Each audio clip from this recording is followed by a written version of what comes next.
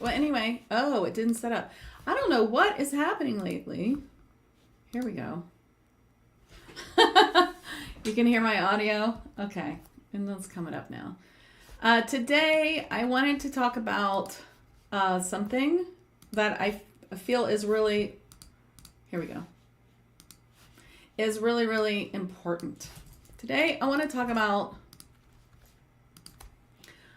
what is the secret of lucky, effortless flow.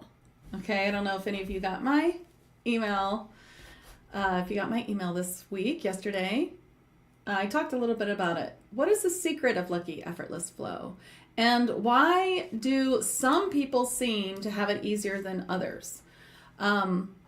What makes some people always come out on top? Like, what's that special sauce, what makes them lucky? How do they just seem to effortlessly attract everything they want? And, what's the number one thing that all spiritual people need to do above all else? And how can you be among these lucky people? Like, what's stopping you? And let's talk about that. Okay. All right, so I'm live in the places. Looks like it's working. Oh, thank you. Good morning, everyone. I see you here.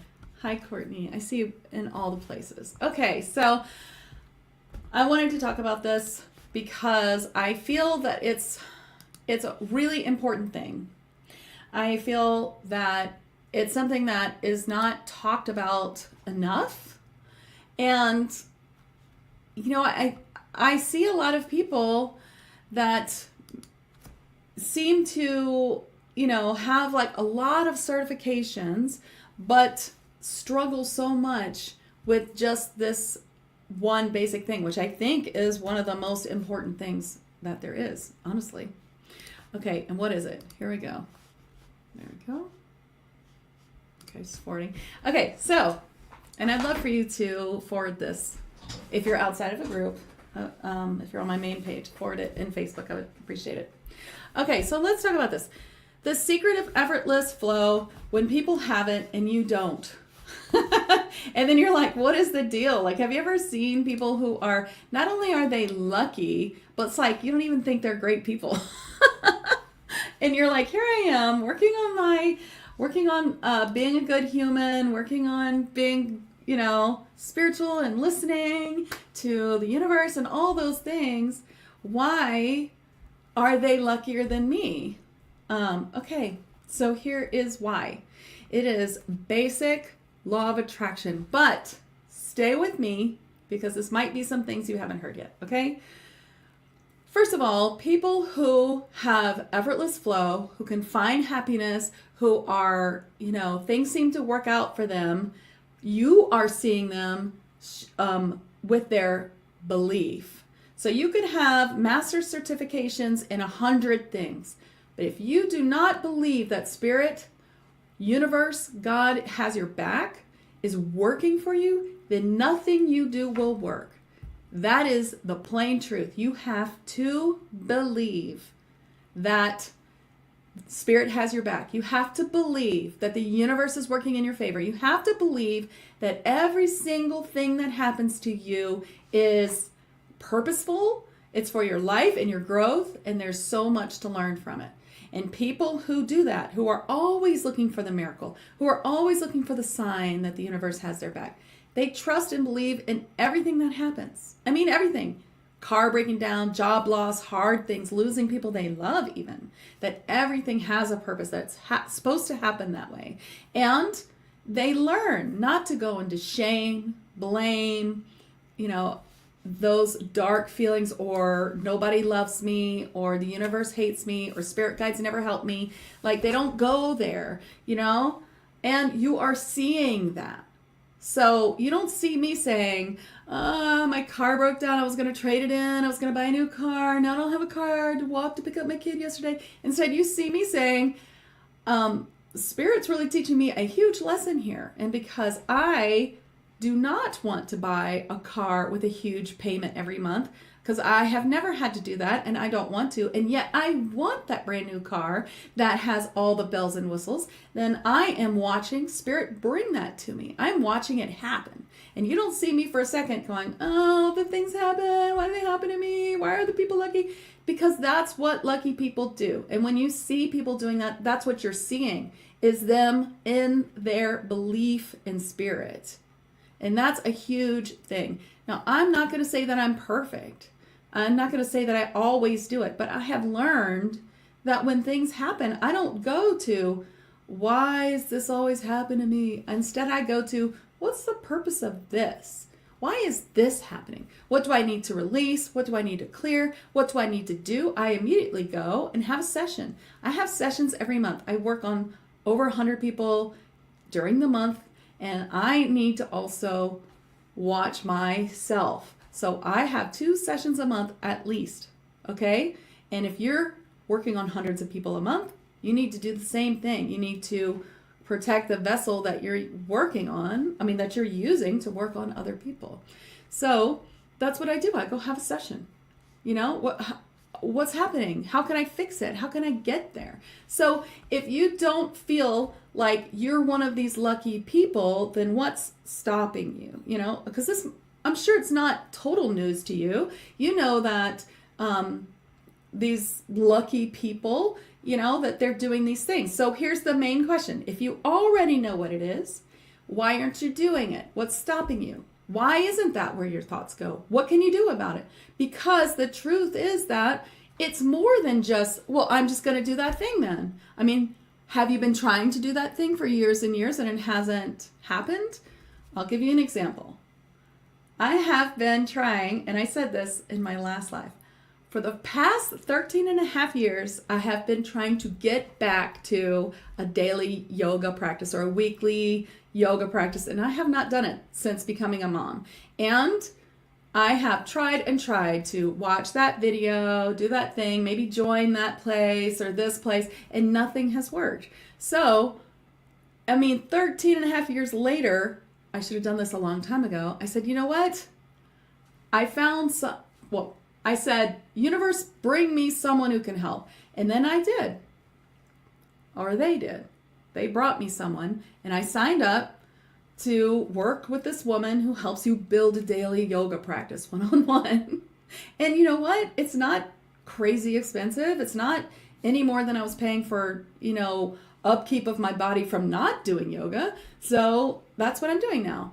So the question to you is, if you have been trying this over and over to look at the good side, but look for the miracle, look for the sign that the universe has my back, believe that everything that happens is for a reason, then it's time to try something else, because if it's not working, then it's not working. If it is working, then do more of it. You know what I mean? But if it's not working, then it's time for a session to clear out what's not working, and it's time to answer these questions. Okay. Do you spend time every day, every other day, or most days, either sitting in silence, contemplation, walking in nature, being in the present moment in silence, meditating, using your healing modality that you spent money on, that you have, channeling? Do you channel? Do you want to channel? I've got a class on Sunday. Anybody can learn to channel safely with their spirit guides on Sunday. If you've been trying to get to a place where you can look for the sign, trust, and expected things, and it's not, then you just have to try something new, okay? I'm not saying, you messed up. I'm saying, look at what you're doing. If the same thing over and over is not helping you, then you have to try something new. You're going to have to get help. You're going to have to reach out to someone to help you. That's what we're here for, to help each other. So if it's not working for you, reach out. Because it's not just about think happy things. That's not going to work. You need to work on your shadow work. You need to figure out what it is. Sometimes your shadow work has to do with things you would never think that it is about. It might be not the thing you think it is. Sometimes you need a little outside help to look in and say, hey, this is about such and such. And you're like, oh my gosh, I didn't even think about that. It could be that, or it could be something else. Everything that is happening in your life has to do with an emotion that needs to be processed. These emotions in your auric field, they're sticky, right? And things stick to them. Entities can stick to them. Psychic implants can stick to them. Lots of things can stick to them. And, sometimes blocks, that's where you have the block. That block wouldn't stay there if you didn't have that emotion that's grabbing onto it. So you release the emotion, you accept it, you have someone help you release it, or you release it yourself. Take that time. Now it cannot hurt you. Now look, you could do this all yourself. It'll take a while and you'll have to be very, very dedicated, and you can do it. But if you can't get to a place where you make yourself do it, then you have a block. You have a block about it. So I have people say, oh my gosh, I need your help. I have this entity and it's terrible. And then they never get the help. I have so many people say, I'm going to get that session. I know I need it. And they never get the session. They don't ever do it. They prioritize lots of other things, but they aren't prioritizing that. And so that's a sign in itself that you may have an entity that's keeping you from doing that. Or, you're just not putting yourself first. And this is not all about like, hey, get sessions with me. I know that as a shamanic channel and mentor, my sessions are a little pricey, but that shouldn't stop you, because you also have Missy Sullivan, who's in my Sound Waves Heal practitioner in my sign up, and she's $75 for a half hour. So I know that a lot of you can do that. And I have donation-based sessions. They are group sessions, but they help. Do you have one of those? Do you have $1?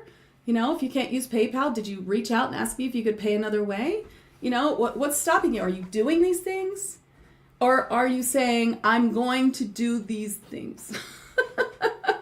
And I'm just saying, if you keep finding yourself saying, I'm going to do these things, and again, you are stuck in a rut, and it's time to bust out of it. You need help. You need a session. And maybe not just one session is going to change your life. You may need more than one session. You need some sessions. It's like people will go to a counselor and understand that, or go to the doctor every year. But have you had a spiritual clearing this year? Have you had it this month? Did you have a mentorship or spiritual session lately? Have you had one? Because if you haven't, why not? Why aren't you prioritizing yourself in this way? And, if you are a light worker, that's so easy. You have modalities, you have things. Then if cost is a factor, then you are already there where you can barter with a friend and you can work on each other. I have been bartering with Gia Hooper for 8 years. We used to work on each other every single week when we had time, when we were first starting.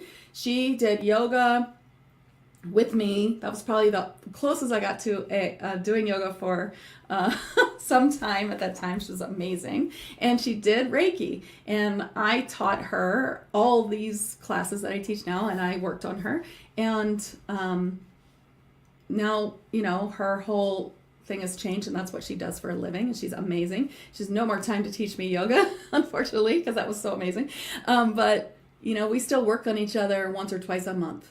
Every single month, and we barter and we help each other all the time. And you really should have someone to do that for you if you have the same skills. If you have the skills and you're having a hard time working on yourself, you work on someone else.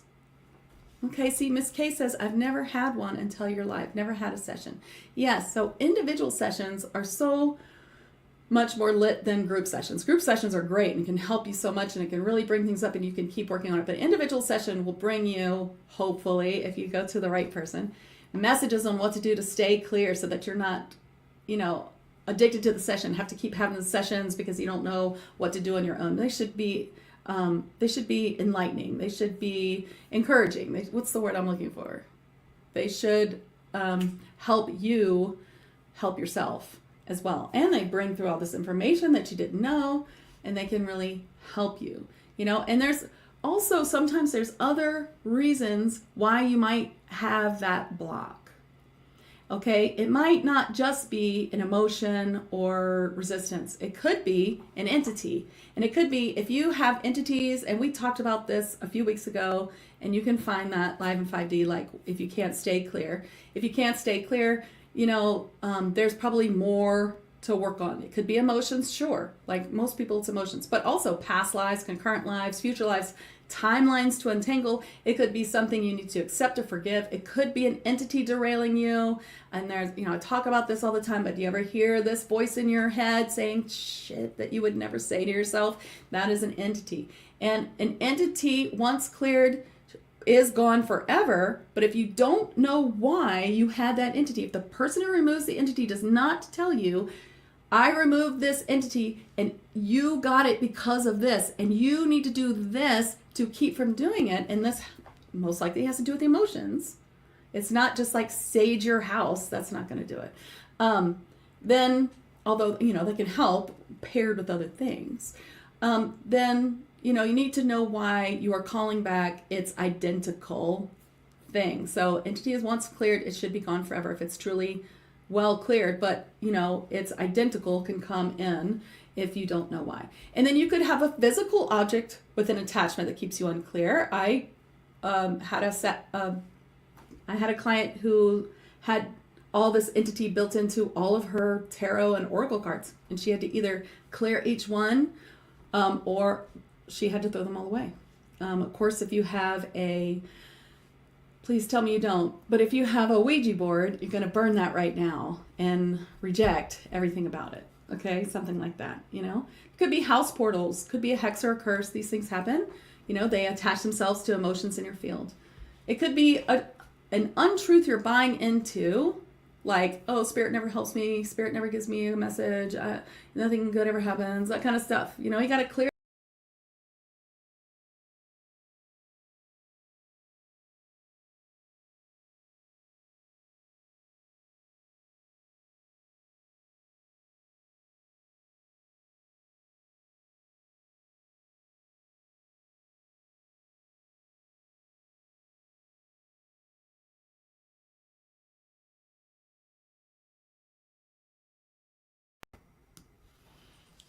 It's like people will go to a counselor and understand that, or go to the doctor every year, but have you had a spiritual clearing this year? Have you had it this month? Did you have a mental voice in your head saying shit that you would never say to yourself? That is an entity. And an entity, once cleared, is gone forever, but if you don't know why you had that entity, if the person who removes the entity does not tell you, I removed this entity and you got it because of this, and you need to do this to keep from doing it, and this most likely has to do with emotions. It's not just like sage your house. That's not going to do it. Then, although, they can help paired with other things, then, you need to know why you are calling back its identical thing. So entity is once cleared, it should be gone forever if it's truly well cleared, but its identical can come in if you don't know why. And then you could have a physical object with an attachment that keeps you unclear. I had a client who had all this entity built into all of her tarot and oracle cards, and she had to either clear each one or she had to throw them all away. Of course, if you have please tell me you don't, but if you have a Ouija board, you're going to burn that right now and reject everything about it. Okay, something like that, It could be house portals, could be a hex or a curse. These things happen. They attach themselves to emotions in your field. It could be an untruth you're buying into, like, oh, spirit never helps me, spirit never gives me a message, nothing good ever happens, that kind of stuff. You got to clear those things. And, we talked about those kind of things before, but today I'm really just talking about, like, if something isn't working for you, instead of just like digging deeper into doing the same thing over and over again, you're going to need to go and get some extra help. So you need clear, actionable steps. You need an evaluation of what's happening, what's causing this. You need a clearing of yourself in maybe your space, what to do next. You need to have your spirit guides tell you. So if you can trance channel, or you can channel by taking your ego out. So that's the great thing about trance channeling, is you got to take your ego out. In fact, I'm going to do some trance channeling for you in a minute. I'm going to bring in Alpar-a-be-am, my blue avian friend. But if you can't get a message without your ego involved, then you might need a message from someone else. If you're really tied up with some things happening, or you're really emotional about this issue. But if you can trance channel, then you can take your ego out and ask your guides, what's happening? What can I do to get past this block? I teach trance channeling to beginners, and I love to teach it. And if you want to join, I've got spaces for November.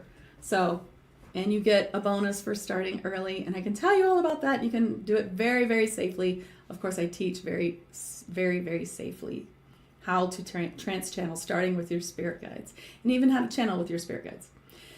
So you just need to release whatever's in your way from doing this work. And you need to train your brain by doing these things all the time. So that's the thing. Our brain is already trained. We're already trained to go to the bad thing or if you're doing the same thing over and over and you've trained your brain to do that, now you have to release that and train your brain to do something else.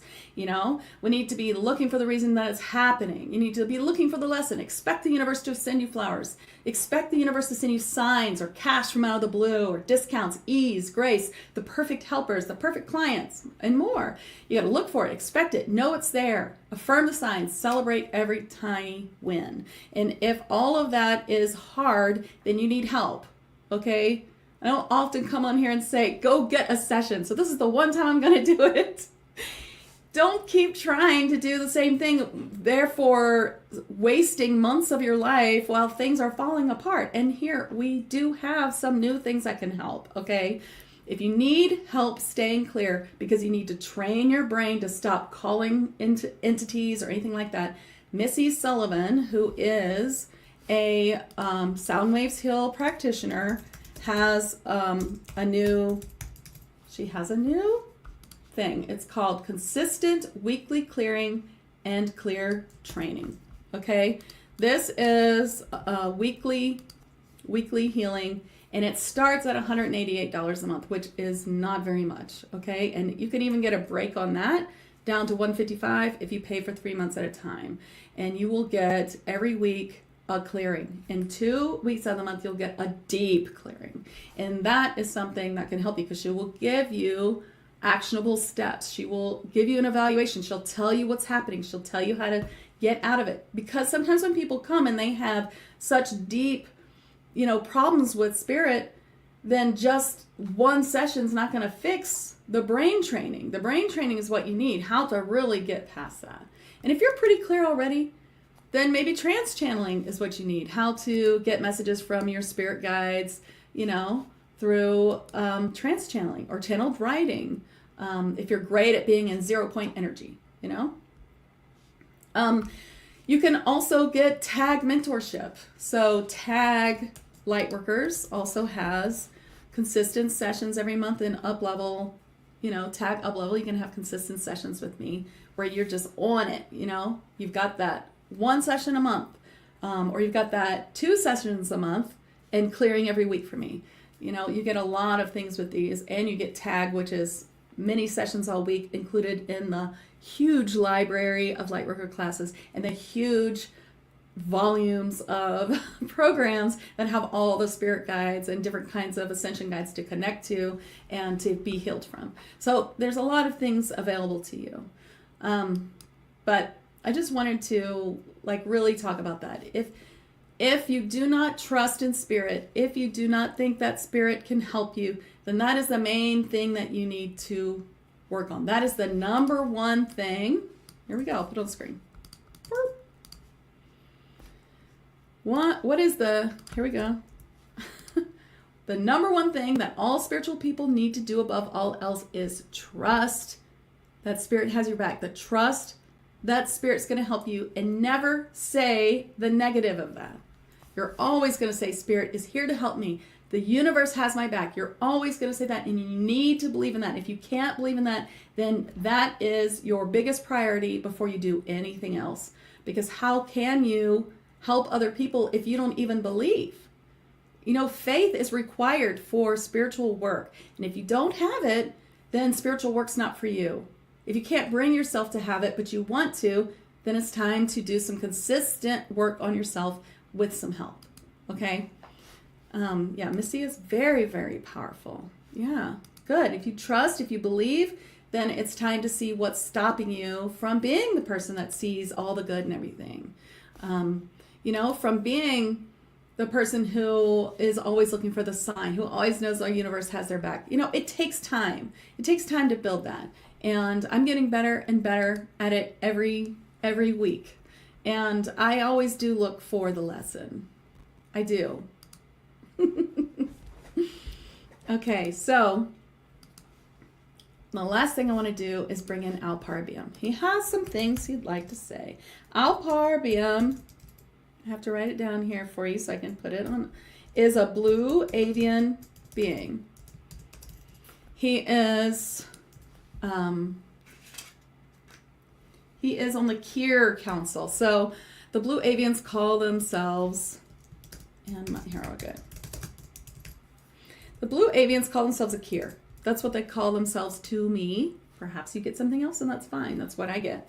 And he's on the Kir Council, which is like a galactic council. So the Galactic Council has a Kir on it, but that's the one that I channel sometimes called Don L.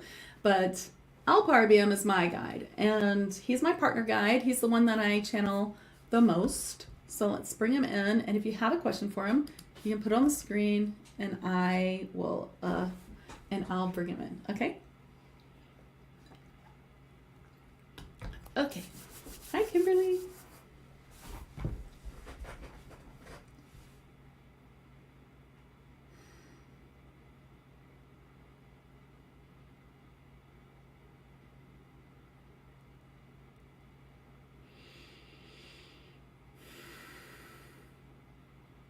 It is absolutely true that you can build a new way of being and a new habit of thinking by training yourself with the new way over and over in the same way that you trained yourself with the negative way. And so it just takes time.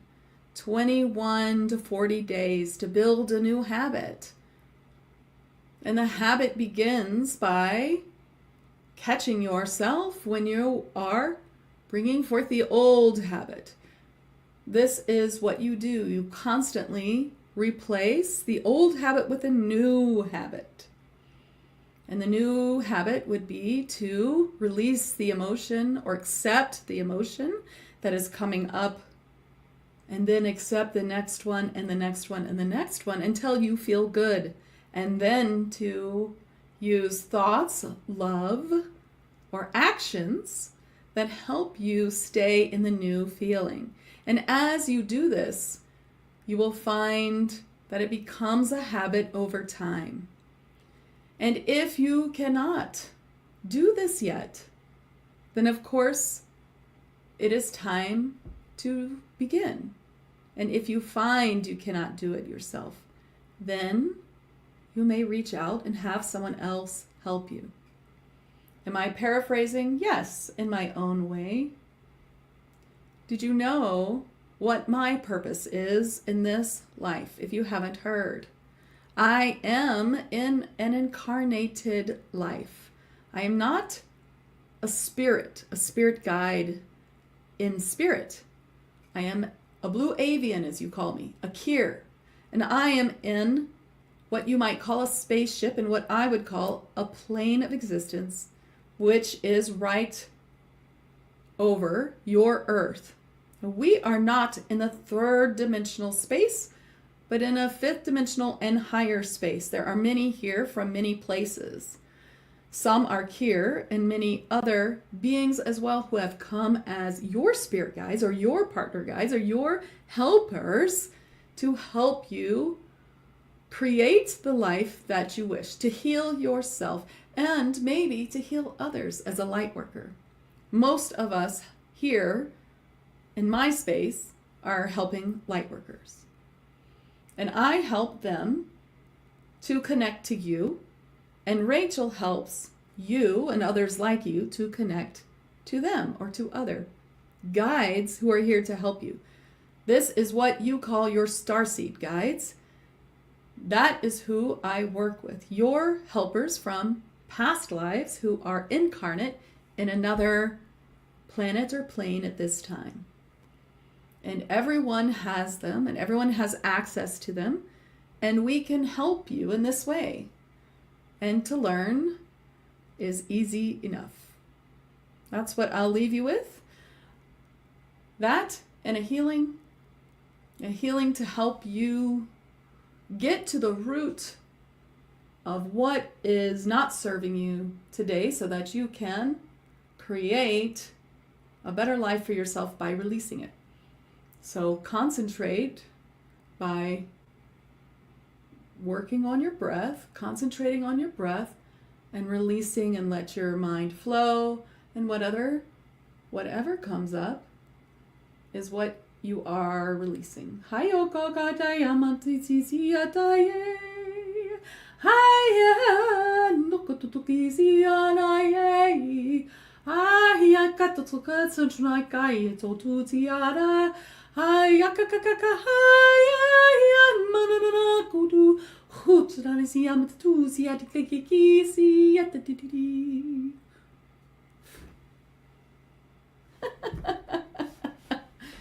All right, I'm back. All right. I hope that was helpful. He did sort of paraphrase it, didn't he? But it's so much easier when he says it. I mean, I could have saved you 30 minutes and just had him tell you that one thing, right? Thank you all for coming. And remember, if you need help, we have lots of ways to help. There's donation-based healings on my site. There's consistent weekly clearing and clear training with Missy Sullivan. Starts at $188 a month. You can even get it for less, for $155 a month. That's a great deal. There's tag mentorship, tag and consistent sessions with me, or just one-on-one sessions, individually purchased, bundles, whatever you need. I would love to help you create that life for yourself with this work. And of course, I'd love to train you to help other people do it in whatever way that you're supposed to do it. I love to train people to work with trance channeling, and to work with higher beings of light, and to work in higher realms, higher dimensions, higher densities, to heal with shamanic trance and to heal people, very deeply. So I love that. Thank you so much for coming, and I'll see you soon.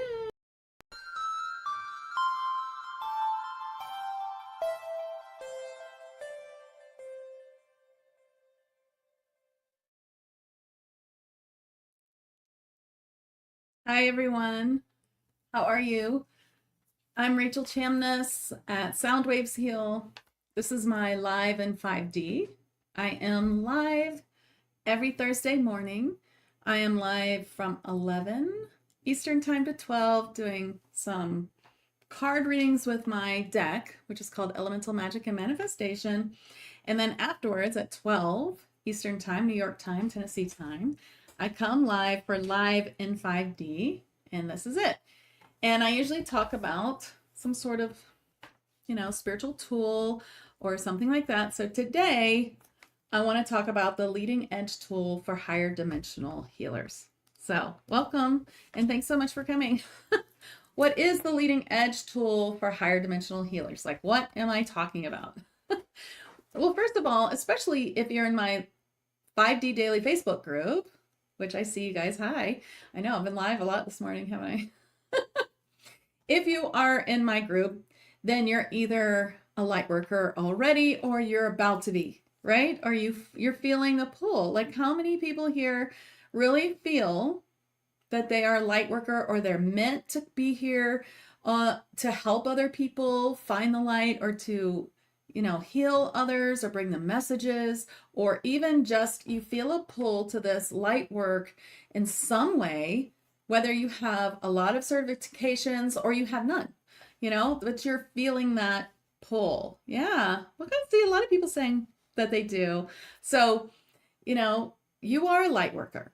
So whether you are a Reiki master, Reiki 1, you're naturally gifted with your psychic senses, or, pull cards, you heal others, you do shamanic work, you work with Akashic records, whatever it is that you are, do, or you're just feeling like you want to go in one of those directions, then you're a light worker.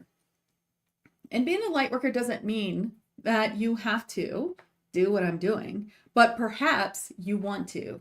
Perhaps you want to do what I'm doing. Perhaps you want to help people up level their life, connect to ascension, connect to their guides and helpers, and to trans channel beings of light and bring their healing forward, and work in these higher dimensional realms, multi-dimensional realms, shamanic realms. Maybe you do. If you do, I do teach that. I have a course, a signature course that starts in February, is the next time.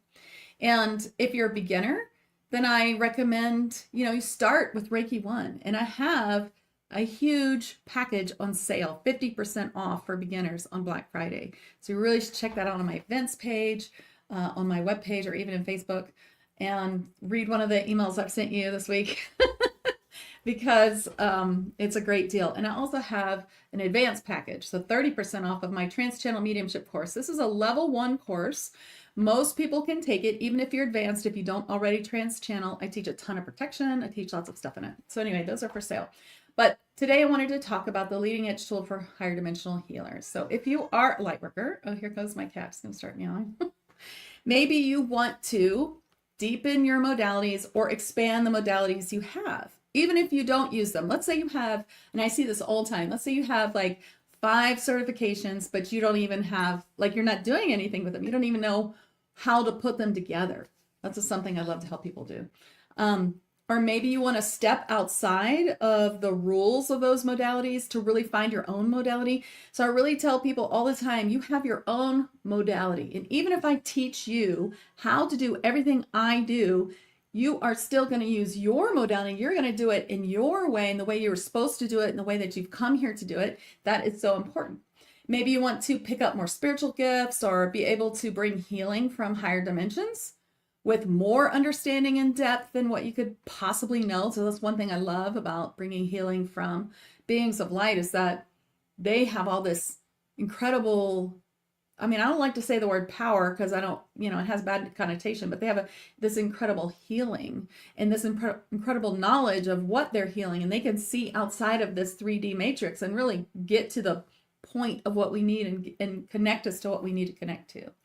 So maybe you want to develop a deep connection with your spirit guides. Of course, I totally recommend that. It's even my freebie. It's like the Spirit Guide Masterclass bundle, or maybe you want to build your healing and mediumship business more. So what if you had something that could bring more spiritual discernment, that could bring a higher level of sovereignty for you, which those two things kind of go together, that could help you build your business from the ground up, even without a coach, that could show you who to trust, who to learn from, and that could be like a compass that just shows you, just pointing you towards your light path, always telling you where to go, and help you always feel connected and on top of like every part of your life, and stay in the cutting edge, just right there on the cutting edge of your work. If you're a light worker, you're on the leading edge of creation already. So being guided by things that have come before in old systems, that's really not going to help you, right? You need to get what's on the cutting edge. You need to always, be there. I know I'm live 3 times in one day. So this is trans-channeling. This is what I would say trans-channeling is really the difference. Why? Well, first of all, what is trans-channeling? What's the difference between trans-channeling and regular channeling? Regular channeling I would call relay channeling or straight channeling, and that regular channeling is like a being gives you a message and you repeat it. And I'll show you what that is like. So that's like if you pull a card for someone. I have my own cards here. And here's a group card. So you get "You Are Safe." Kel the Silver Fairy. All right. Now, sometimes you don't know who the messenger is that's telling you the message. That could be your joy guide or something like that. So if I pull this and I give you a relay channel, "You're safe." So I'm just listening and Kel's going to give me a message. You're safe to pursue whatever it is that you are wanting to do, that we can all do everything that we want to do. If you have a feeling that you want to do something, if there's something you see, like you see someone trans-channeling, you're like, I want to do that. I wish I could. You can. And she's just saying, you can do anything that you want. Nothing is impossible. You can do it. And you're safe to do it. You're safe to pursue that. So that's relay channeling. Now, trans-channeling is where I would just let Kel talk to you through me. So let's do trans-channeling and see the difference. And stay hydrated. All channels always need to be hydrated. Okay, so let me trans-channel Kel the Silver Fairy. She feels so interesting.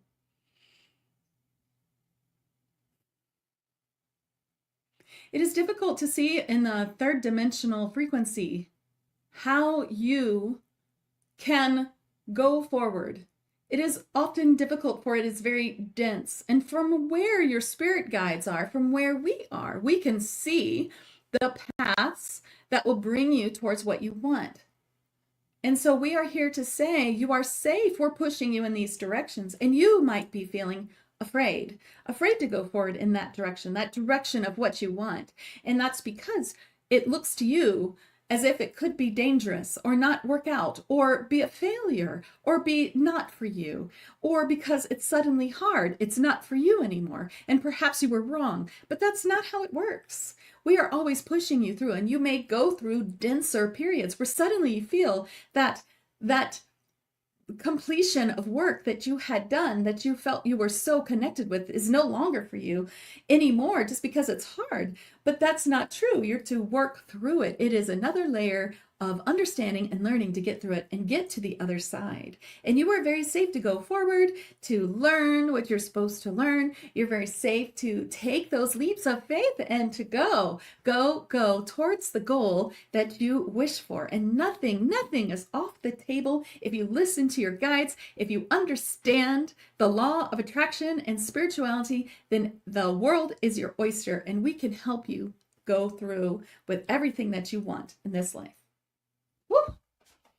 Well, that was fast and furious. Okay, so that was trans-channeling Kel the Silver Fairy.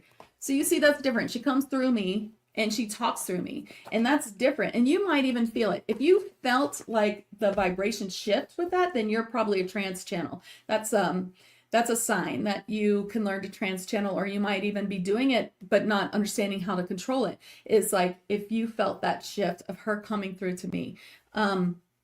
And I just let her talk through me. I know who she is. I have a deep level of discernment of what's of the light and what's not. And that is something I teach in the class. And in fact, you do need to, like, if you want to take trans channeling from me, you do need to have a conversation with me to make sure you're ready for it, so that you will have great deal of success and be in a place where you can discern and learn discernment. So there's two requirements to be successful with trans channeling. One is that, are you ready to take your ego out? Are you ready to commit to changing your life? Because once you let these spirit guides come in and talk to you and guide you and help you build your business and be like your best business coaches you ever met, or your best life coach you ever met, because they are like they're here for you. Their only job is to help you, And when you trans channel, you can take your ego out. You can take that extra step of taking your ego out to give messages or get messages for yourself. So that's why I love trans channeling. With the channeling, of course, we're mixing it with our thoughts. But with trans channeling, I'm moving aside and letting Kel talk through me, or whoever, And it's thrilling. And having this kind of power to change your life, it takes a little bit of adjusting to. So, if you make that decision, that's one of the reasons why I teach it in sort of a 6-month class, because a weekend class of trans channeling, is a lot more difficult than learning it slowly over 6 months, because the way that I teach it, you'll probably trans channel in the first class. You most likely will. 99% do. But after that, you'll have things come up. You'll learn more about yourself. You'll have doubts. You'll have different things happen, and you really need a guide to help you get through it. So that's why I teach mine in 6 months. But it's so fun, And so it's great to be able to take your ego out, let them talk through you. The other thing is, can you take a risk and go for it? Because that's a big thing in spirituality. And if you want to be a spiritual entrepreneur, you do have to take these risks. Now, I'm not talking quit your job and tomorrow you just set up shop. I mean, definitely, you're going to want to do some in between there for, just reality. But to take that leap and say, I'm going to believe what I get. That's what I tell my students the first day of class. You're just going to believe everything you get, and you're not going to throw anything out. And then you're going to see where you go with that. And that is sometimes just the biggest part. And, people love trans channeling. What they love about it is the surprising things that come out of your mouth. When you start trans channeling, and especially in a small group, it really helps to get feedback. But you'll say, oh my gosh, I never would have said that. It's and you'll get your own aha moments too. I was just giving some messages and doing some trans channeling, and I was getting messages for myself while I was doing it. It's fun, and in the classes, it's, we get kind of a sense of family. We build inside the small class. If you heard me trans channeling my protector earlier, It's like our protector guides know each other, our joy guides know each other. People in the class, they always have some sort of commonality, which is really cool. I once had a class full of Syrian starseeds. That was kind of fun, like that we were able to pinpoint how they all knew each other from a past life, you know? And then they have each other to practice on, they have each other to give feedback. So it's not just me giving you feedback because, you know, you hear it from everybody. And then there's so much practice. We have a practice group, and you do practicing your guides, because the more you practice, the farther you get. Like, I have a student now who practices like every day. She's like me. That's what I did when I learned to trance channel. She practices every day, and already she's bringing her guides through, not just to give her messages, but to give other people messages. She's already using them in her sessions, like within the first month. So that's amazing. And I built my entire business from the ground up with trance channeling. I built it just knowing my six guides, 5 inner band, and my gatekeeper. I built trance 2, 3, and 4, which are the higher classes. I wasn't going to do that, but everyone started asking me for it, and I just wanted to teach people more of what I learned, so I just kept doing it. And then they helped me build all those classes that I included in my Reiki classes. So I teach psychic Reiki healing, and in psychic Reiki healing, it's just regular Sui Reiki, and all that comes with that. I have these amazing manual and class that I teach, but I add to it all of my psychic healing, all the psychic healing that I do, all these techniques, and all of those I downloaded from my spirit guides or from other beings of light, and they have taught me how to do everything. I took only a trance channeling 1 class, and it wasn't even as good as my class, to be honest. It was very basic, and it was really hard. Not many people did it, but I did it. I mean, I was just made to do it. I was like, oh, it's like changed everything. I did it, and then I added onto it. I've been teaching it for a while, so I've added a lot onto it. And I took that and I built everything. So, you know, for some people, that's all they need, that beginning little course, and they can take it all the way. You know, all the courses I sell, everything that I've brought through for Tag Lightworkers, which has like 60 different programs or more in it. And then I have 6 new programs a year now. And like all of that, I brought all of that forward with trance channeling. So I just really, really recommend it. I think that it's a kind of thing that you can use to take all of your techniques and your own personal healing modality and any other modalities that you have together. Reiki, of course, I recommend you have to have Reiki 1 to take the class, because that really opens your senses. And there's a few other things we have to determine that it'll work for you. But the trance channeling class that I teach really helps you take all these certifications and things that you've learned, even if you've never used them, and put them all together. And now they all start to work together, which I think is really cool, you know? So how do you learn trance channeling? You can take a class. Of course, I recommend that you take with me. Of course, because I'm the kind of person who, like, I think about every little thing. I'm always trying to help my students. I always add to the programs, and I'm like absolutely obsessed with your success. I want to make sure that you're doing well with it, that, you know, if you need help, I'm here. If you need to learn something, you know, I'm always there for my students. And you can see that in my testimonials on Google, or, you know, Instagram, or wherever on my site. This is not one of those certifications that you'll never use. That's why I do 6 months. I mean, a lot of people have all these certifications they don't use. They learned on a weekend. They don't know how to go forward, or other things popped up and they didn't know what to do. So that's why I really do it in a 6 months. And you get one-to-one help. There's 12 classes. So 6 months, each month we do 1 guide. I teach you, and you have a whole program that teaches you how, and opens your psychic senses, things like that. But I teach you all about that guide and how to trance channel that guide. We work on it 1-to-1 in the class. And then you have another practice live. So for those people who just really need that live class and, you know, don't do well with learning on videos, then this is perfect, because then you have a practice class with a master practitioner at Soundwaves Heal. It's usually Leslie, sometimes it's Caitlin this month, or sometimes Candace, or, you know, others, Missy. So this is something that you will have a lot of one-to-one with. And I don't operate off templates or a preset method. I work with the people in front of me and their spirit guides. So I might bring through something I've never brought through before. Like each class is a little different, kind of like depending who is there. And I have a client now who's taken the class, and she had to learn a whole different way to trance channeling, a new way that I've never taught before.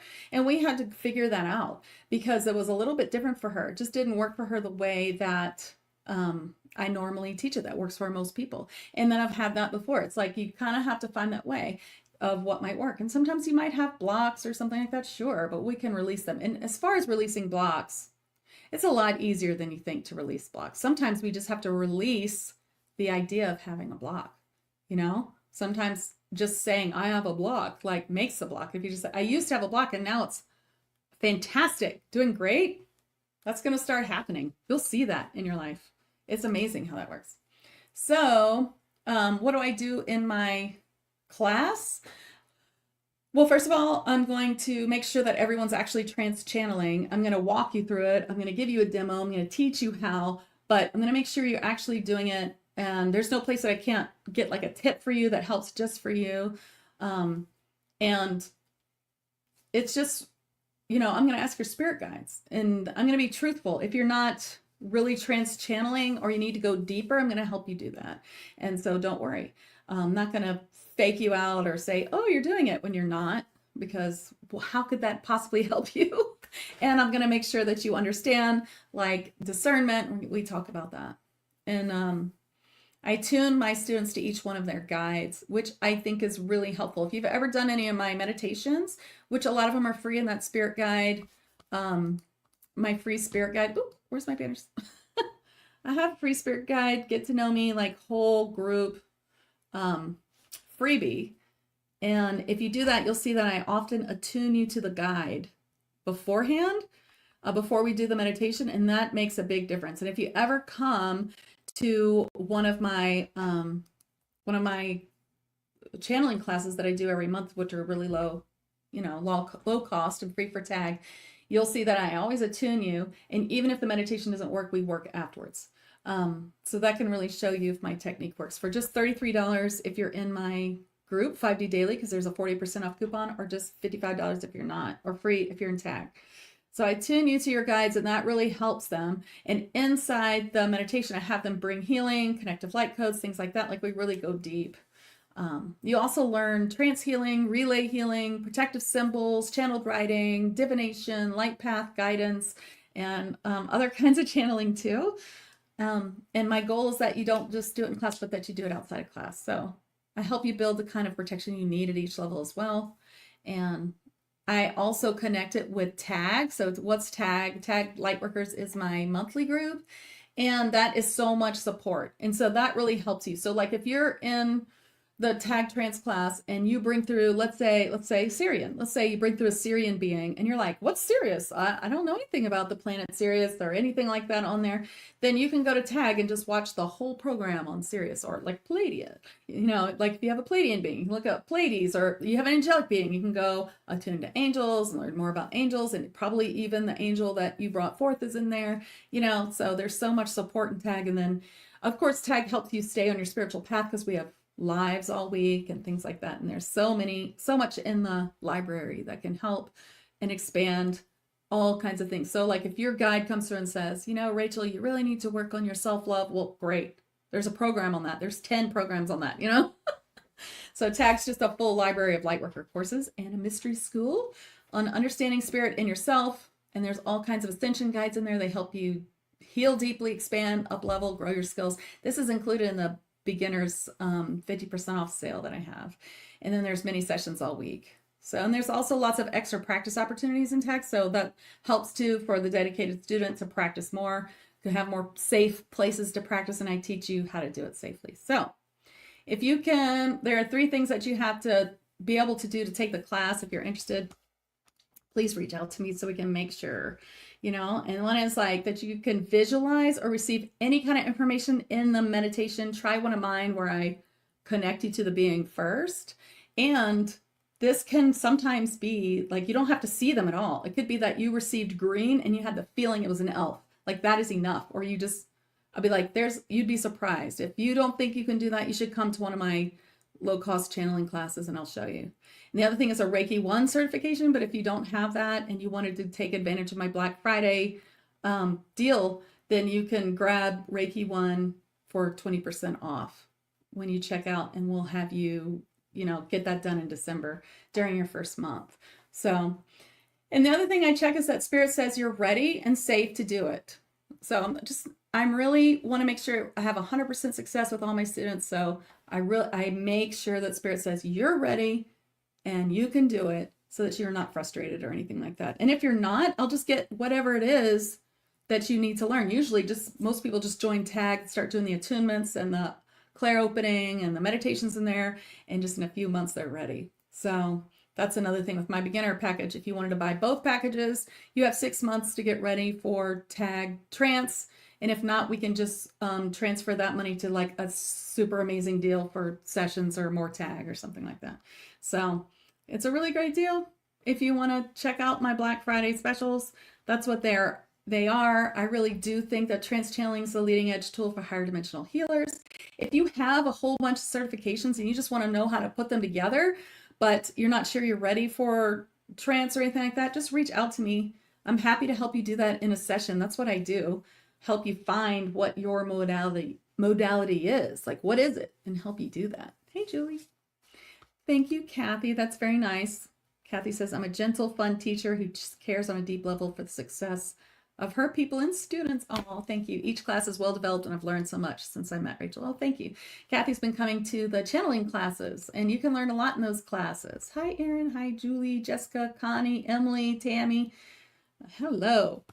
Hi, Julie. Another Julie, Katie, Pamela, Catherine, Tanita.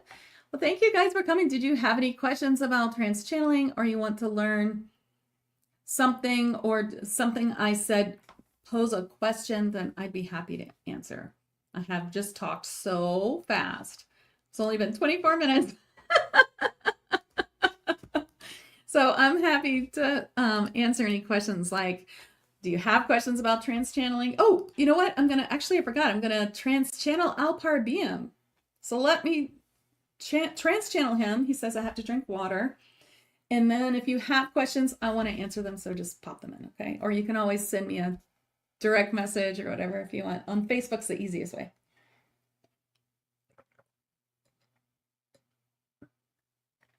I also see them on Instagram eventually. And I have a little chat box on my back. So I have two sites. I have soundwaveseal.com and then learn.soundwaveseal.com. That's where all the videos are. And on learn.soundwaveseal.com, there's a little chat box, and you can send me a message there too. Okay, so Alpar-a-be-am is a blue avian being. He's my partner guide. This is the guide that I trance channel the most. Partner guide is something that we do in the 3rd level of trance channeling, which is in my signature course, accelerated channeling mediumship. So Alpar-a-be-am says that we call them blue avians, but they're really the Kir. So that's why it says blue Avian Kir. And he's in the 8th dimension. He's also in what we would call, he always says this, what we would call spaceship, and what he calls another plane right outside of the Earth. So I think that, he's I think they're sort of cloaked because they're in a higher dimension there. And everybody on that ship or plane is a starseed helper for people on Earth. So Alpar and I work together. I help people connect to their starseed helpers and their guides and partner guides, and then he helps them connect to their humans. So we have a lot of guides and helpers in this life. Okay, let me bring through Alpar. Trance channeling a lot of people today.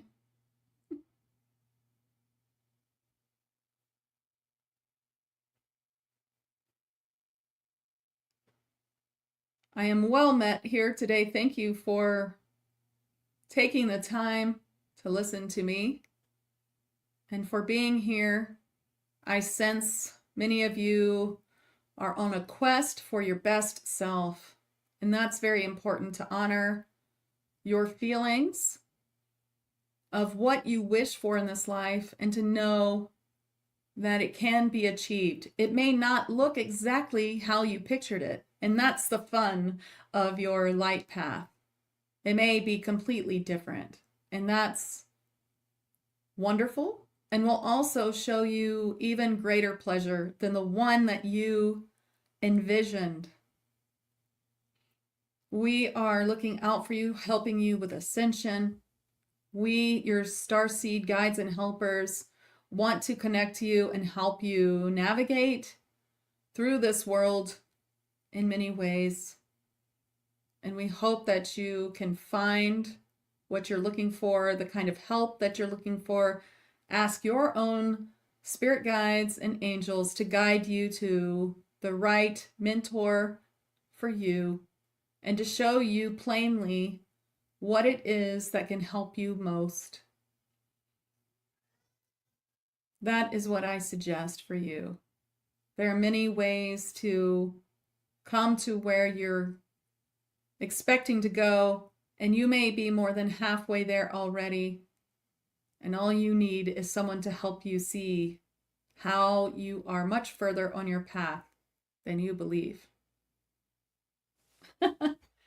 So yeah, he's right. You may be way farther than you think you are. And that I do see that a lot. That's why I say if you have a lot of certifications and you don't use them, that you should reach out to me because, I can help, especially in session, of course. I'll help you in a session. Connie has a question. Is the Reiki classes recordings or live classes, and what happens during a Reiki attunement? So my Reiki courses, Psychic Reiki Healing, my guides asked me to do it this way. There's a class, which is a video class, and the attunement is live. Always make sure that when you get Reiki attuned, that your attunement is 1-to-1 only and live. Otherwise, it won't be as strong. So, and it may not even work. So that is what I recommend. So the Reiki classes, it's a class, you go through the things, and I make them for ADHD because I am so ADHD, so don't worry, they're like short, or you can do the whole thing in an hour and a half. I've taught Reiki live for so many years that I was able to condense it into like a shorter video, and it's like this, where I'm, just me looking at you, you're looking at me. So I try to bring some Reiki and sound healing in it to really make it feel personal. And then during the Reiki attunement, I will attune you in the Usui way. So Zoom, or if you live locally, I can do it local, 1-to-1. We come on Zoom, and you close your eyes. I guide you through it, and then I attune you. I use Reiki and a little bit of, little traveling to get there. I show you how I do it. And I do some extra things too that I also teach to make the attunement a little stronger. And you become attuned to a higher vibration. That's why I recommend Reiki 1. I think everyone needs Reiki 1 for ascension. And when you're attuned to that higher vibration, Reiki 1 helps you do so much self-healing. And that's really your first, beginner. And that's how you can just really raise your vibration. And if you're a beginner, that Reiki 1 program is great for beginners. Teaches about chakras and all kinds of different things. You get a manual, you get a book. There's a lot to learn there, and it can really help you just really understand a whole lot. And I include a whole bunch of extra understanding, include extra classes, even an abundance class to help you. And I just think it's really important. So Pamela's question, so much your offer, I'm overwhelmed.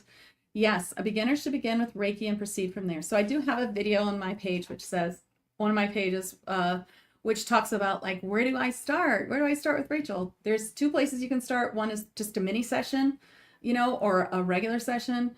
Just start with something like that. We can talk about what is best for you, but Reiki 1 is a great place to start. Always start with Reiki 1. Now the beginner package gives you all the beginner stuff that you can do to really, really, really catapult you forward. Tag Lightworkers is a wonderful place for beginners. There's a whole beginner program in there. It's 12 programs in there that you can go through. And then there's what we're doing right now. And then there's the mini sessions, and I can teach you how to go through it. I'll do a discovery call. A onboarding call when you join, and I'll tell you the best way to do it for you. So yeah. A beginner should begin with Reiki, or try my 50% off beginners package, because that is something that can really help you. You pay it all at once, but when you go on there, it should give you the option to use a firm if you want to pay monthly on your end. So I just really felt like I wanted to give a big package as like for 50% off as much as I could, just to help enough people like really grab this path. We got to grab this path. Reiki 1's the best place to start. Always. A mini session's always a great place to start. What do I need to know for my spirit guides? What where should I start? Anything like that. Anybody else have a question? Thank you so much for coming. I appreciate you guys listening to me talking. I feel like I've been talking to you guys for 2.5 hours between all the lives I've done today. Yeah, so a lot of my classes are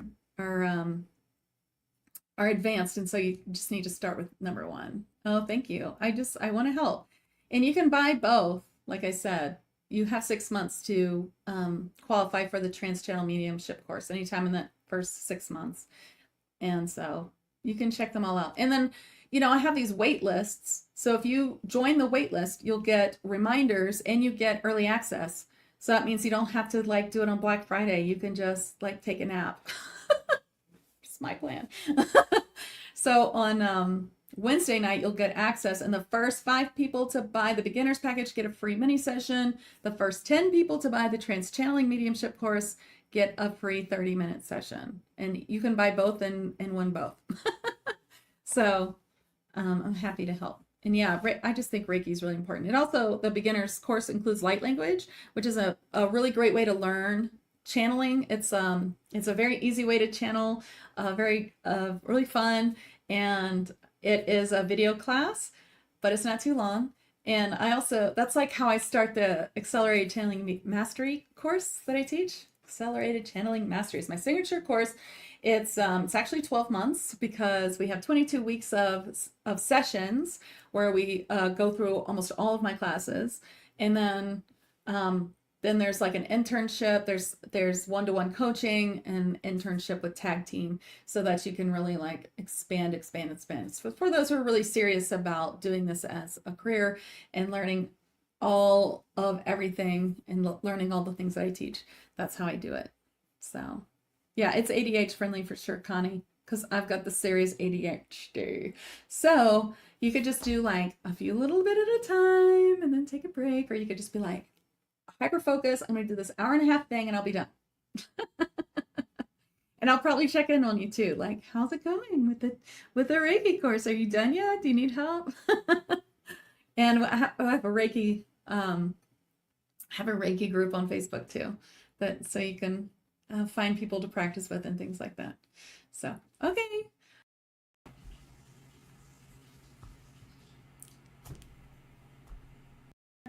And I help light workers channel and mentor. I'm Rachel Chamness at soundwavesheal.com. I am a shamanic channel and mentor, and I help light workers connect more deeply with their psychic senses to open them further and to communicate with beings of high light.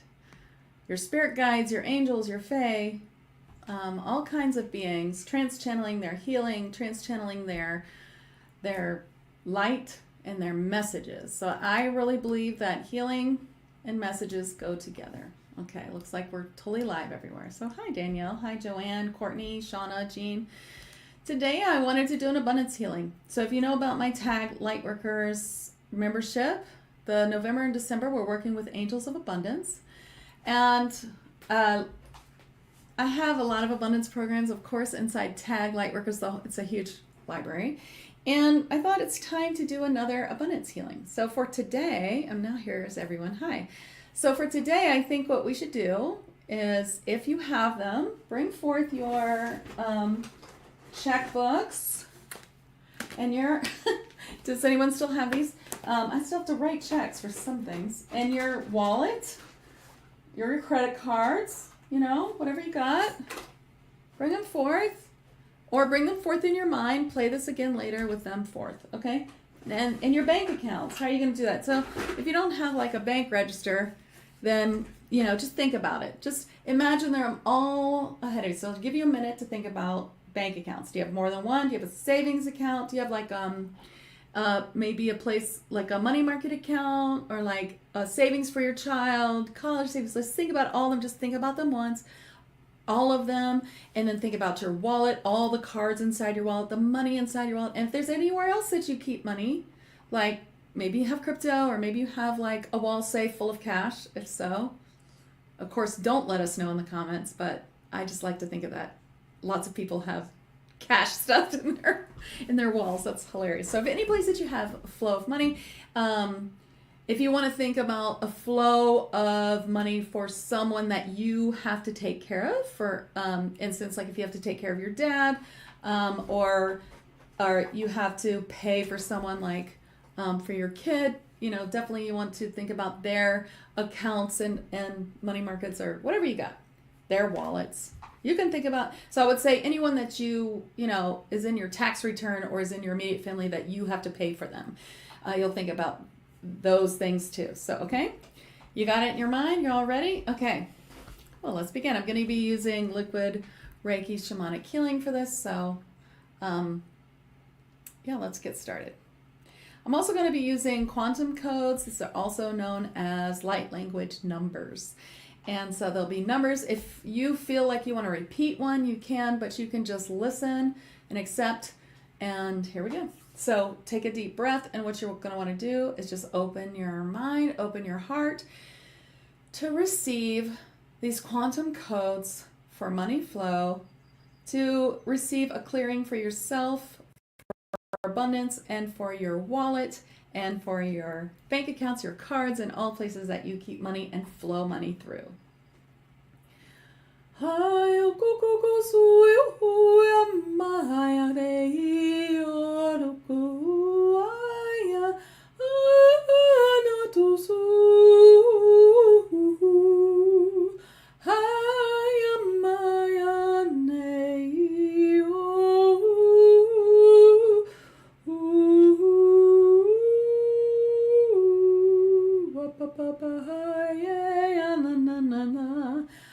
If you are a practitioner and you want to also run Reiki for clearing for your wallet, especially, we want to, this part's like mainly for your wallet, something that we use all the time, or if you use more than anything your phone for paying for things like PayPal, Venmo and stuff. So we're going to think about those accounts too, and just imagine them just being cleared. I'm actually smelling lemon, so let's think about a good lemon oil. That's a good clearing thing, right? And then of course I'm bringing in higher dimensional beings. I've got angels here and guides, just clearing that out, renewing, like clearing out all old, bringing in all new feelings about money. We're gonna leave our old feelings about money behind and step into a new reality of abundance and free-flowing finances, okay? And we have to open and accept, know that we're worthy. Money is just energy, and it doesn't make you anything.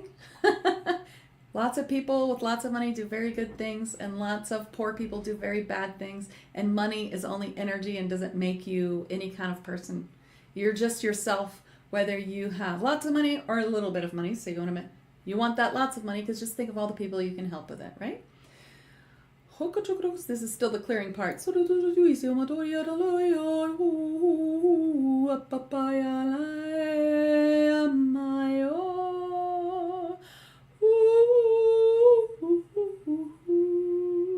All right, and now Kathy has a good idea here. She's saying, I manifest abundance and feel grateful for your wisdom, Rachel. Thank you, Kathy.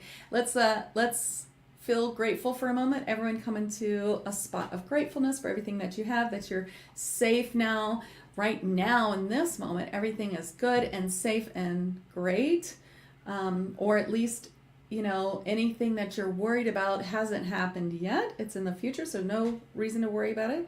You're safe and protected, and if there's a worry about, something basic today like bills, food, or something like that, but no, you will be taken care of, just like you have been taken care of in the past. If it's something like that. Okay, now we're going to bring in the codes and the healing for all of these things that flow your cash, so that we can widen the flow and receive more for more personal relief and help for others. 985 1818 4274 1989 4041 1000 089 Light codes.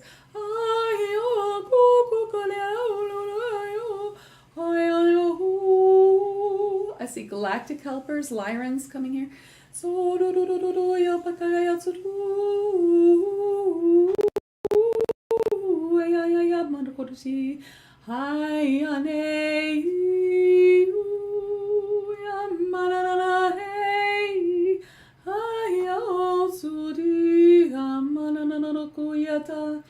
Integrating these light codes, taking deep breaths, and imagining them going into the core of your DNA.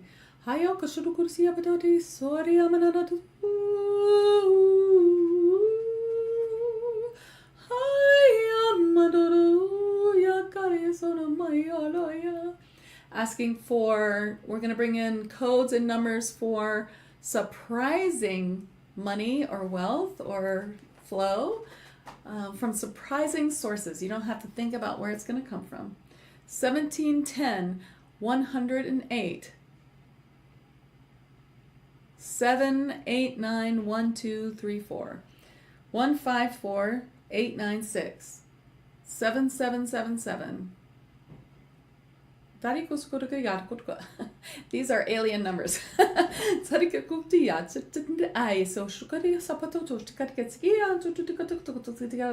You can think of them more as codes if you want.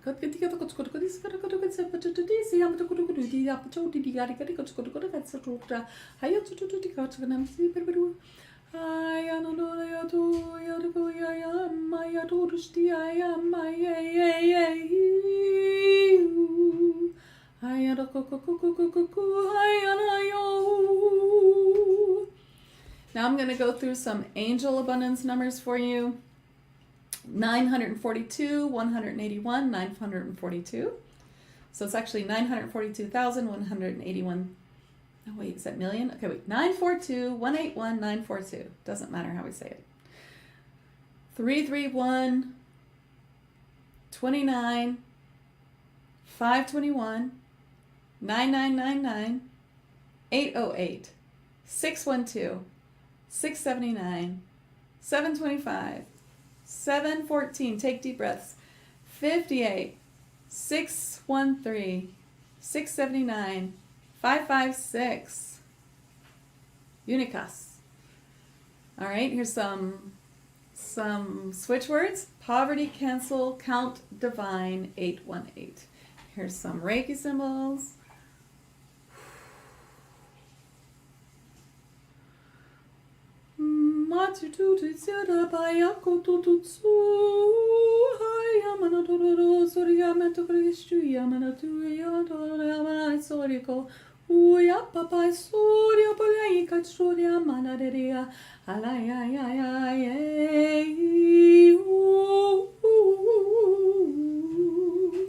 Now say, I'm open and I accept. I am worthy and I accept all flow in my life, money and otherwise. Money shows me where I am flowing and abundant and is only an energy.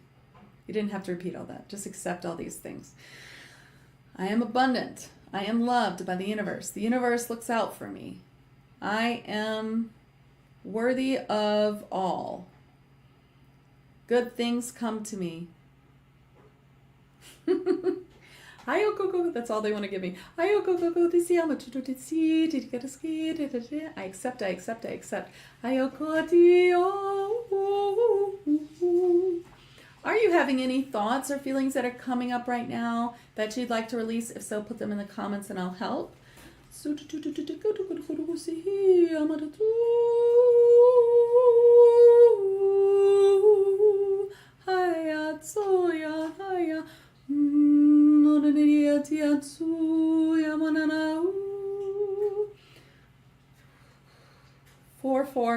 Four, 89, 41, 6, 78, 19, 443, 998.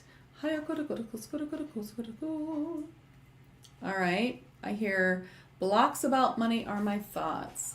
Okay, so releasing These blocks, they are now in the past. We speak of them in the past and we bring in the release of that. That might show itself to you as things coming up to be released. If you get things that are coming up, you want to use shadow work to release them, such as acceptance. So if you feel whatever you're feeling right now, if it's negative, you can say, I accept that I feel that I may have blocks and this might not work. You know, I accept that I'm feeling this feeling of stuck or stagnation. I accept that. That's just what's happening. I just feel that. That's okay.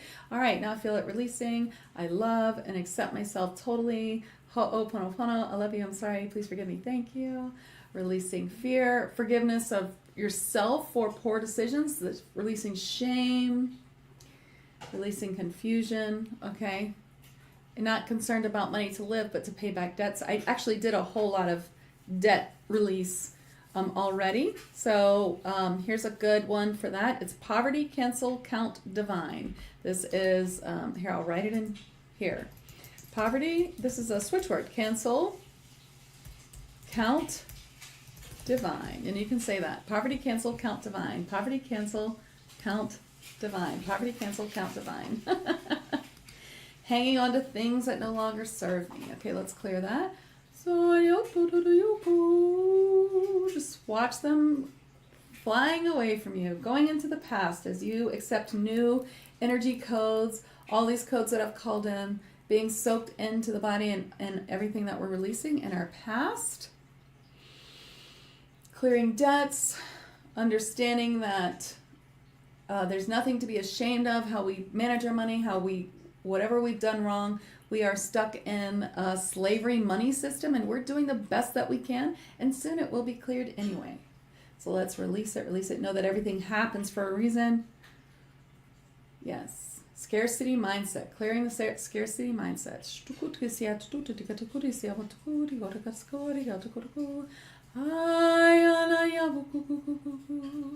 Dupree says, what does this mean? Poverty, cancel, count, divine.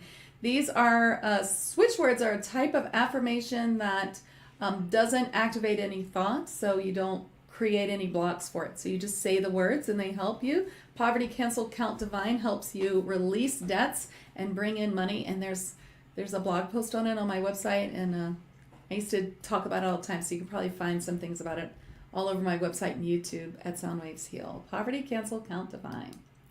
And that can help clear scarcity mindset as well.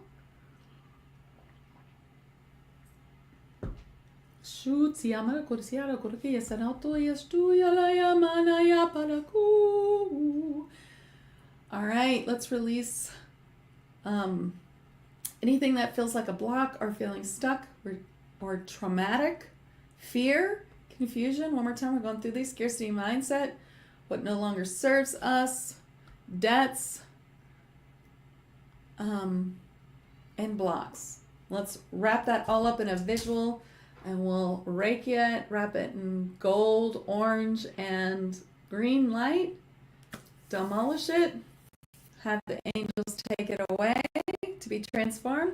And in its place, we bring in this beautiful, abundant light, bringing us everything that's for our highest and greatest good of all, for us and all others, helping us walk our path. Let's give gratefulness for the problems of abundance that we had. All those things I said, scarcity mindset, all those things have taught us how far we've come, right? So we'll release it and allow the lessons to be in the past and the abundance to be in the now.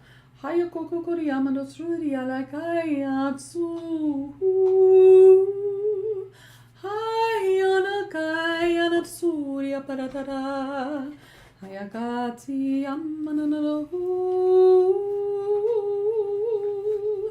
ayananahe apapayanaye.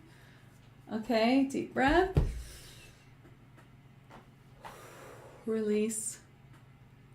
Do you feel abundant yet? Be sure to use the law of attraction, speaking of all problems in the past. Asking to see a sign of how it has transformed for you today. Today we asked for a sign. I want to see how many people see lots of great numbers later, especially 444 or 555. I want to know if you see 818. I want to know if you see anything that feels like a sign to show you that you're on your most abundant path, and feel the feeling of what it feels like to have discovered that all is abundant. And I know that we have many blocks, can't all be cleared in 17 minutes. However, every little bit helps. Listen again and again, or do something that helps you truly release it, maybe a private session or whatever will help you to release all the things. But this should really help. So ask for a sign, look for the sign. Okay, 818 is an abundant number.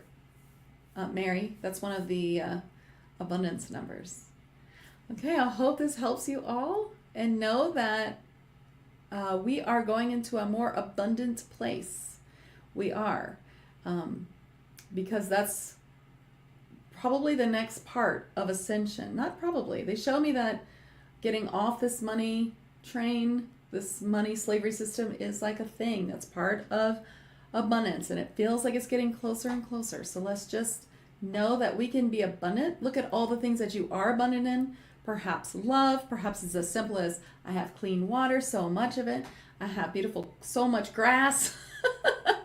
I have to go mow it, but I can go stand in it. I have so much love. I have so much good thoughts. I have so many places where I feel welcome. Whatever it is, where are you abundant? Think and be grateful of those things that will bring more. Okay? All right. Thank you all for coming. How are you today? I am Rachel Chamness at Sound Waves Heal. Welcome to my channel, and thank you for being here. I'm also going live now in 5D Daily Spiritual Healers in Higher Dimensions, which up here, this is my Facebook group. Today, I wanted to talk about breaking the cycle of attachment. So this is not about how to remove an attachment, because that's what I teach in a higher level psychic Reiki healing course. But if you're already doing this work and your clients are having trouble releasing it, or you're having trouble with constant interference and shadow work and entities, then I want to talk about that, because it's important. Because first of all, it's not normal to have them all the time, but there's probably a few things that you might be doing that could be part of the problem. Welcome to 5D Channels and Chats with Rachel Chamness. As a shamanic channel and mentor, I'll be sharing wisdom and healing from higher dimensions through channeling beings of light. You will also hear liquid Reiki shamanic sound healing, channels between intuitives, and discussion on higher dimensional healing and channeling. You'll find links and more in the show notes, so be sure to check them. You can find me at soundwavesheal.com and my Facebook group, 5D Daily Spiritual Healers in Higher Dimensions. Today's podcast comes from my Facebook group, 5D Daily Spiritual Healers in Higher Dimensions, where I come on live every Thursday. Let's talk about entities and attachments. If you don't know what this is, then this is when you get some lower vibrational something stuck into your field, and it causes you to not be yourself. And it can be a real problem. And this is the kind of thing that people fear if they're going to do some sort of like trance channeling or channeling. How will I know if it's a high vibrational being or low vibrational being? Hopefully, when you take a course, you will learn that. There is a way to tell. One thing you can do is if you have a live course with a trusted person, like the way that I teach trance channeling, you're going to see what is right over and over again, and you'll be able to recognize it as well. Okay, so if you have clients who have difficulty releasing attachments, or you're finding that you just keep getting attachments over and over, entities in the field, if you don't know what that is, I have a blog post about entities in the field, what are entities, that sort of thing. But we're talking about, people call them demons or shadow or whatever. They could be things that you've created with your own emotions, or they could be something you picked up from someone. You could get them from like portals in your home or low vibrational, all kinds of things. First, I just want to say it's totally normal for this to happen. It's okay if it happens. If it keeps happening over and over, and it's like you're clear, but then 10 minutes later you're not, like a professional, a really good professional clears you, the next day they're back, that's not normal. If you get one every couple of weeks because you do a lot of work on people or you go through a lot of places, then that's more of a sign that you need to upgrade your field and do some inner work. You might need to do some shadow work. You might just need to upgrade all your security, which is like a thing, you know? So you should always be upgrading it. Reiki is a great way to upgrade your whole security field and your protection. And that's a really important component of what I teach in trance channeling and channeling. And it is also just really important in general. So when you learn channeling, when you learn trance channeling, when you learn Reiki and all of that, when I teach higher levels of trance channeling, I teach higher levels of protection too. Do we need protection? No, we don't need protection as long as you are really, really good at releasing emotions. Now, if you're human, that might not be the case. Now, if you're a really, really advanced learner, then you're likely never going to get attachments, or hardly ever, because you understand about how to get them. So let's talk about this. Sometimes it can just signal change in your field. You need to upgrade protections and systems or adjust to a new frequency if you're getting them more often than normal. That's a thing that happens. That happened to me back in 2020, and I had to learn how to overcome it. And now I teach everything that I learned too. So how do you break the cycle? Okay, so first let's talk what causes attachments. First of all, emotions cause attachments and other things in the field. When you have an emotion that's stuck in your field, that allows other things to get stuck in your field. When you remove that emotion, then that thing cannot be stuck in your field anymore. So sometimes it's just basic releasing emotions that gets rid of them. Of course, a Reiki master practitioner should know how to release attachments. I do teach it in my Psychic Reiki Healing Master Teacher course, which teaches you every way to release attachments. But what keeps it in there is the emotion. Sometimes if you can find out why it's happening, then you can release it just by understanding. So sometimes they won't leave until they have given you the message and you truly understand it.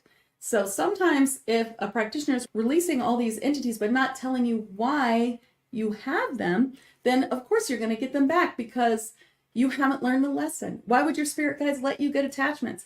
Because you need to learn something. Maybe the lesson is you have to change your field and upgrade or ground deeper. Maybe you need to adjust to a new frequency. Maybe you need a higher level of protection, like a higher level of Reiki or something like that. Or maybe you need a spiritual session. How many times do I get people who come in for an emergency session for healing and clearing because they have an attachment they can't get rid of?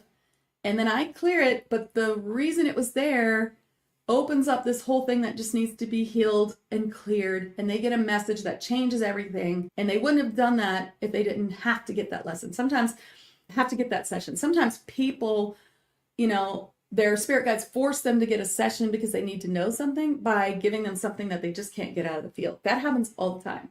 So whenever someone gets a session and then they're like, oh, I don't need it anymore, whatever happened, then I'm like, yes, you do. Why would your spirit guides tell you to get this session or force you into it? Then you did it, and then 5 minutes later you don't need it anymore. It's because you needed the session for another reason. All right, but that's a whole other thing. So emotions that cause attachments are any lower vibrational emotions: fear, rage, revenge, hatred of all kinds. Even if you hate the bad guys, that's still hatred. Even if you get all worked up about that, that's gonna lower your vibration. You have to work through your emotions instead. And of course, I have a wonderful resource for that. It is free. I give a lot of free stuff because I really want to help you guys in every way, no matter how much money you have. Shadow work. This is the blog post, but you can go to my blog, soundwavesheal.com/blog, and just search shadow work or just search shadow. So yes, you have to do shadow work with a spiritual helper maybe. We all need each other. Light workers need each other. Okay. What else causes attachment? Pharma. Do you take medication? Do you take serious medications? Do you take pain medications? Do you use a lot of pharmaceuticals, legal or illegal? And how do you use them? I understand people like to use cannabis. Are you using it to escape something? You know what I mean? I don't let anybody use anything when they take my class. I have to really ask Spirit a lot of questions if they take anything that could lower their vibration. It's very hard. If you have constant pain and you're taking some sort of opiate, then you really can't do that and take higher levels of shamanic work or channeling, because that's going to keep you from being clear. And taking any kind of pharmaceutical, anything, can give you all kinds of psychic implants and psychic attachments. That's a big problem. And I work with people to help get them off, even if it's something that they have to take. And for some people, some of them are okay. It depends. I really have to dig deep to make sure it's okay before I let them in a really higher level class, because it's just for their own safety. Another thing is protection. I mean, how much protection do you have? Are you trying to channel, but you don't have any basic protection? You're not Reiki 1, that can cause things to come into the field too. And again, emotions. Another thing is ego. So here's a big thing about ego.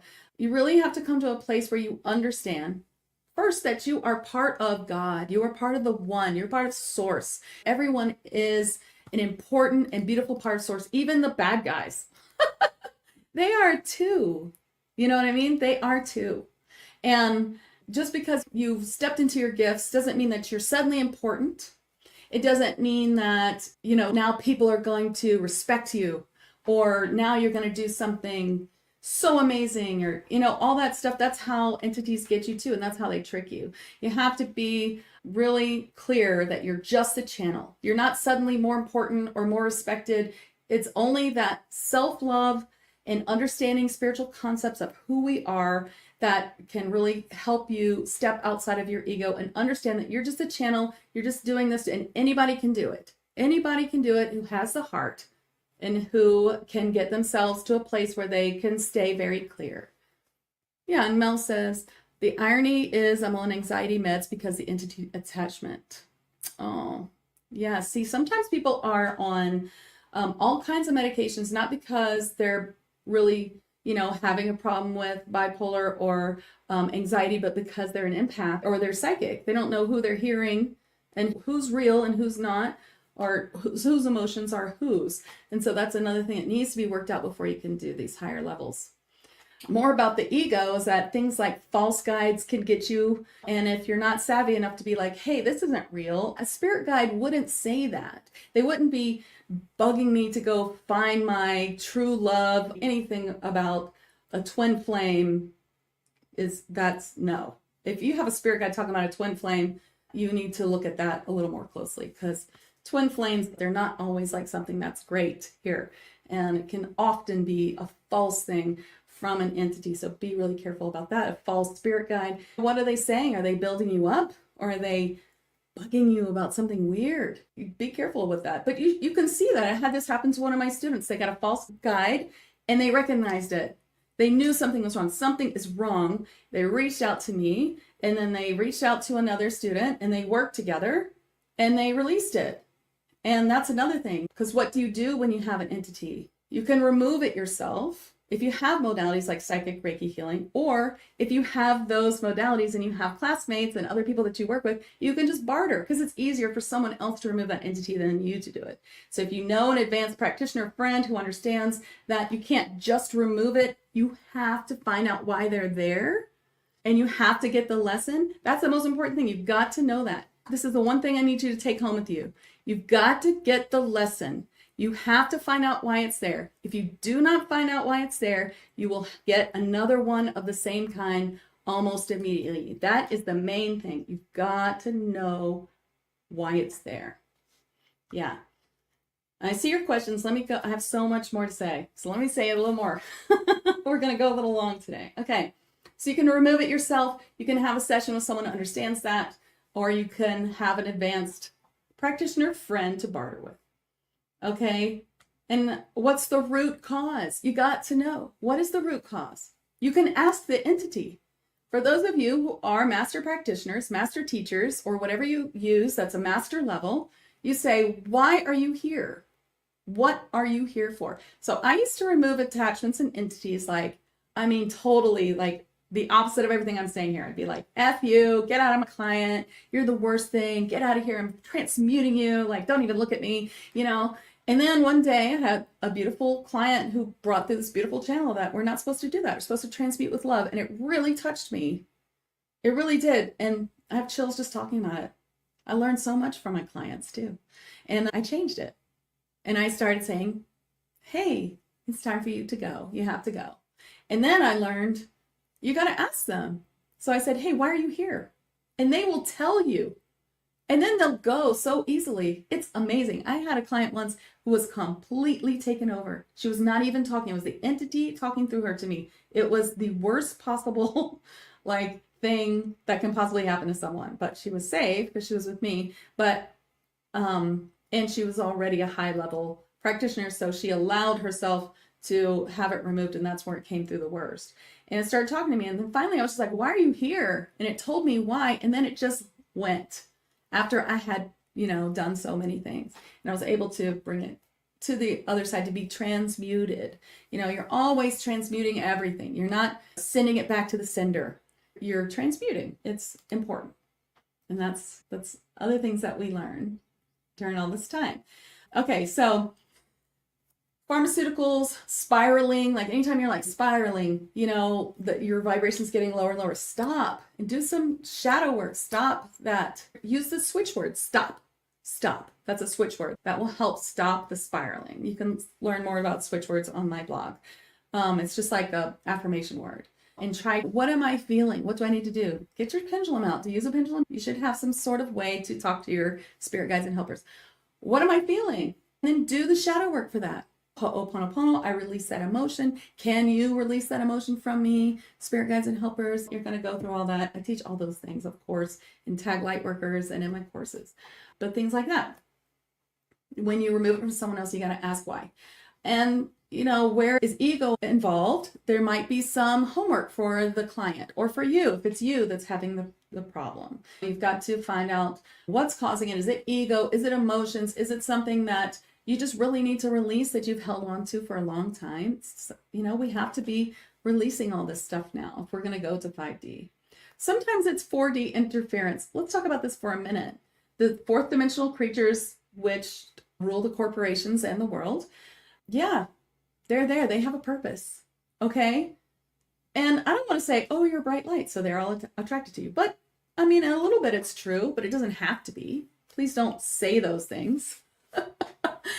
Because one of the big things about this is negative law of attraction. What are you saying? Are you saying in the present tense about having blocks, having problems? If you're talking about that stuff, that's going to repeat. Every time you say it, it's like, oh, she's having the feeling of having this problem. Let's give that problem to her. Oh, she's having this feeling of gratitude that she doesn't have that problem anymore, even if it's not true. And the universe says, let's give her more of that gratitude for not having that problem. See, what's inside is what you're attracting. So it doesn't mean to shadow ban your thoughts. It doesn't mean anything like that. It just means you've got to work through your thoughts with shadow work so you can get to the other side. So 4D interference is a thing. You can learn to send them away. If you're Reiki 2, Reiki master teacher, that will definitely help you do that. Yeah. Ashley says, love is the most potent approach you can use with entities. It's not the easiest, but it's the most powerful. I find it even to be easier many times. Yeah, it is very powerful. And of course, she's a master teacher, psychic Reiki healing student. So you know what's up, Ashley. So law of attraction, negative words, what you're thinking. We talked about that. Okay, let's talk a little bit about Ouija boards, vows and contracts needing to be revoked and removed in all planes and dimensions. If you've ever used a Ouija board, go find that sucker and burn it. You don't want to use anything like that.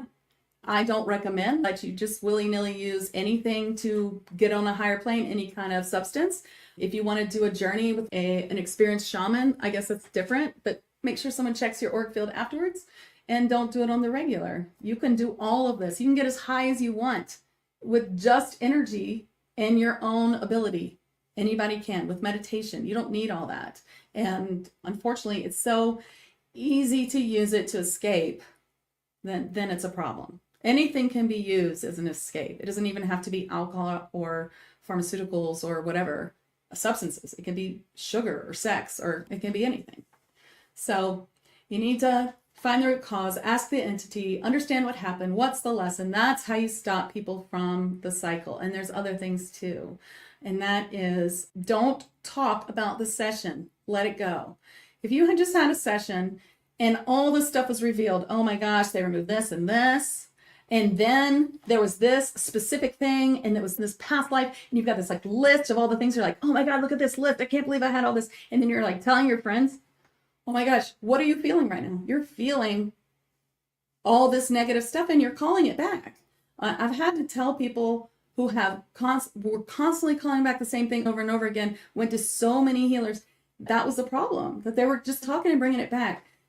It does not matter what the entity is. It does not matter what it is. Knowing what it is like knowing every detail of your past life. It keeps you stuck in it. You've got to move past it. We removed it, and this is why, and that's all the information that you need to give your client. That's all the information that you need. Let it go. If someone wants to tell you all the things about, okay, listen and let it go. Don't think about it again. Don't tell your friend. You can say, I got a good clearing and it really made a difference and I feel great. That's a great way to talk about your session. But I had this, oh my gosh, and I had this. And do you know what happened? I had a past life and I can just imagine it right now while I'm telling you about my past life. Woo, that is not a good idea. That kind of thing does keep people stuck. Now, of course, another thing that keeps people stuck is fear. They're still so fearful because they had this experience and it really keeps them stuck in that experience. And it can be a poltergeist too. Do you know what a poltergeist is? It's like where you create something out of fear. Now I see entities created out of fear all the time, or emotions. And poltergeists can move things and it's very scary. And yet it can be created out of fear. So sometimes, yeah, like Luana says, attaching to the story creates rumination. Yeah, you just have to release it. You have to believe. If you go to a psychic healer and a psychic healer, if you go to a psychic healer and they totally clear you and you trust them and they told you why, you got the why, you understand the lesson, you have homework going forward, how to keep yourself clear, how to get away from that, then it's time to let all that go and trust. Okay? Don't be looking for, is it back? Is it back? Because you can create it like that. And sometimes it takes a great deal more. And sometimes, it's not gone because the practitioner doesn't know how to release it correctly, or they don't know how to find the reason or whatever. And maybe there's a portal in your house. Like there might be more, but you have to trust and then be sensible, like stay out of fear. There's just a line there. It's a little bit of a line, like where is it not totally clear, or am I recreating, or is there something that wasn't cleared? And you should go back. Don't be afraid. Go back to your healer and say, hey, look, this is happening. And people come back and tell me things like that, and I'll look into it. Oh, there was a portal. I'm sorry, I didn't see that. Or maybe your session wasn't long enough and I didn't get to it. That's okay. Let's clear it. All right, now it's clear. You're clear. So remember that. Sometimes people are embarrassed to go back. Oh, she's such a nice person. I don't want to tell her it didn't work. You got to go back and tell people, how are all these practitioners going to learn what to do if they're not being told it's not working? And people send me people all the time. It's not working. My client, I don't know what to do. Now, sometimes it's just that they're recreating because they're not in a place where they can think clearly and rationally.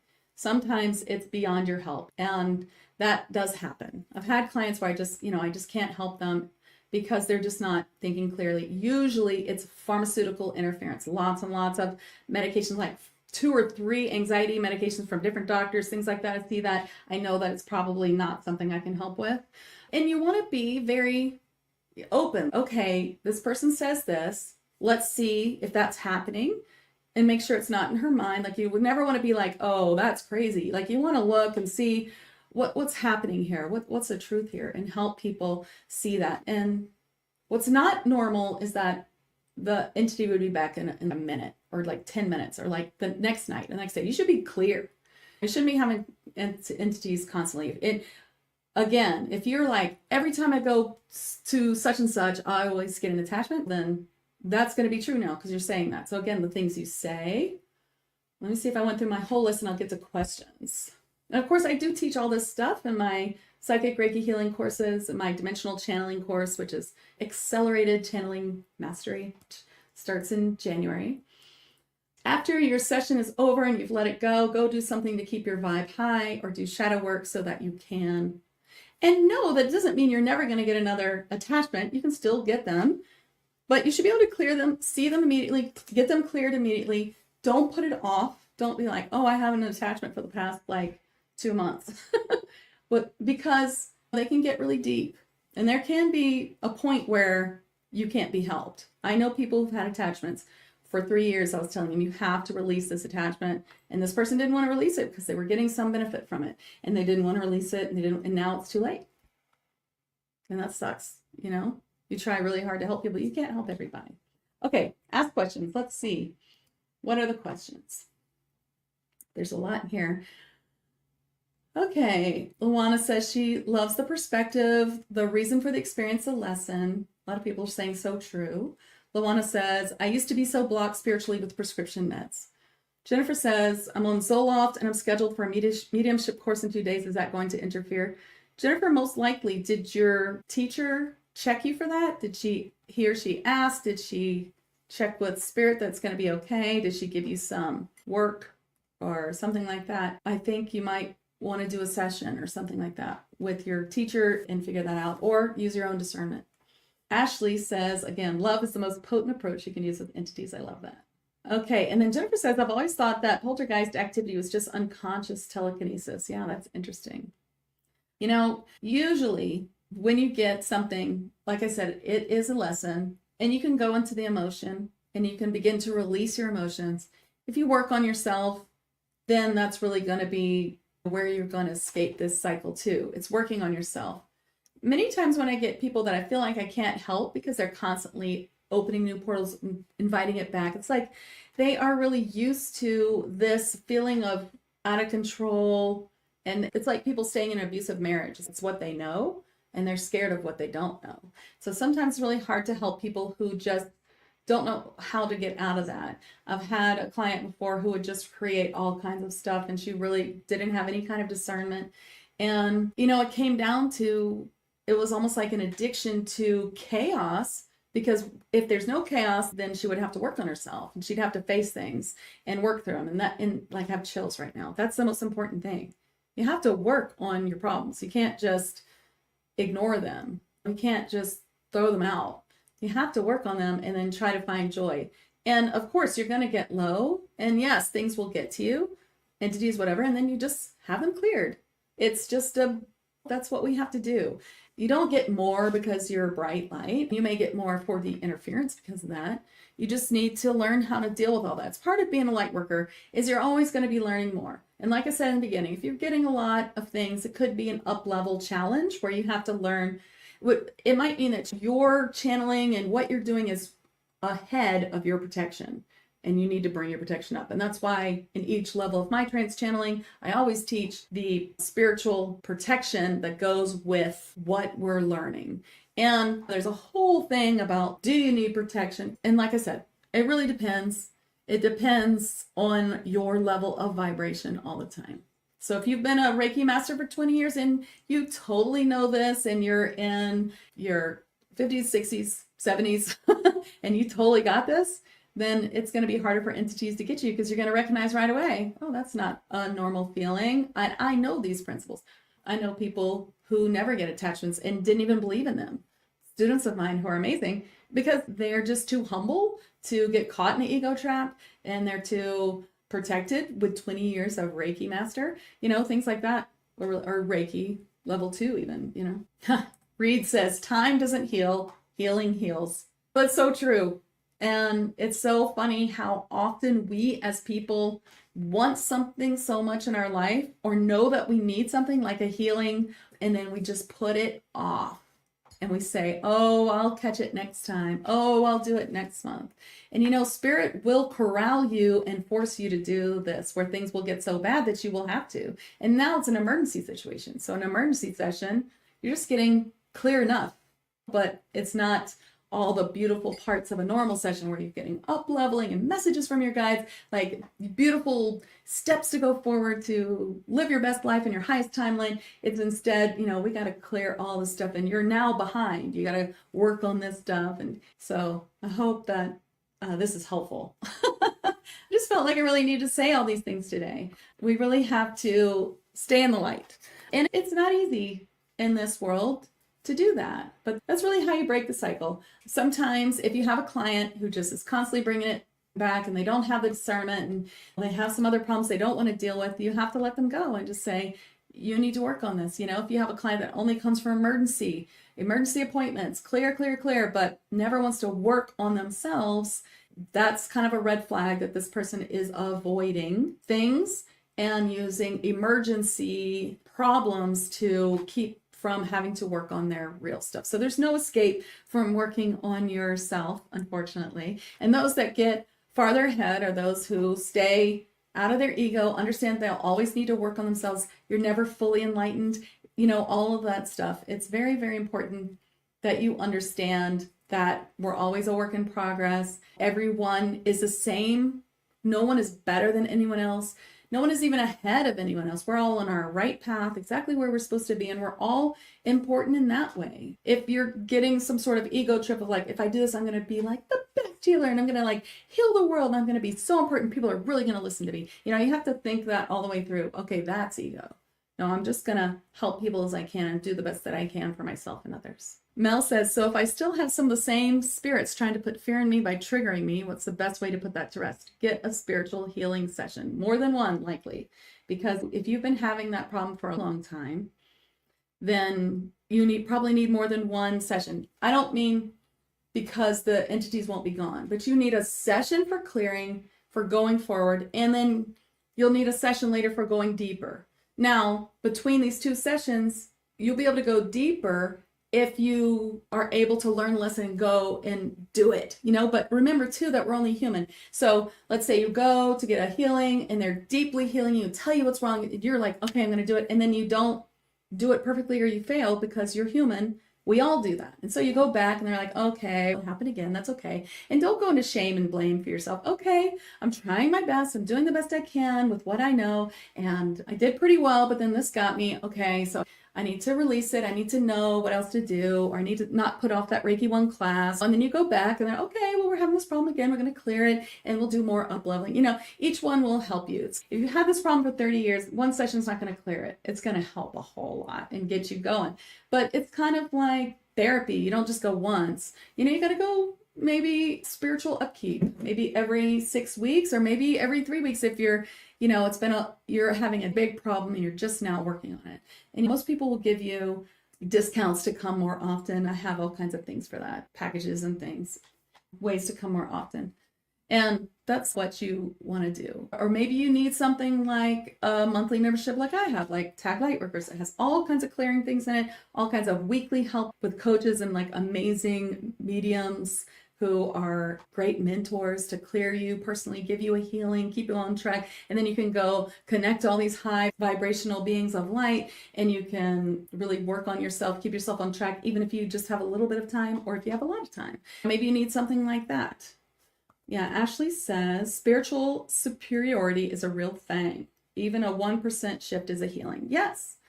And Luana says, we're all worthy of higher vibration. That's true. It's very good. Well, I hope this is helpful. Welcome to 5D Channels and Chats podcast.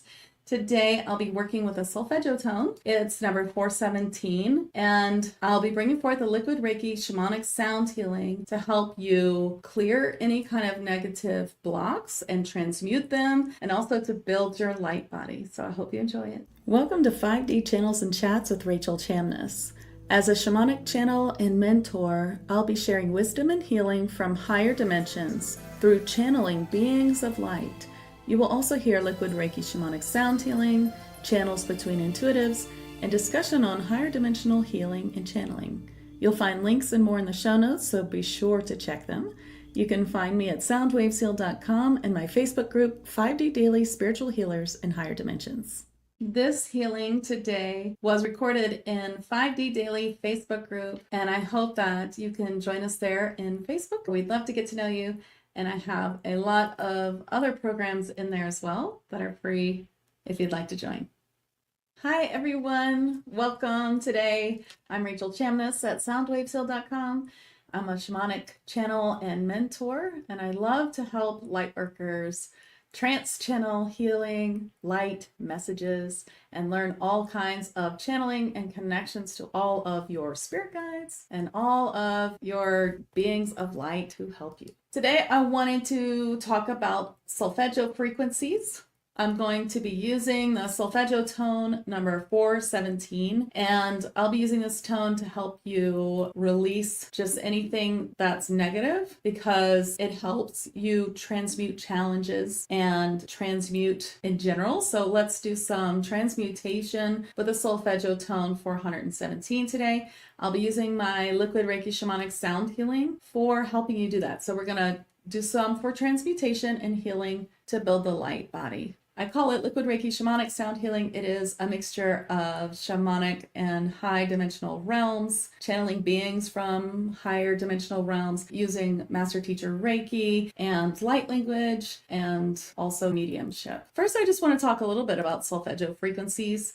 I do have a blog post. It is at my site, soundwavesheal.com/blog. If you want to find it, you can just search solfeggio in the search box, and you can learn a lot about solfeggio frequencies. But I wanted to talk about 417 today because I haven't really talked about it yet. Solfeggio tone 417 helps you transmute changes and challenges. It's associated with the color orange and the sacral chakra. This frequency can remove negative energy from the body or your space, and it can help you release and transform trauma. It is a powerful facilitator of change and transmutation. We are here in this world, in this body, in this human life, because we are learning to transmute.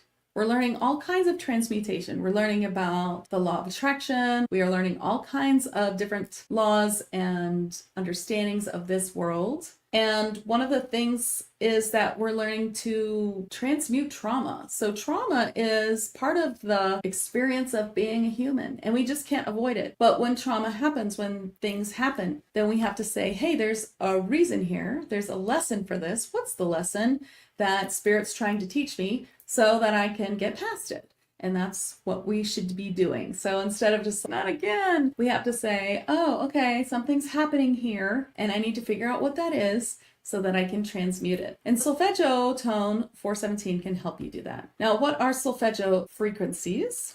Solfeggio itself is an Italian word, and these are the original scale of frequencies that were created to promote the healing of the body, mind, and soul. So they're just a well-known healing frequencies. So frequencies can be tones. We'll be using a tuning fork today that's tuned to the tone of 417 hertz, and I'll just give you a little sample. So the scale of solfeggio frequency is created that follows a diatonic scale.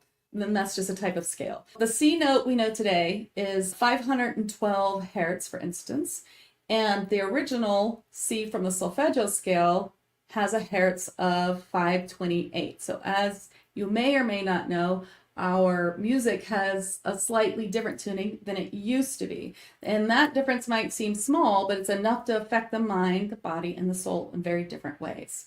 So the solfeggio tones are based on the standard Verdi tuning of instruments to 432 hertz.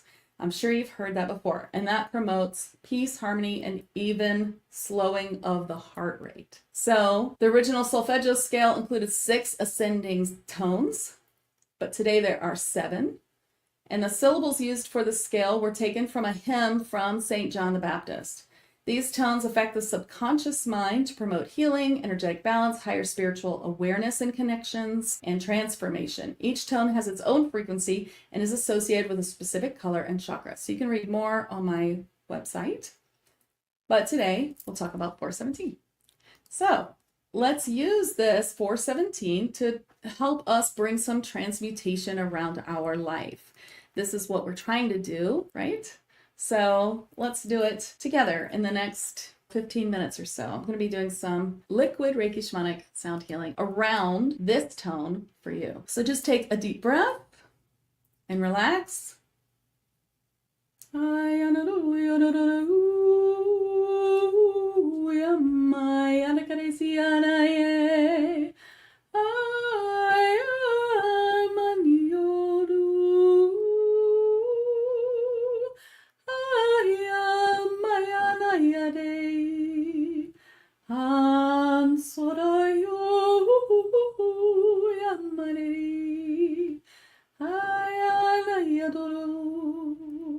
All That was just a clearing. Now I'm going to start using the tuning fork and doing some healing with it.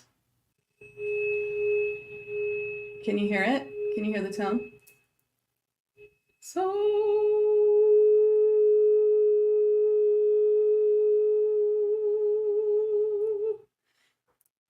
if you have a fork like this, then you can match the tone if you can, if you have a musical ear, or you can just sing any tone because sound healing doesn't have to be exact.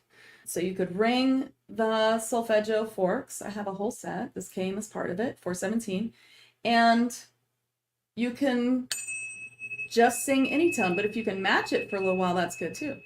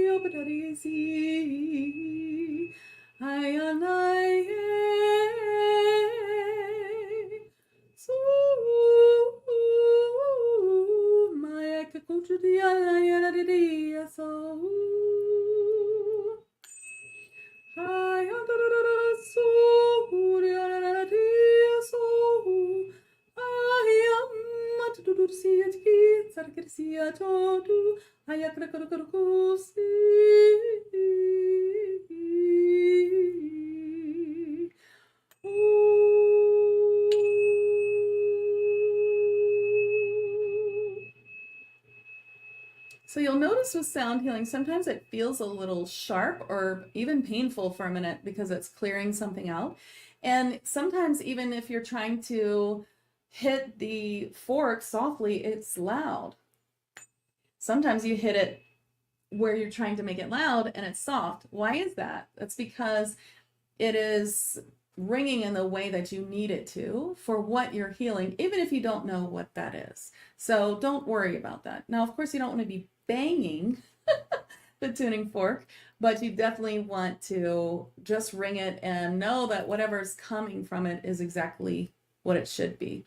And I'm just channeling all of this healing from what I see is a really big purple dragon.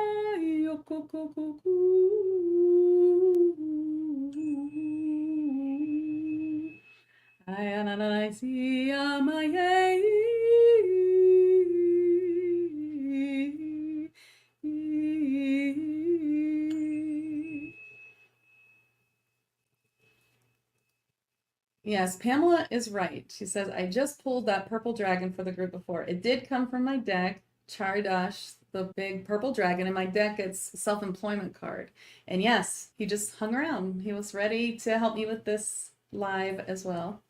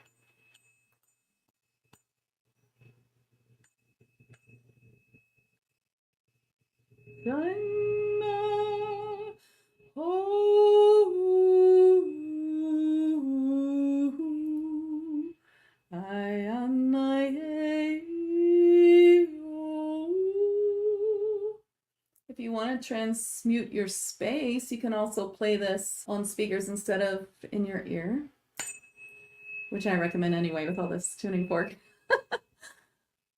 activity.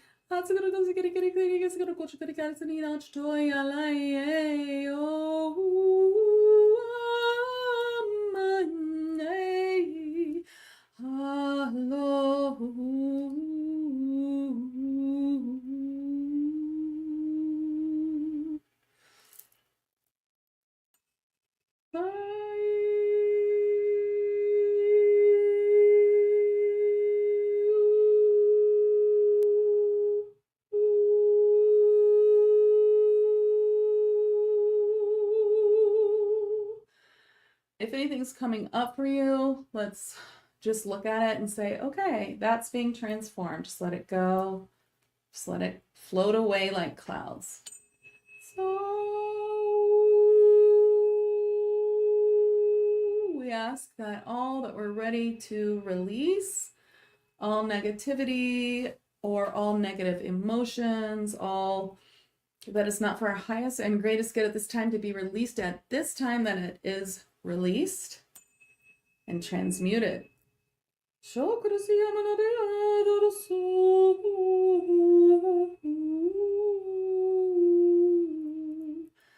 I am I.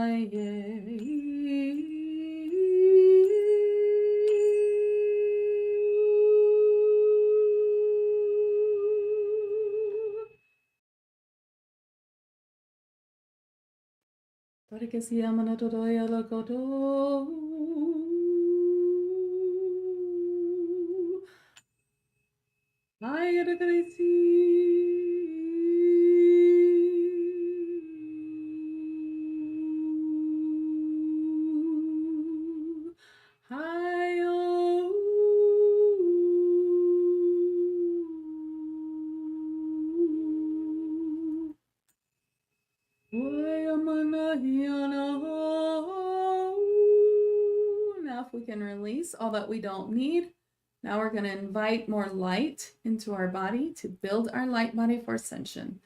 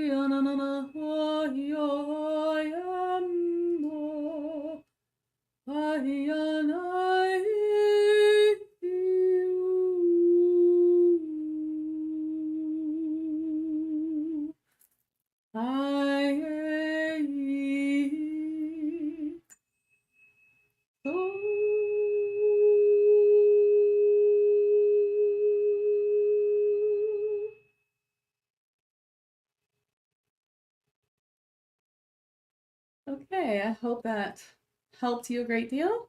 These solfeggio frequencies, they're really strong. I love them. I'd rather have a tuning fork set of solfeggio frequencies than chakra. I just enjoy them so much. And I buy these from Jonathan Goldman. So you can always buy them on his website. I like his tuning forks a great deal. And they're very affordable. So thank you so much. Thank you. I'm glad it helps. And you could listen to it again later, could replay it and bring more light in. Of course, whenever you do any kind of healing with me, you might find it's a lot stronger than you think. So I always recommend that you drink water.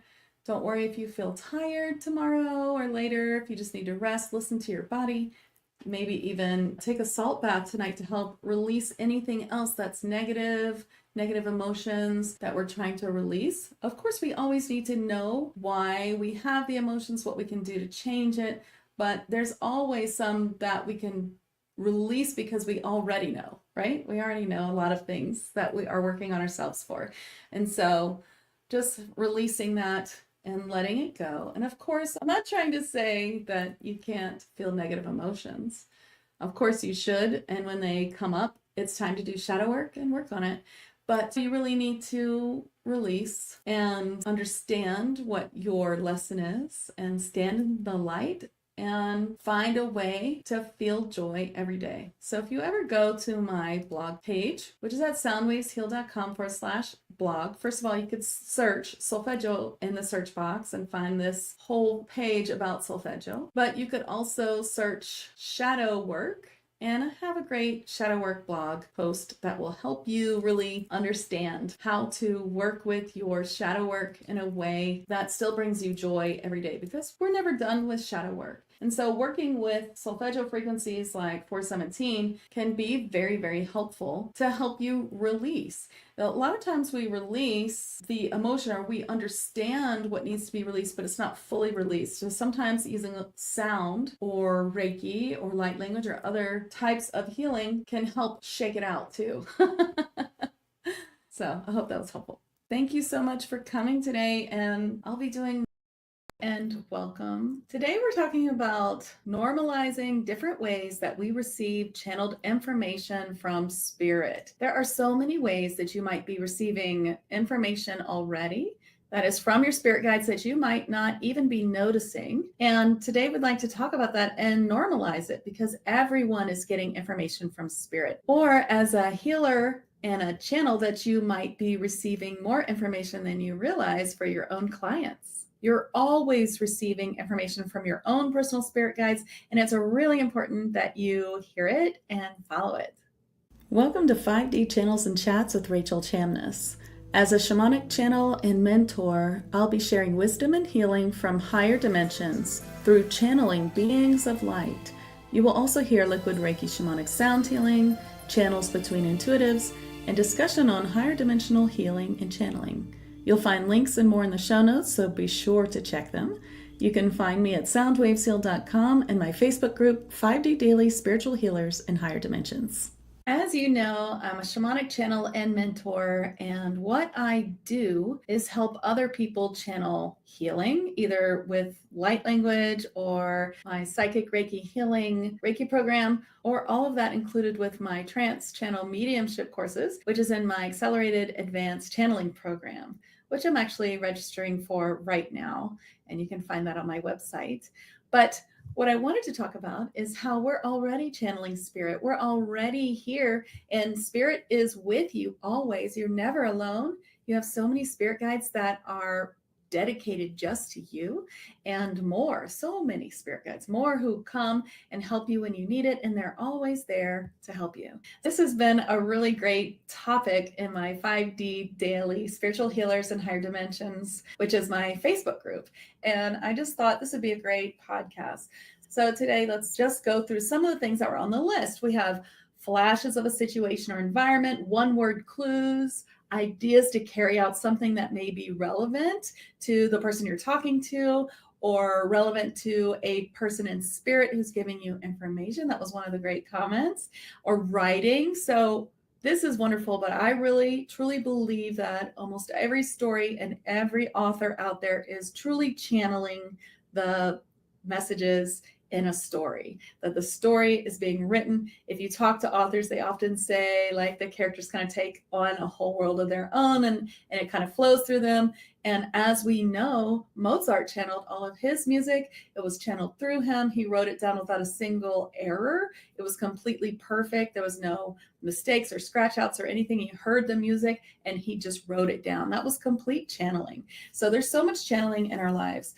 For us, it could be spirit signs as well, spirit giving you like pictures, or like this person was saying, a one-word clue. You might see it typed out in your brain. You might hear it. You might feel it. You might just keep seeing like a bird over and over again. And that could be a sign. If it's a dove, perhaps that has meaning to you. You see that dove, you think, oh, this is about freedom. That's what doves always mean to me. Or that's about peace. That's what doves mean to me, or a lot of people talked about being in the zone, like really feeling like you're just in the flow, you're in the zone, you're in your own world creating something beautiful, and it's just coming through you so fast that you can barely get it down, or you can barely, tear yourself away from it. It just feels amazing.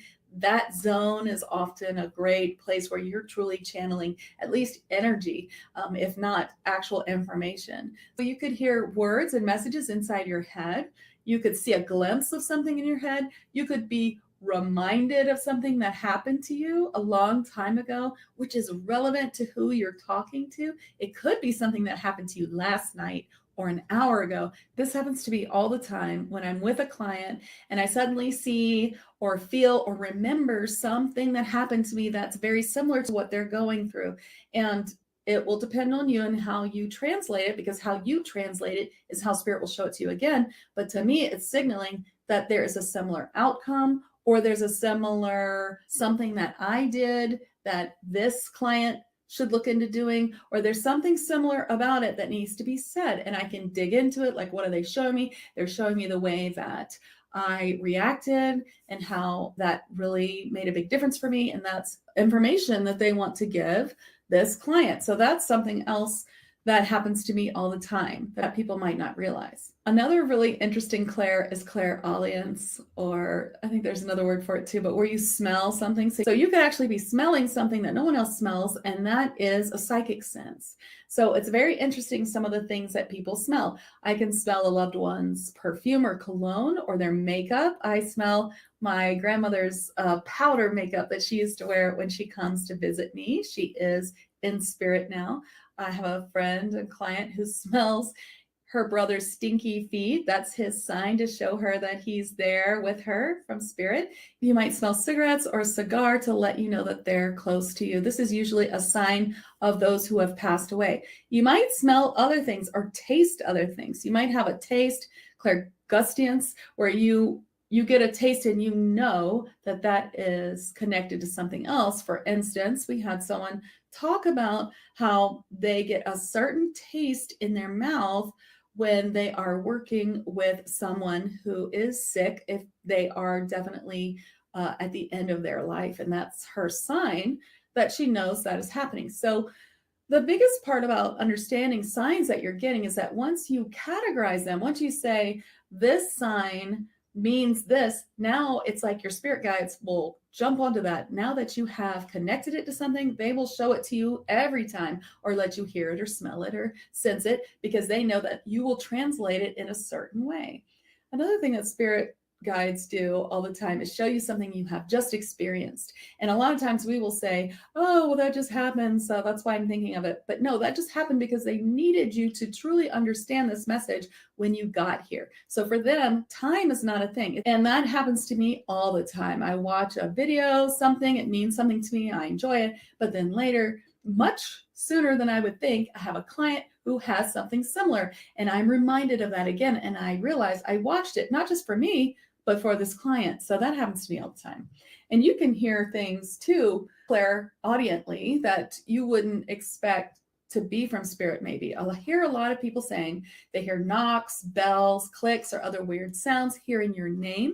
These can be from spirit. This could be from your spirit guides, or it could be from something negative. It depends how you truly feel without your own prejudice of fear there. When you can release the fear, know that you can't really be hurt in any way that you can't recover from, then you can see how you feel.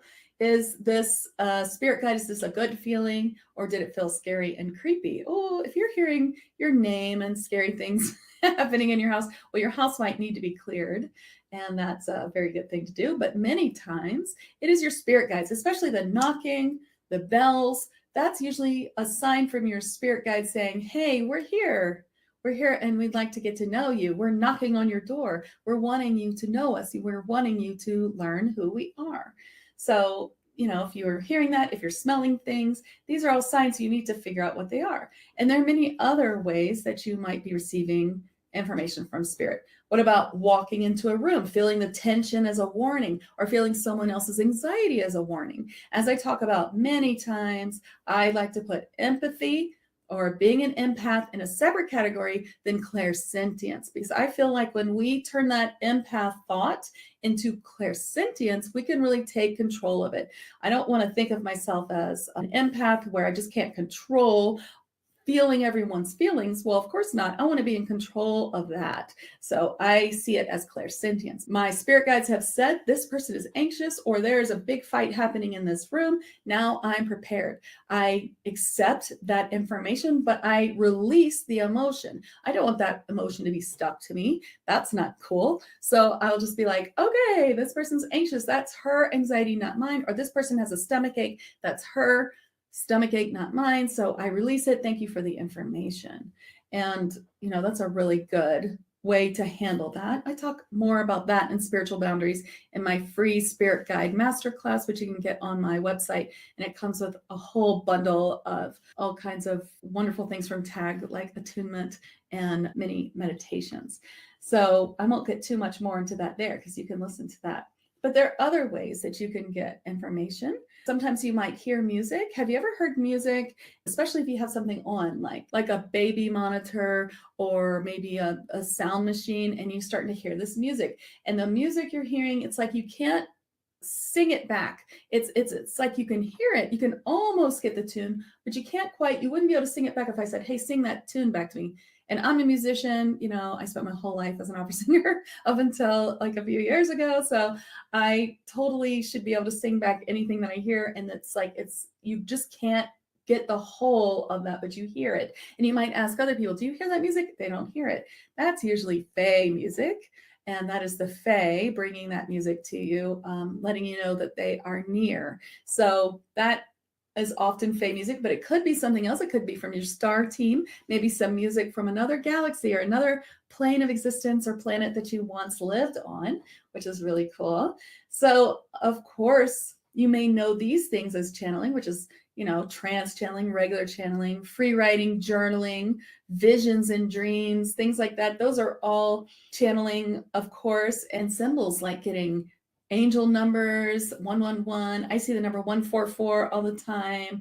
Or you might see a phrase in a book that really sticks out to you, lyrics to a song that could hit a certain way, goosebumps, chills. That's, of course, something that we all recognize as a sign of truth, knowing that, you're there, truth. Other good signs of truth, knowing that something you just said or thought is true, if you identify them as such. My friend always says a sneeze, it shows her that it's the truth if she sneezes. And it could be something else like a text or ding on your phone. I have a friend who says, see, you just got a ding, it's true. And let's talk about things you might see. Now, clairvoyance is rarely what people think it is. It's not like you see an entire movie, although I guess 1% of people who have clairvoyance may see it that way. And sometimes I do see things that clearly, but most of the time it's not like that. You see a little bit of this, a little bit of that. You sort of see it. It's like you see part of it and your claircognizance tells you what it is. You know it. It's a little bit different for most people. But sometimes you can actually see things in the physical, like orbs or flashes of light. The little tiny pinpricks of lights I usually think of as fae or fairy, something small. And then you can see big orbs. You can see them in photos too. And of course, people say, oh, that's lens flare. And perhaps it is lens flare, but you are also getting that, knowing that it is also something that is being shown to you through the dimensions on your photograph. That happens too.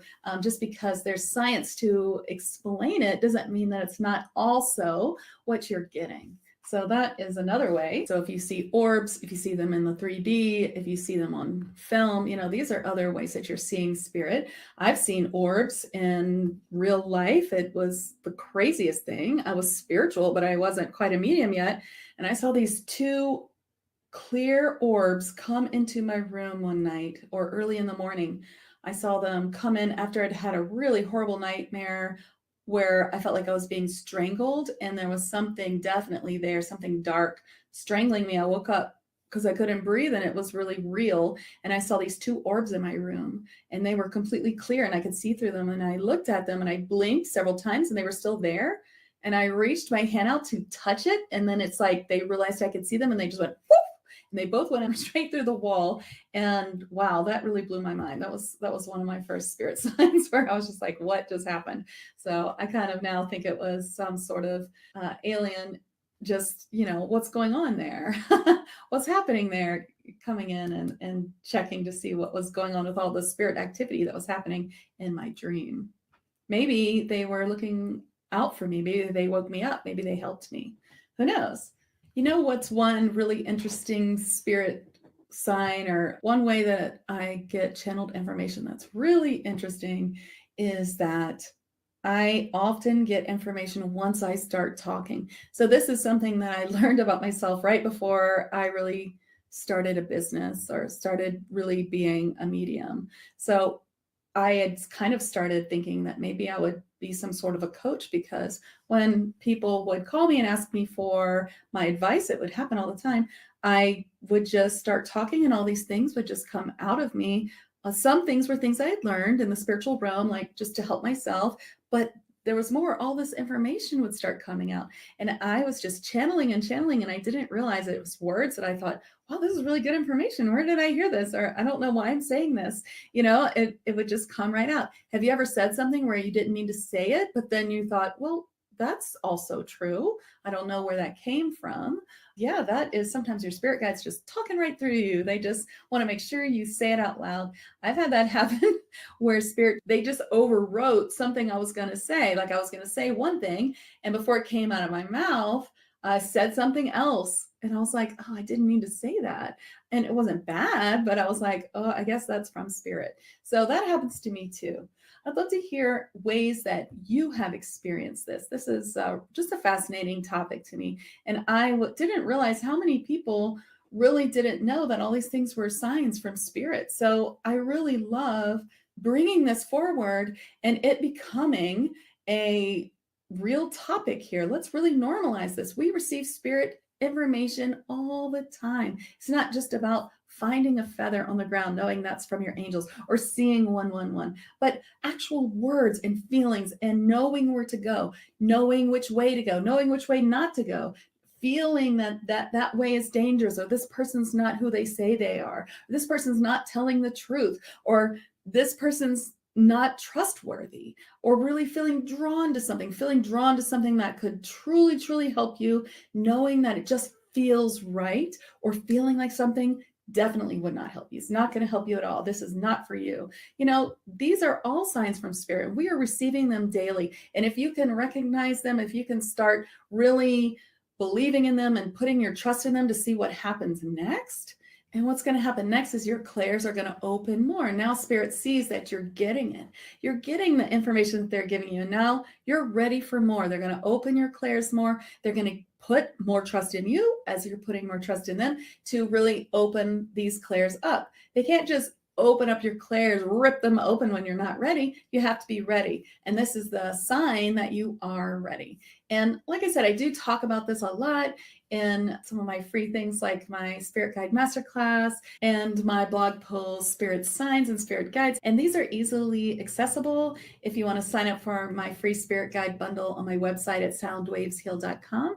And you can also receive other similar things if you're a healer or a channel, or you want to be, you're feeling called to it, then come join me at 5D Daily Spiritual Healers in Higher Dimensions, because there's a whole bunch of videos there in the group guides to help you get there. This is all my pre-program for what is my accelerated advanced channeling program. And these are similar to some of the mystery school and complete connections that you'll find in my monthly group tag membership, which is an immense library of connections to higher dimensional guides and a complete mystery school of learning how to use your gifts, and also many gifts from higher dimensional beings they give us to add to our own healing and Reiki, things like that. And of course, there's also coupons in there too, and weekly lives with many mediums that are Sound Waves Heal certified.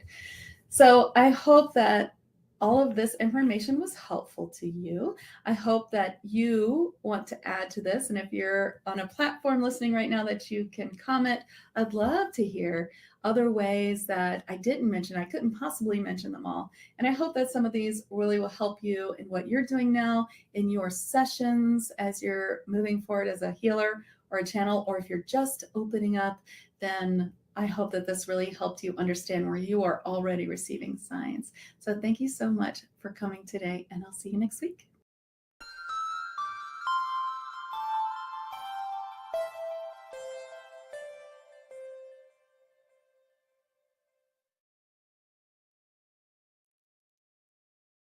Hi, everyone, and welcome to the podcast today.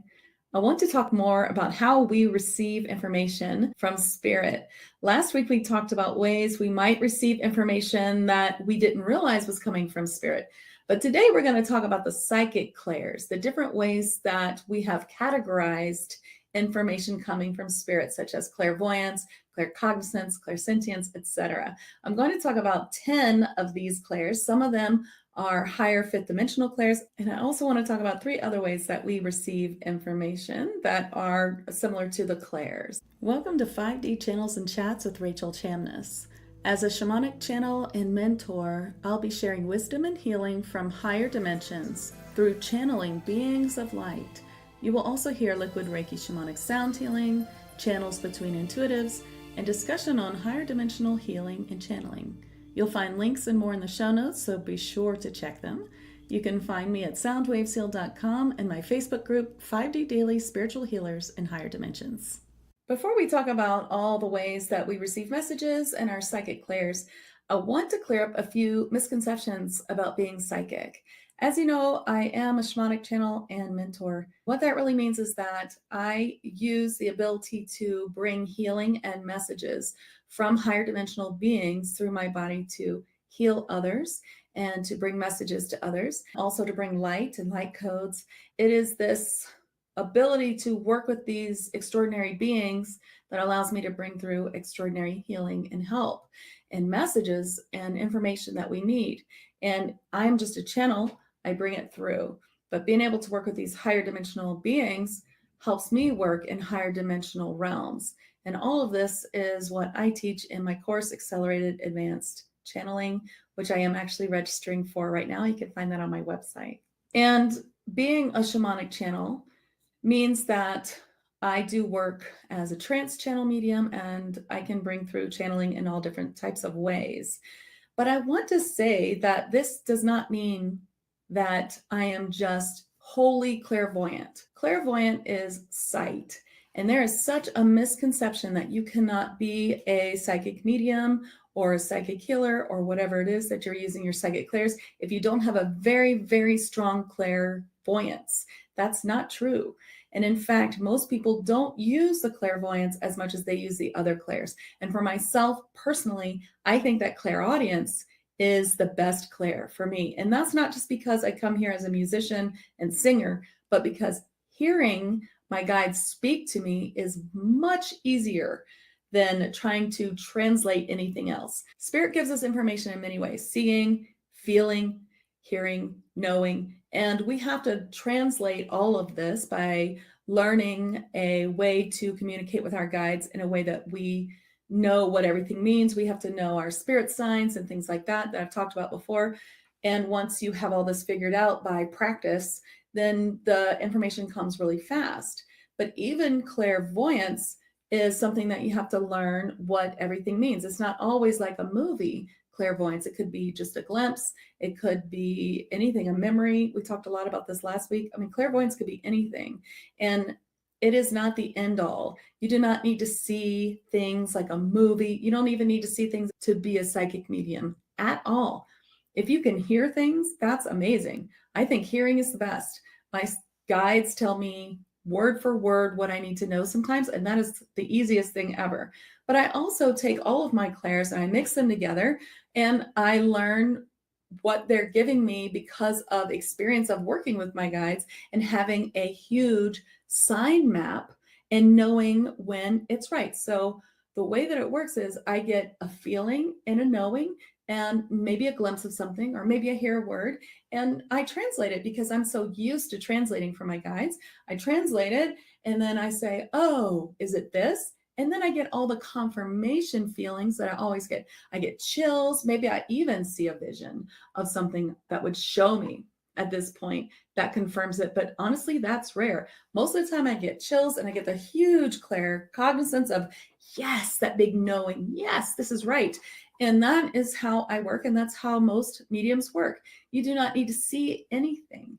And even if you're doing guided meditations where the person is saying, you see this, you see that, and you see nothing, that's okay too. You can do those meditations as if you're blind. So if you want to do those meditations and you are worried that you don't see anything at all and they're not working for you, don't be frustrated. Just pretend that the person is saying see, but you inside this meditation don't see. So you're going to just feel and do everything else instead. You're going to go as if you're blind. You're going to feel, you're going to interpret with knowing, or use anything that's coming in. You're just going to use a very little and go on that. It's like a little clue here, a little clue there. Once you start taking in these clues, then it starts to get faster. And the more and more you do it, the easier it gets. Now, that's what I wanted to say about that. So you don't have to be able to see, even in meditation, you don't have to be able to see anything. You can just learn to use your clairs in whatever way that you've got it. But I bet that there are some ways that you do see. But we're going to go through all the clairs and we're going to talk about them. And let's see if you feel like you have some of these. Okay, let's start with claircognizance. Each month in my TAG Lightworkers monthly group, we are working on a clair. And claircognizance is the one that we're working on now. And this is intuitive knowing. And what is great about claircognizance is that this is one clair that's never scary. It just feels like intuition. It just feels like, you know, I just had this feeling that I should do this thing or not do this thing. And so that's what I did. If you use this claircognizance from when you are little, which I'm sure you did, then you just kind of learn through experience, like, oh, I didn't trust my instincts that time and it turned out really badly. So this time I'm going to. It's kind of like that Pavlov's dog experiment where you just learn, like, that's bad. No, I'm never going to do that again, you know?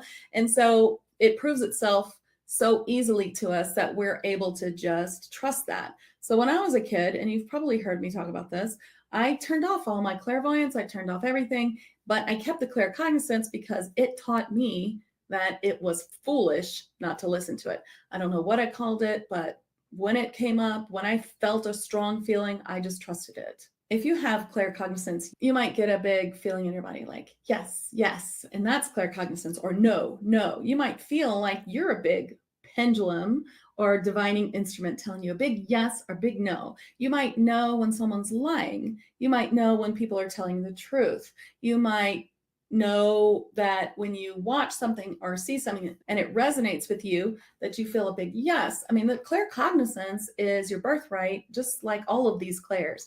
And they are clairs that you need to be working with all the time. You need to feel that innate feeling like, is this right for me?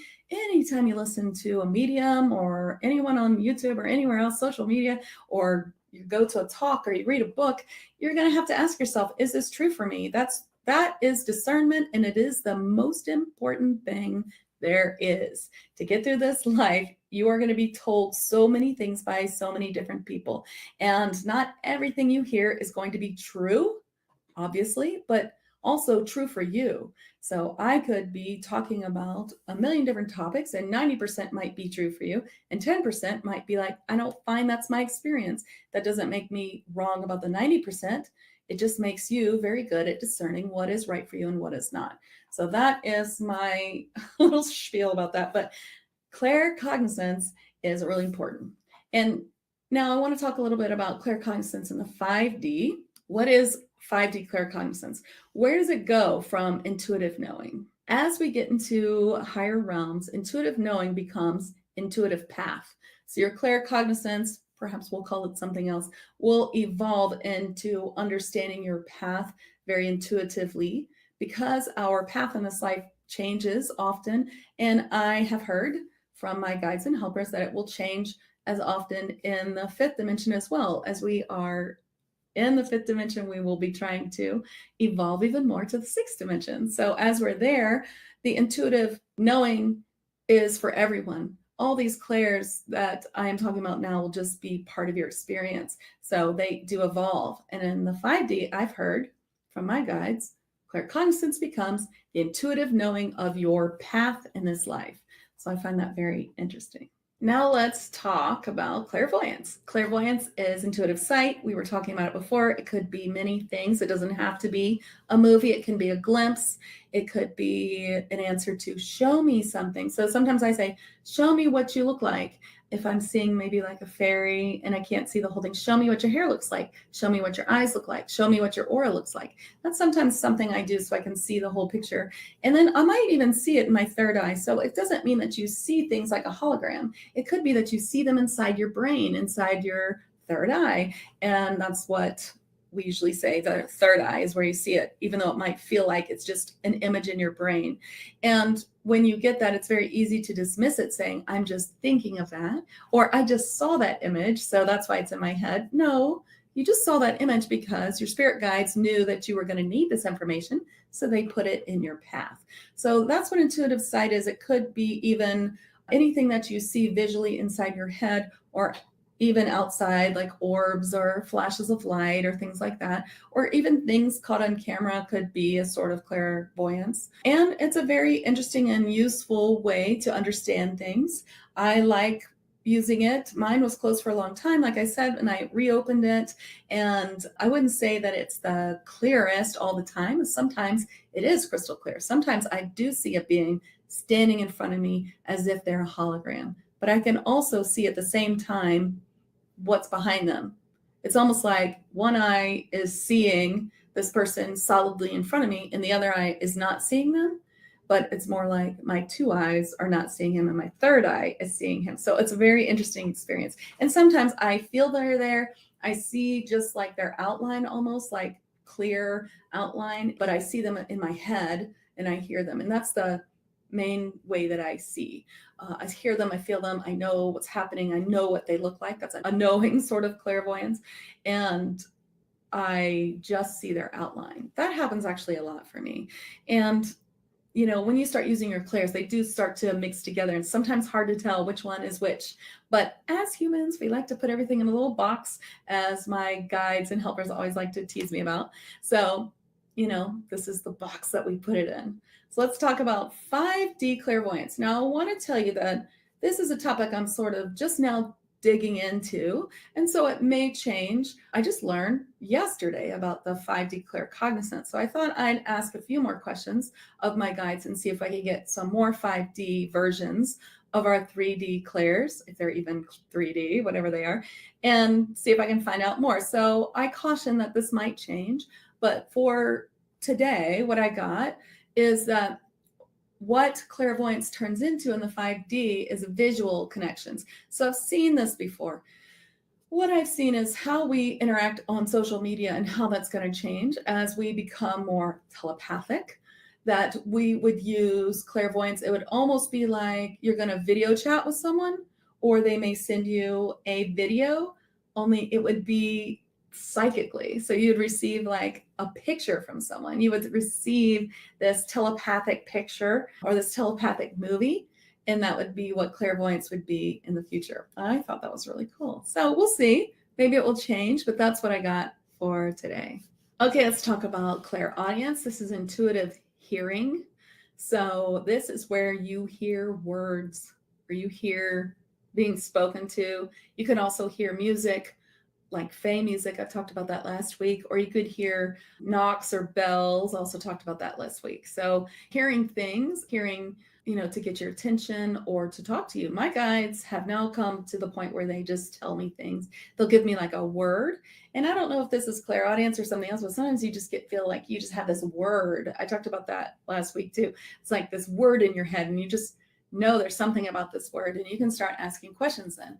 And then you use your claircognizance, your knowing, to know if you've gotten the right thing. So, okay, I hear this word clarity. Is it that the client needs more clarity about this? No, doesn't feel right. Or I could use my pendulum. My pendulum might say no. Okay, is it about this? Oh, do I need more clarity on this? But asking all the questions until you're like, oh, that's it. Okay, so now I have that clue. Okay, so now that I know that she needs more clarity on her love life, is it about this? Is it about that? Is it about this? And know that it's not like you're going to be throwing things out there, trying to figure it out, but like you're just going to know it's going to come to you. And one of those first couple of questions is going to be the right one. It's not like you have no idea. Remember, your clairs are working, so you're going to come up with the right answer, ask, and know that it's true. So clairaudience is when you intuitively hear. Now, 5D clairaudience, which is just something I asked before I start this, is auditory connections. So like we talked about clairvoyance, visual connections, where people might send you like a meme in their head or whatever, telepathy. This would be like a sound sort of telepathic information from someone. So you would kind of get that, like where you hear your friend talking to you. And some of this could come into this, like you might hear your friend calling your name, and that would be like, oh, you've kind of already tipped into the 5D clairaudience, and they're sending you telepathy. Telepathy is mind-to-mind communication. And now you need to call them in the 3D, but maybe in the 5D, you're just going to be telepathic there. But it would be the 5D clairaudience that brings you to know that they're calling, is what Spirit tells me. And of course, like I said, that might change. So clairsentience is intuitive feeling, or intuitive knowing by feeling.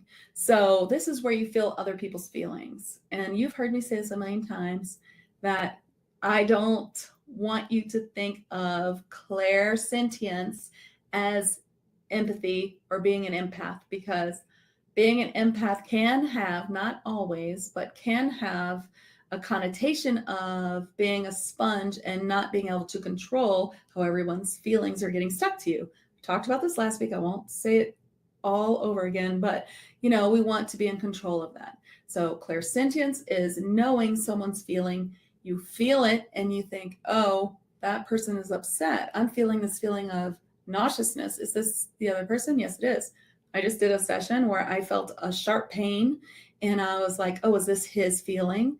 And I got yes, because he was sick. So I got that feeling. I said, okay, so I need to work on that. And I felt yes. So then I worked with Reiki on healing that spot where I had felt, which was some sort of sickness in the lungs or a little bit of fluid. And so I worked on that. And so that was how I used my clairsentience in that session. Now the 5D clairsentience is actually another clair that we're going to talk about in a minute, and that is clairempathy. So we'll get to that in just a minute. The next one is clairtangency or psychometry. You might know it by either of these names, and I've heard other names as well. Psychometry and clairtangency in the 3D is when you touch an object and receive information. So this is intuitive knowing by touch. So, for instance, if you ever watched that movie Medium that was on in like the 2000s or the 90s, I can't remember which, where she would touch something that the police would give her, like this was this person's watch, and she would touch it and then she'd get a vision. That's clairtangency. So that's how that works. And to be honest, I always thought, well, this is just something I don't have. And when I first started teaching my trans-channel mediumship, which is part of my accelerated advanced channeling course, I got the information that I was supposed to put the clairtangency in level 2. And I was like, how is that going to work? I can't do that. And it turns out that it was because they were teaching me a 5D clairtangency. 5D clairtangency is where you reach out with your psychic senses to receive any information by psychic touch.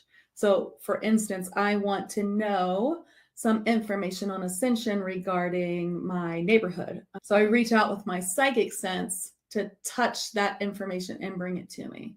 It's a little more involved in that, and I teach it in my course, but it's pretty cool. So that is a really interesting clairaudience. This is intuitive smelling, and this is a really strange one. I notice this most often with those who are passed away. I might smell their perfume, or maybe cigarettes if they smoked, or their pipe, something about them that I can smell that gives me the sign that they're near, so I know that I need to connect with them and speak with them. And it can also be other things. I've smelled things that smell really bad and I can't figure it out. And I found that it was coming from a negative spirit. So it kind of told me to clear a negative spirit out of the home. Or you could smell something that gives you some sort of information like that, like there's a negative thing here that needs to be cleared. It could be that kind of sign. I've heard all kinds of ways that people use it, but it's a really interesting clair. And I don't have any information on how that would be in 5D, probably something else. But clairgustance is intuitive taste. So you might also have this sort of information coming in. If you taste things, intuitive taste, then that's what's called clairgustance. I don't have much of this. Sometimes I taste foods in a session, and then I might test, is this a food she should eat or not eat? And sometimes I get tastes in my mouth that is a clair, and I can't figure out what it is. I'll be honest, I really don't know what to do with this one, but it's there and you might have it. All right, and now the next clair we're going to talk about is a 5D clair. It's called clair empathy. And this is the intuitive feeling of other people's future feelings. So the first time I learned about this, I didn't know how it would work, but now I do know how it works. And sometimes in a session, I get the information that they will feel this feeling. So it's like, I'm giving a message. If you do this, they're saying it will help, blah, blah, blah, blah.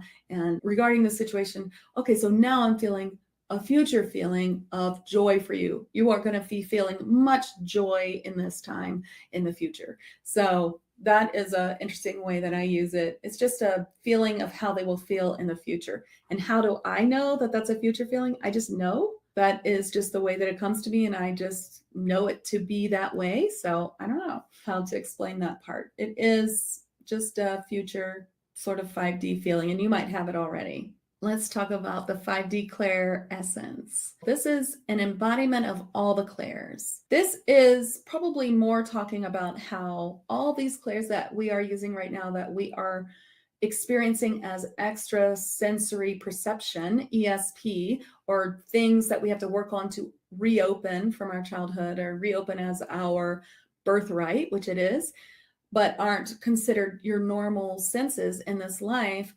As we work on that, they get better and better. But in the 5D, they're just part of who we are. So we will all be clairvoyant. We will all be clairaudient. And that's why we have a 5D version, right? Because it'll be something else then. What we consider extrasensory now will be normal then, but there will be other things as well. So the 5D clair essence is just the clair of all these things. It's like, it doesn't even need to be something that we name, because it will just be a part of us in the 5D. Now, you might experience some of this 5D clair essence already. If you've been working on your clairs a while, like I have, and they just start to blend together, and when you give a message, it's just pouring out of you, blah, blah, blah, blah, blah, blah, blah, it's coming out so fast, and you're feeling the chills, you know it's all right. That's kind of clairessence. It's just all working together. And that's what we strive for. And I experience that quite a lot, and it's really cool. It's like you are really in the zone of bringing that message through, and it is so perfect, right? Okay, so let's talk about clair eloquence. It is a 5D clair. However, I think that we can achieve this already. This 5D clair is intuitive communicating. So it is just knowing the right thing to say to someone so that they truly understand it. It's like you are trying to get something done and you can bring forth just the right words for this. Do you ever feel like you were in a situation and you just didn't say anything, or you couldn't think of anything to say, and later you thought of that perfect comeback and you're like, wish I would have remembered that? You know, we've all experienced that probably, and that shows us that's a place where we're not using it. But have you ever experienced where it just like came through you and you just said the perfect thing and you were like, God, I'm not really good at that. That's really weird. That's clair eloquence. Another way that you can use this is as a medium, and I work on this in my course in the second level of trans-channel mediumship, which is like how to bring a message to someone without triggering them, like how to use your clairsentience to say the right thing and understand where they're coming from, and to use it in a way so that you don't trigger your client. Because if you trigger your client, first of all, their message is unheard. They're not going to get it. They're too upset, and you have upset them, and it's not the way that you want your session to go. So that's one way that we use it. So intuitive communicating, you're just bringing forth the perfect right way. And this is a kind of 5D clair that we're already tapping into. Okay, so those were the 10 psychic clairs I wanted to go through. I'd like to talk about a few other things. We already talked a little bit about telepathy. Telepathy is the mental transference of thoughts. So just sending from mind to mind. You probably know this because you've watched cartoons. But telepathy is sending that message. And it doesn't have to be so much as like where you get a whole video like we were talking about in the 5D, but it could just be where you're thinking of someone and the phone rings and it's them, you know, or you get a text, it's them. They're thinking of you too. You were thinking of them because they were thinking of you, and you received a telepathic message. So telepathy is a 5D thing for sure, but we do have it and we are opening it. We've been opening it for at least 2 years. We do work on that on my monthly membership tag, Lightworkers. That's one of the things we work on too. And we're really seeing it getting better and better. It seems to be working more for us and for other Lightworkers. So I think telepathy is something we can expect to increase in working even more efficiently as we're here right now in this stage of ascension. I wanted to talk about foresight. I think foresight's really fascinating. Foresight is predicting the future. And this is fascinating to me because people always think that you're going to go to a psychic to find out the future. And that makes me laugh because you have to make so many decisions, and we can only tell you what might happen on the path that you're on. And with timelines, and every decision you make could trigger a different timeline, it may not happen. Now, I give people foresight all the time. I'm pretty good at it. And a lot of times people say, you told me this, and that's exactly what happened. Because the way that I do it is, first of all, I try to always say, you know, you can't predict the future. You could change your future at any moment. So it's not for sure, but I'm getting a really strong feeling that this is going to happen in most timelines. So that is how I tell it to the client, and hopefully they understand. It may not come true, but I'm feeling it like it's really strong. That's most likely coming true. And if you do this action, it may help it come true. So that's one of the ways that I use foresight. And I'd love to know if you use foresight or what you think about this too. If you are listening to this on a platform where you can comment like YouTube, then I'd love to hear what you think too about all of these actually. The other thing I want to talk about is second sight. So second sight is, in this definition that I have here, is a very interesting definition. It says, the ability to see future and past events or to perceive information that is not present to the senses in the form of a vision, such as precognition or remote viewing. Pretty cool. As you know, remote viewing is kind of like astral projection in a way, where you go and you can see, you can sort of float over other places, like as your higher self or spirit or mental projection and look at things. You're looking at them. So it's a little bit different than astral projection, and it's pretty cool.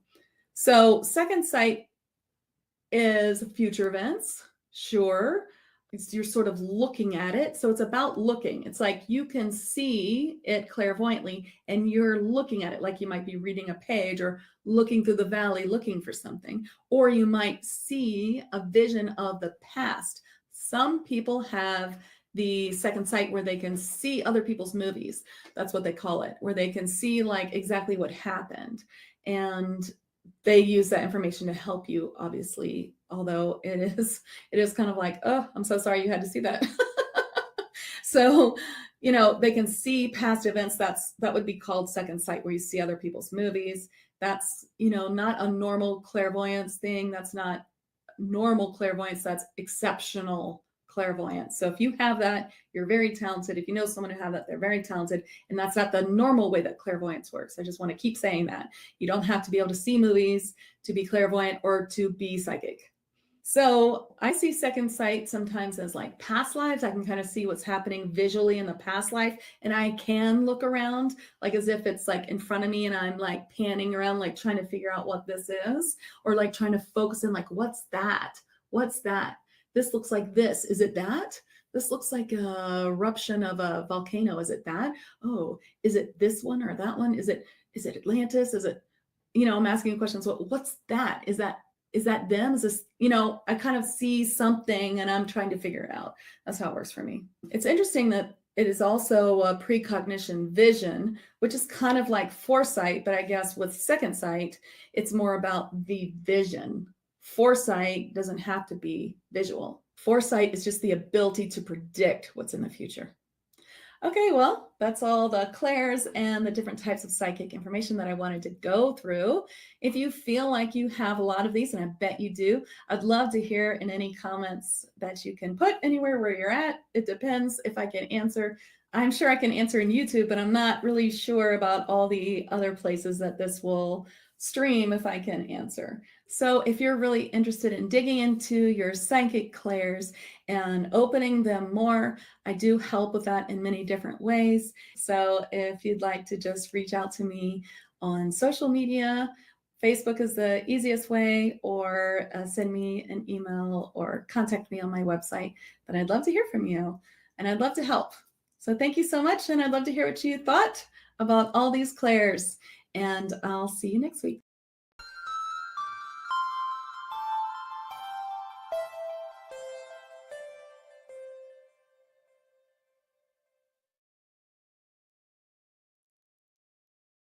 Hi, everyone. How are you? I'm Rachel Chamness at Soundwaves Heal. This is my live in 5D. I am live every Thursday morning.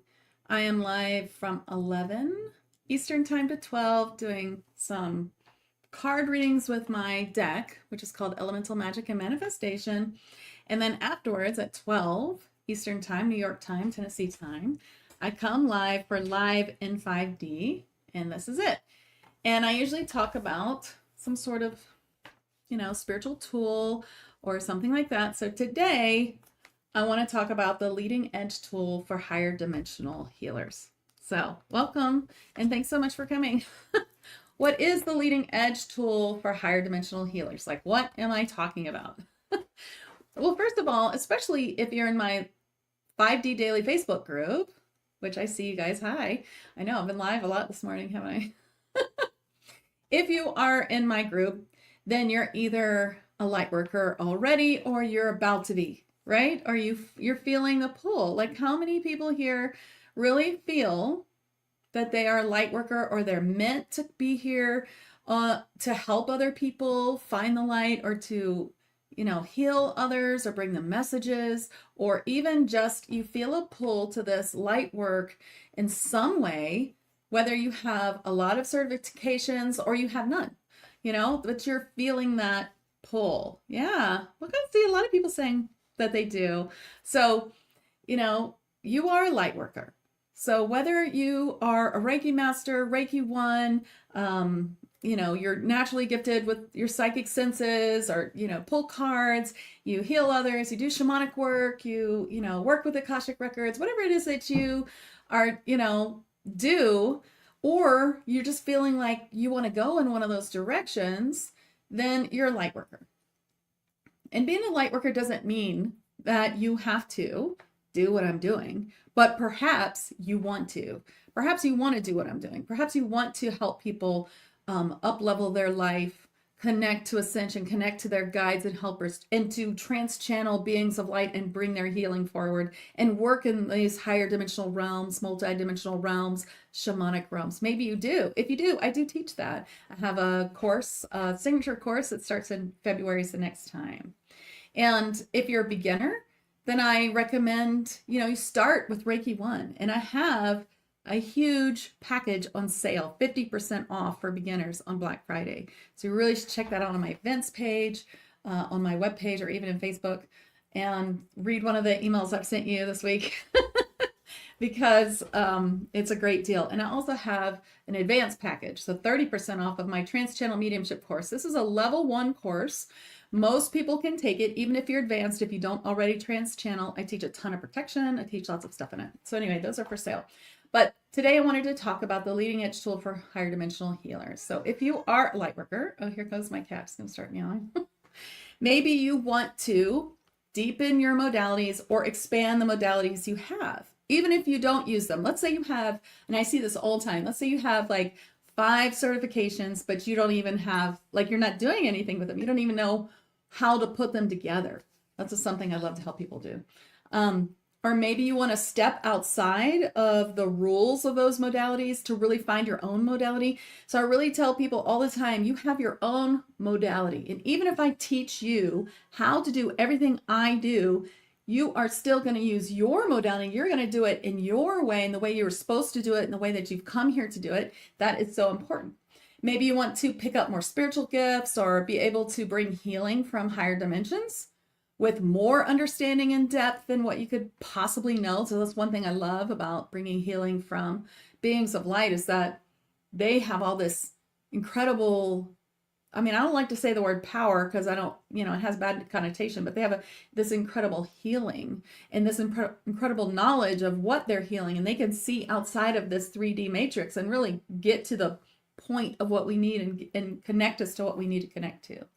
So maybe you want to develop a deep connection with your spirit guides. Of course, I totally recommend that. It's even my freebie. It's like the Spirit Guide Masterclass bundle, or maybe you want to build your healing and mediumship business more. So what if you had something that could bring more spiritual discernment, that could bring a higher level of sovereignty for you, which those two things kind of go together, that could help you build your business from the ground up, even without a coach, that could show you who to trust, who to learn from, and that could be like a compass that just shows you, just pointing you towards your light path, always telling you where to go, and help you always feel connected and on top of like every part of your life, and stay in the cutting edge, just right there on the cutting edge of your work. If you're a light worker, you're on the leading edge of creation already. So being guided by things that have come before in old systems, that's really not going to help you, right? You need to get what's on the cutting edge. You need to always, be there. I know I'm live 3 times in one day. So this is trans-channeling. This is what I would say. Trans-channeling is really the difference. Why?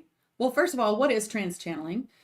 What's the difference between trans-channeling and regular channeling? Regular channeling I would call relay channeling or straight channeling. And that regular channeling is like a being gives you a message and you repeat it. And I'll show you what that is like. So that's like if you pull a card for someone. I have my own cards here. And here's a group card. So you get "You Are Safe." Kel the Silver Fairy. All right. Now, sometimes you don't know who the messenger is that's telling you the message. That could be your joy guide or something like that. So if I pull this and I give you a relay channel, you're safe. So I'm just listening and Kel's going to give me a message. You're safe to pursue whatever it is that you are wanting to do, that we can all do everything that we want to do. If you have a feeling that you want to do something, if there's something you see, like you see someone trans-channeling and you're like, I want to do that, I wish I could, you can. And she's just saying, you can do anything that you want. Nothing is impossible. You can do it. and you're safe to do it. You're safe to pursue that. So that's relay channeling. Now, trance channeling is where I would just let Kel talk to you through me. So let's do trance channeling and see the difference. And stay hydrated. All channels always need to be hydrated. Okay, so let me trance channel Kel, the Silver Fairy. She feels so interesting.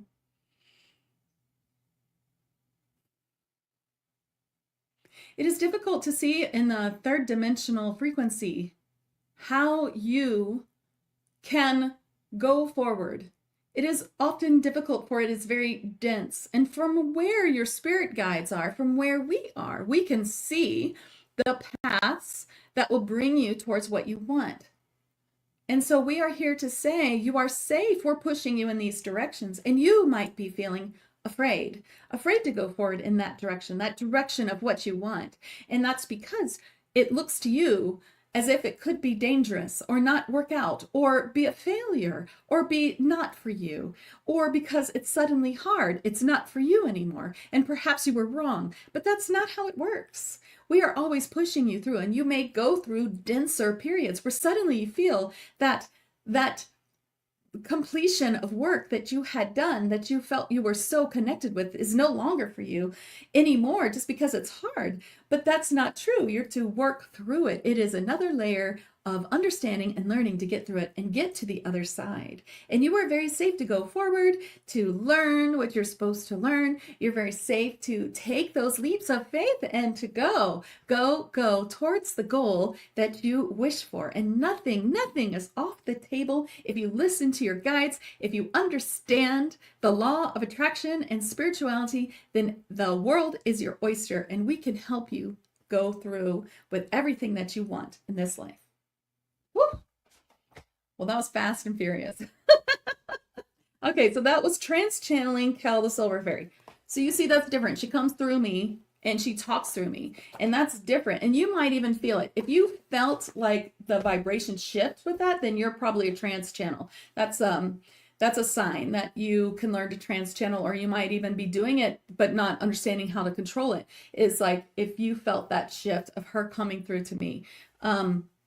And I just let her talk through me. I know who she is. I have a deep level of discernment of what's of the light and what's not. And that is something I teach in the class. And in fact, you do need to, like, if you want to take trance channeling from me, you do need to have a conversation with me to make sure you're ready for it, so that you will have great deal of success and be in a place where you can discern and learn discernment. So there's two requirements to be successful with trance channeling. One is that, are you ready to take your ego out? Are you ready to commit to changing your life? Because once you let these spirit guides come in and talk to you and guide you and help you build your business and be like your best business coaches you ever met, or your best life coach you ever met, because they are like they're here for you. Their only job is to help you, And when you trance channel, you can take your ego out. You can take that extra step of taking your ego out to give messages or get messages for yourself.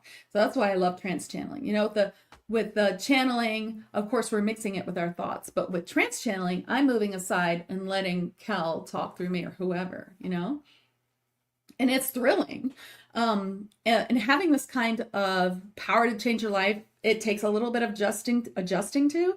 So, if you make that decision, that's one of the reasons why I teach it in sort of a 6-month class, because a weekend class of trance channeling, is a lot more difficult than learning it slowly over 6 months, because the way that I teach it, you'll probably trance channel in the first class. You most likely will. 99% do. But after that, you'll have things come up. You'll learn more about yourself. You'll have doubts. You'll have different things happen, and you really need a guide to help you get through it. So that's why I teach mine in 6 months.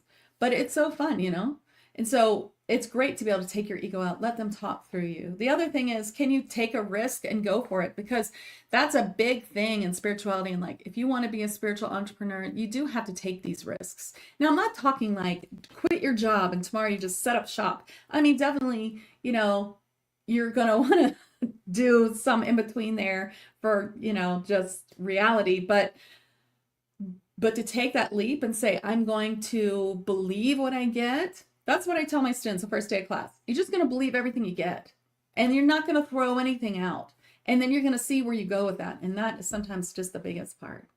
And, people love trance channeling. What they love about it is like the surprising things that come out of your mouth. Like, when you start trance channeling, and especially in a small group, it really helps to get feedback. But you'll say, oh my gosh, I never would have said that. It's like, and you'll get your own aha moments too. Like, I was just giving some messages and doing some trance channeling, and I was getting messages for myself while I was doing it. It's fun, and in the classes, it's, we get kind of a sense of family.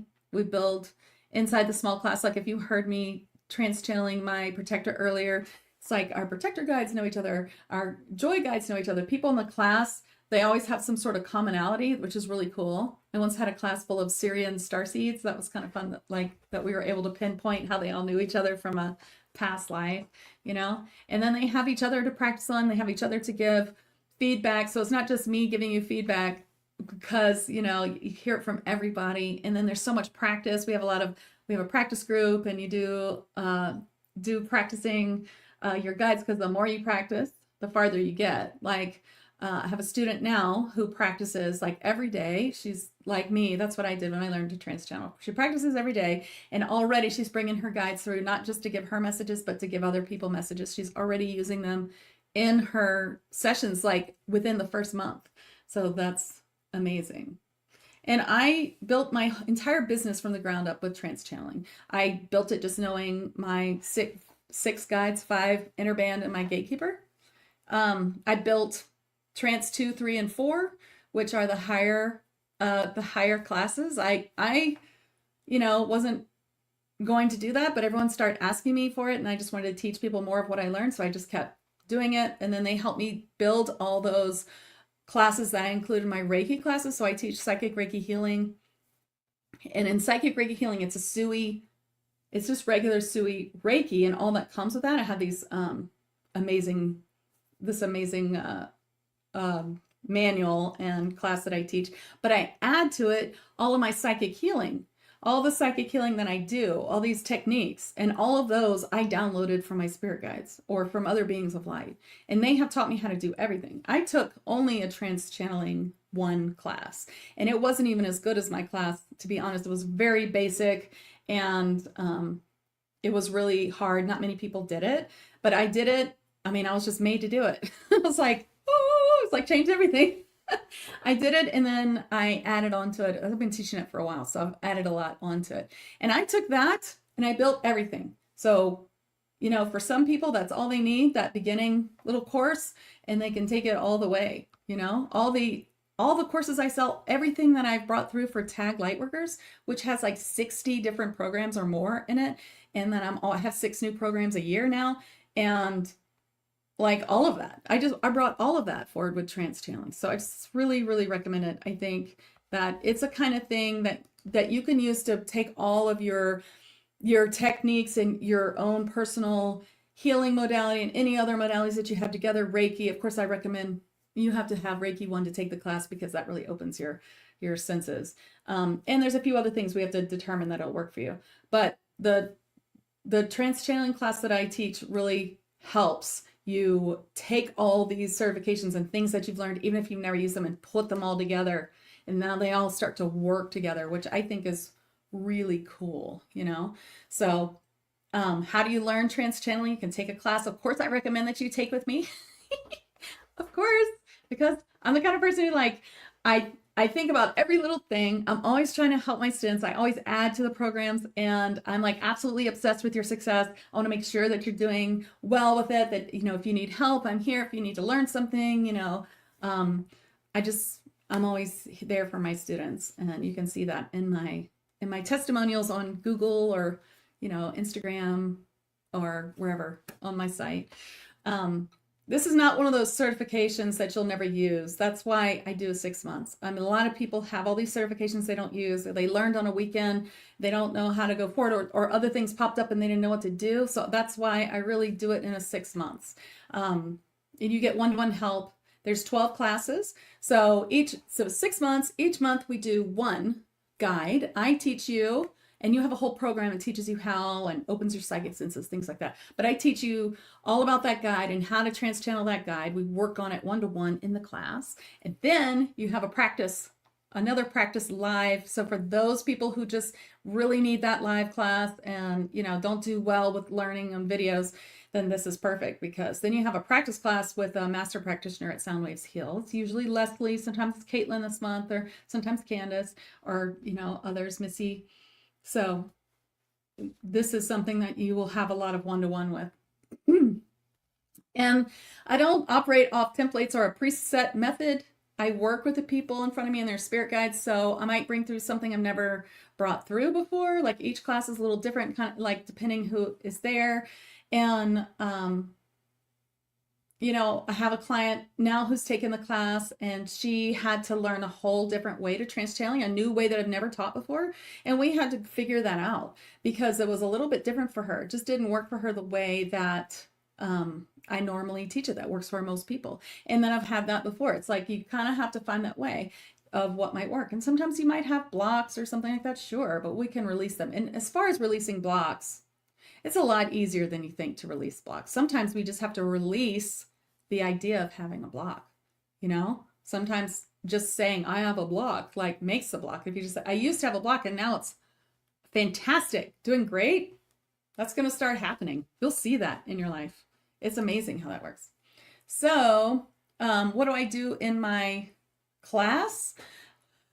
Well, first of all, I'm going to make sure that everyone's actually trans-channeling. I'm going to walk you through it. I'm going to give you a demo. I'm going to teach you how, but I'm going to make sure you're actually doing it. And there's no place that I can't get like a tip for you that helps just for you.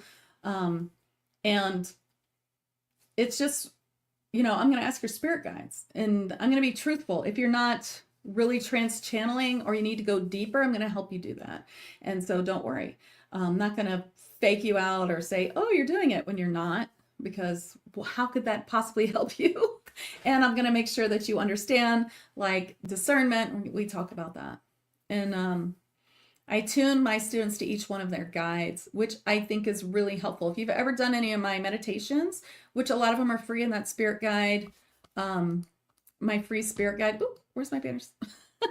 I have a free spirit guide, get to know me, whole group freebie. And if you do that, you'll see that I often attune you to the guide beforehand, before we do the meditation. And that makes a big difference. And if you ever come to one of my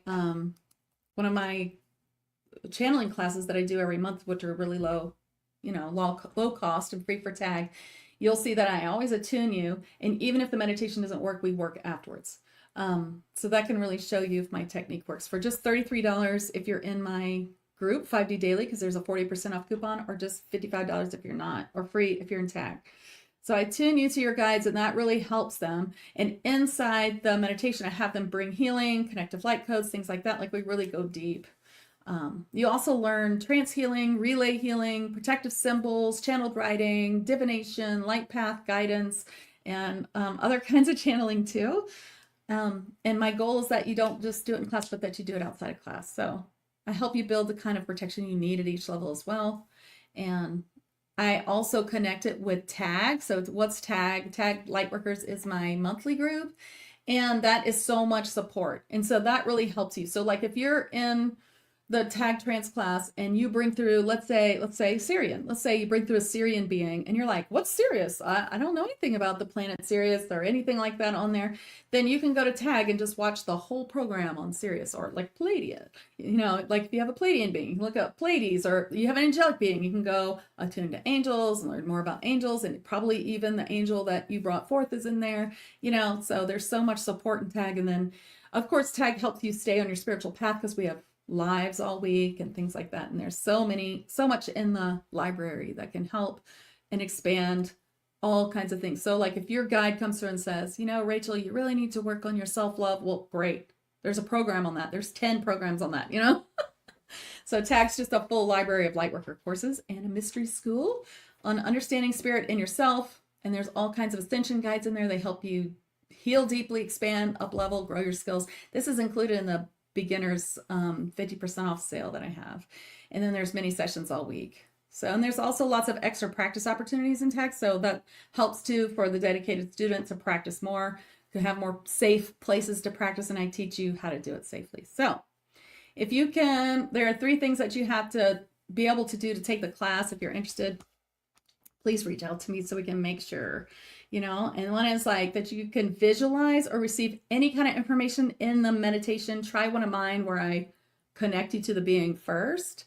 And this can sometimes be like, you don't have to see them at all. It could be that you received green and you had the feeling it was an elf. Like that is enough. Or you just, I'll be like, you'd be surprised. If you don't think you can do that, you should come to one of my low-cost channeling classes and I'll show you. And the other thing is a Reiki 1 certification, but if you don't have that and you wanted to take advantage of my Black Friday deal, then you can grab Reiki 1 for 20% off when you check out, and we'll have you, get that done in December during your first month. So, and the other thing I check is that Spirit says you're ready and safe to do it. So I'm really want to make sure I have 100% success with all my students. So I make sure that Spirit says you're ready and you can do it, so that you're not frustrated or anything like that. And if you're not, I'll just get whatever it is that you need to learn. Usually most people just join tag, start doing the attunements and the clair opening and the meditations in there, and just in a few months they're ready. So that's another thing with my beginner package. If you wanted to buy both packages, you have 6 months to get ready for tag trance. And if not, we can just transfer that money to like a super amazing deal for sessions or more tag or something like that. So it's a really great deal. If you want to check out my Black Friday specials, that's what they are. I really do think that trance channeling is the leading edge tool for higher dimensional healers. If you have a whole bunch of certifications and you just want to know how to put them together, but you're not sure you're ready for trance or anything like that, just reach out to me. I'm happy to help you do that in a session. That's what I do. Help you find what your modality is. Like, what is it? And help you do that. Hey, Julie. Thank you, Kathy. That's very nice. Kathy says, I'm a gentle, fun teacher who just cares on a deep level for the success of her people and students. Oh, thank you. Each class is well developed and I've learned so much since I met Rachel. Oh, thank you. Kathy's been coming to the channeling classes and you can learn a lot in those classes. Hi, Erin. Hi, Julie, Jessica, Connie, Emily, Tammy. Hello. Hi, Julie. Another Julie, Katie, Pamela, Catherine, Tanita. Well, thank you guys for coming. Did you have any questions about trance channeling, or you want to learn something or something I said, pose a question, then I'd be happy to answer. I have just talked so fast. It's only been 24 minutes. So I'm happy to answer any questions like, do you have questions about trance channeling? Oh, you know what? I forgot. I'm going to trance channel Alpar-a-be-am. So let me trance channel him. He says I have to drink water. And then if you have questions, I want to answer them. So just pop them in, okay? Or you can always send me a direct message or whatever if you want. On Facebook's the easiest way.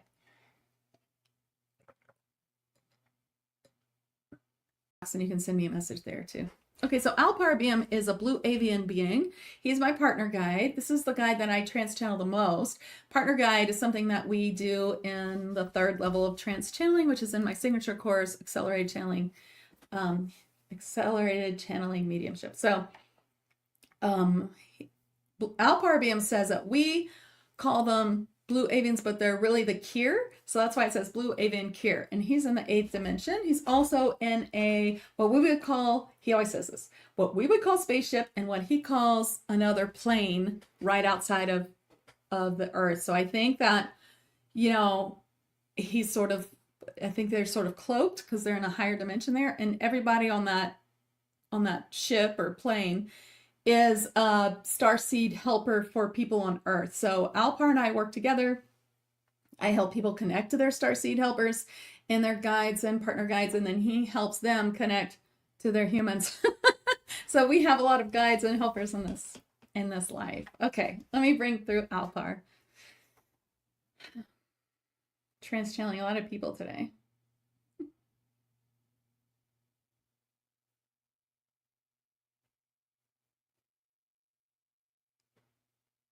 I am well met here today. Thank you for taking the time to listen to me.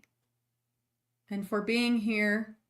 I sense many of you are on a quest for your best self, and that's very important, to honor your feelings of what you wish for in this life and to know that it can be achieved. It may not look exactly how you pictured it, and that's the fun of your light path.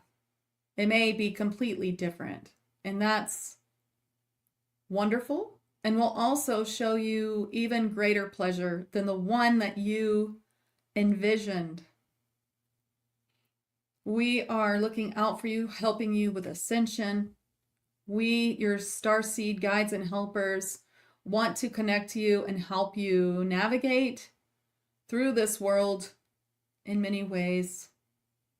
And we hope that you can find what you're looking for, the kind of help that you're looking for. Ask your own spirit guides and angels to guide you to the right mentor for you and to show you plainly what it is that can help you most. That is what I suggest for you. There are many ways to come to where you're expecting to go, and you may be more than halfway there already. And all you need is someone to help you see how you are much further on your path than you believe. So yeah, he's right. You may be way farther than you think you are. And that, I do see that a lot. That's why I say if you have a lot of certifications and you don't use them, that you should reach out to me, because, I can help, especially in session, of course. I'll help you in a session. Everyone, thank you so much for coming to today's podcast, where I'm talking about why Reiki is so important and why I absolutely recommend that everyone is at least attuned to Reiki 1. I want to talk about some things that are not Reiki and what is Reiki, and why channeling the Reiki ray will help you bring out your own personal healing modality. I think all of this is really relevant and important in these days of ascension. Welcome to 5D Channels and Chats with Rachel Chamness. As a shamanic channel and mentor, I'll be sharing wisdom and healing from higher dimensions through channeling beings of light. You will also hear liquid Reiki shamanic sound healing, channels between intuitives, and discussion on higher dimensional healing and channeling. You'll find links and more in the show notes, so be sure to check them. You can find me at soundwavesheal.com and my Facebook group, 5D Daily Spiritual Healers in Higher Dimensions. Why is Reiki so important? I assume that you're here listening to my podcast because you are a light worker. And what does that mean exactly? That means that you have a desire to work in a way in your life that brings forward light for yourself and for others. That does not mean that you need to do something like I'm doing, or be a Reiki practitioner, or be a channel, but it just means that you are interested in filling your light body, meaning filling your body with the highest vibration of light, getting to know your own spirit guides, meditation, and just spreading light and love, as hokey as it sounds, spreading that light and love everywhere you go, no matter what your profession is. When I say work, I really mean live. Where do you want to live? Living in your heart and spreading your light, so important as a light worker. And since you are now understanding, if you didn't already, that you are a light worker, I'm going to say this. If you really, really want to upgrade your vibration, then that is what Reiki does. And hopefully you're already attuned to Reiki, and you'll still listen because you'll maybe get some new ways to think about how to explain Reiki from a different perspective. But I really, really believe that everyone needs to be attuned to Reiki.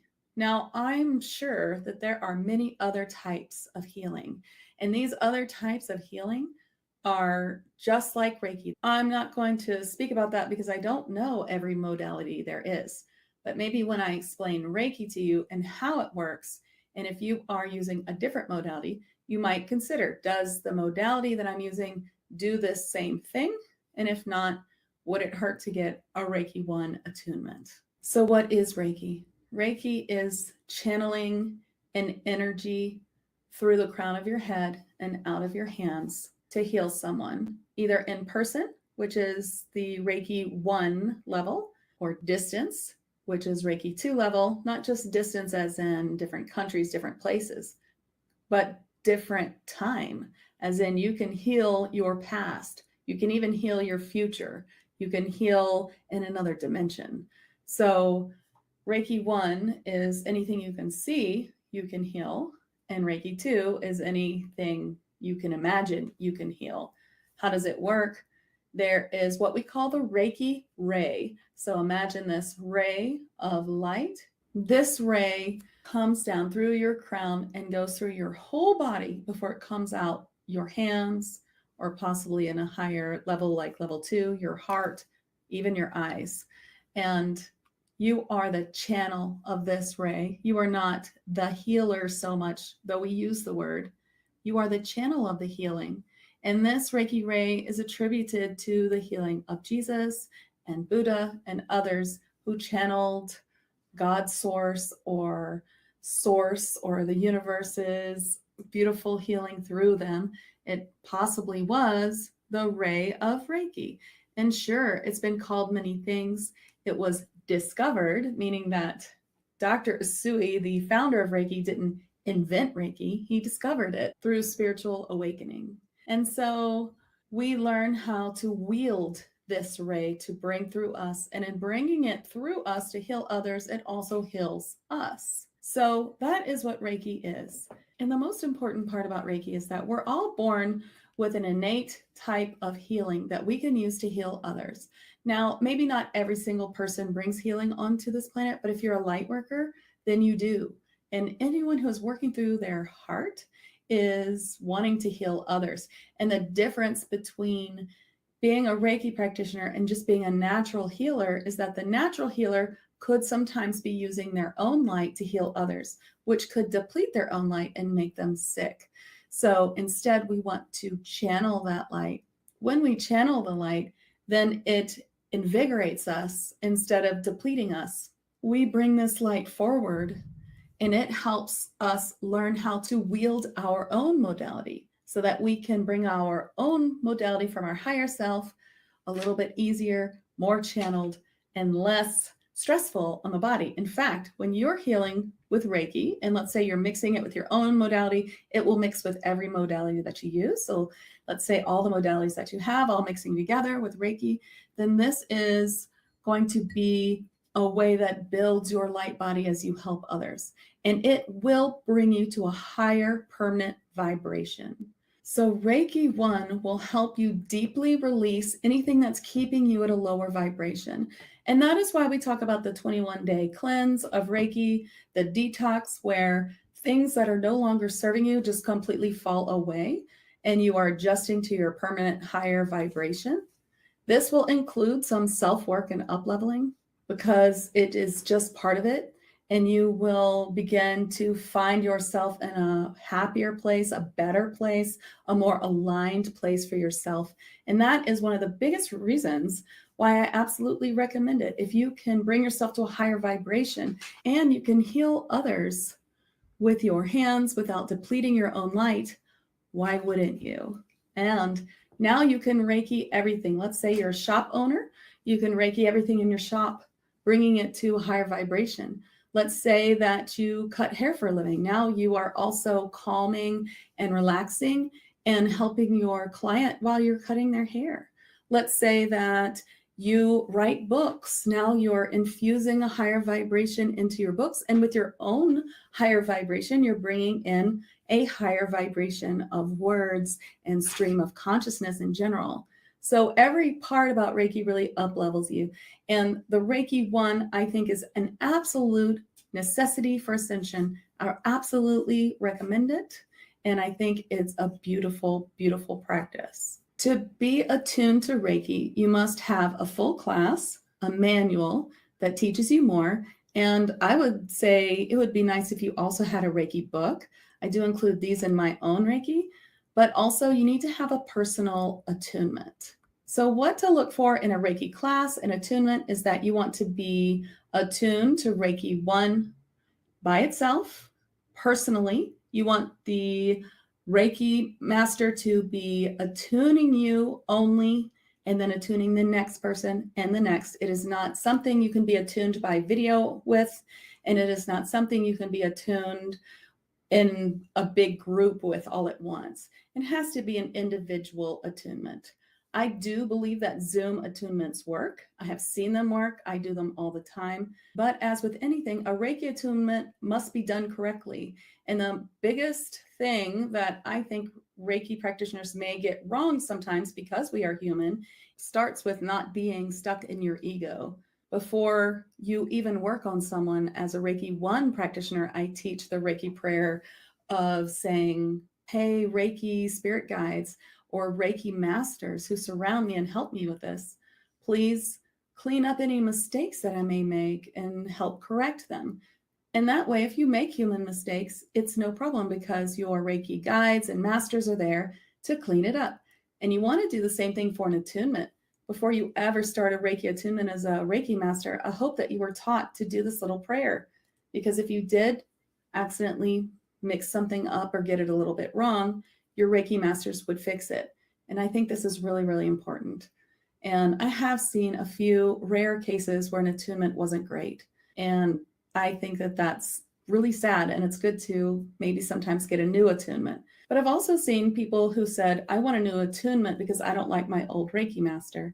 I think that you can just make the intention that if your attunement was good, which it probably was, even if you didn't like your master, or maybe it wasn't. I'm not going to judge whatever happened, but then you can just say, I disconnect from that Reiki master and I connect instead to the Reiki grandmasters to help me go forward with my Reiki with sovereignty and not connected at all to my master. But I would recommend that you get another Reiki master because it is nice to have someone who's a mentor that you can ask questions of. You should always be able to reach your Reiki master for questions and have them help you in all ways. Also, you want to make sure that your Reiki attunement is properly spaced out between Reiki 1 and Reiki 2. You shouldn't be attuned to Reiki 1 and Reiki 2 in the same day. It can cause way too much up-leveling. So you will have an up-leveling of 21 days before and 21 days after. And if you are really in a rush and you are just feeling really drawn to doing Reiki 2 right afterwards, you must wait at least 21 days after your attunement before you are tuned again. And even then, that if you do it this way, you are absolutely accepting that it might be a really heavy adjustment to attune to this frequency in this way, to do it so fast after the first one. And that can be okay as long as you know that you are accepting that it's going to be a little extra work on your shadow work. Because that's what will happen as things come up to be released so that you can raise to a higher vibration. Let's talk about what's not Reiki. So there is so much misconception out there about Reiki. And people say there's dark Reiki, there's black Reiki, there's evil Reiki, or when you get a Reiki attunement that now your light is so bright that now you'll be inundated with demons and you'll never get your light back. All of this is propaganda. I'm so sorry to tell you. What is Reiki is that it is always from the light and it can never, ever do any harm. When people are taken over by entities and dark things, and they are bringing through something else, that is not dark Reiki. There is no such thing as that. Reiki is by definition only of the light. So they are bringing through something else and calling it Reiki. So that is something completely different. And yes, it can happen to people. If you are being attuned too quickly or you aren't ready, sometimes with the attunement 1 and 2 at the same time, this can cause problems too. Or maybe your attunement wasn't right. Like maybe your master teacher wasn't really a Reiki practitioner or wasn't in the light, then sure, you could have some problems there.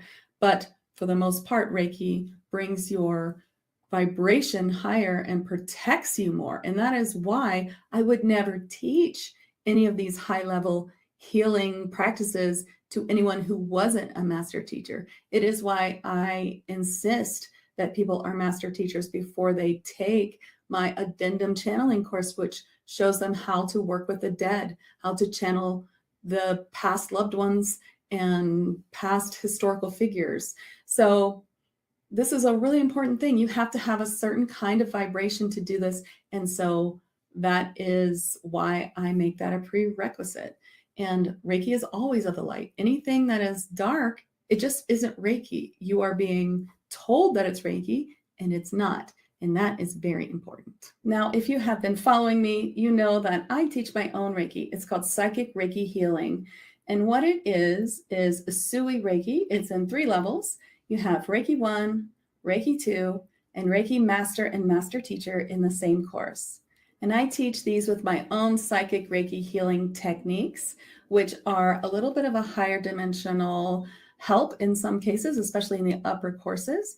And these are all techniques that I downloaded from my spirit guides and Reiki grandmasters that I attune to and speak with as a channel and medium. One thing about Reiki, which happens all the time with any Reiki course and attunement, is that it will connect you more to your higher self and to your God self, if you like, whatever you would call your highest version of your soul. And so it's going to open your clairs, because psychic clairs are part of being human. You are supposed to have them. And yes, you're supposed to develop them too. You know, they aren't something that you automatically get. It's part of your spiritual journey to learn how to open them. And I love to help people open their clairs. I do it in many ways, but my Psychic Reiki Healing course is one of them, because I do include a lot of clair opening techniques that can help you. And these are also available in my monthly group, my Tag Lightworkers membership. And of course, I teach a full channeling mastery course as well.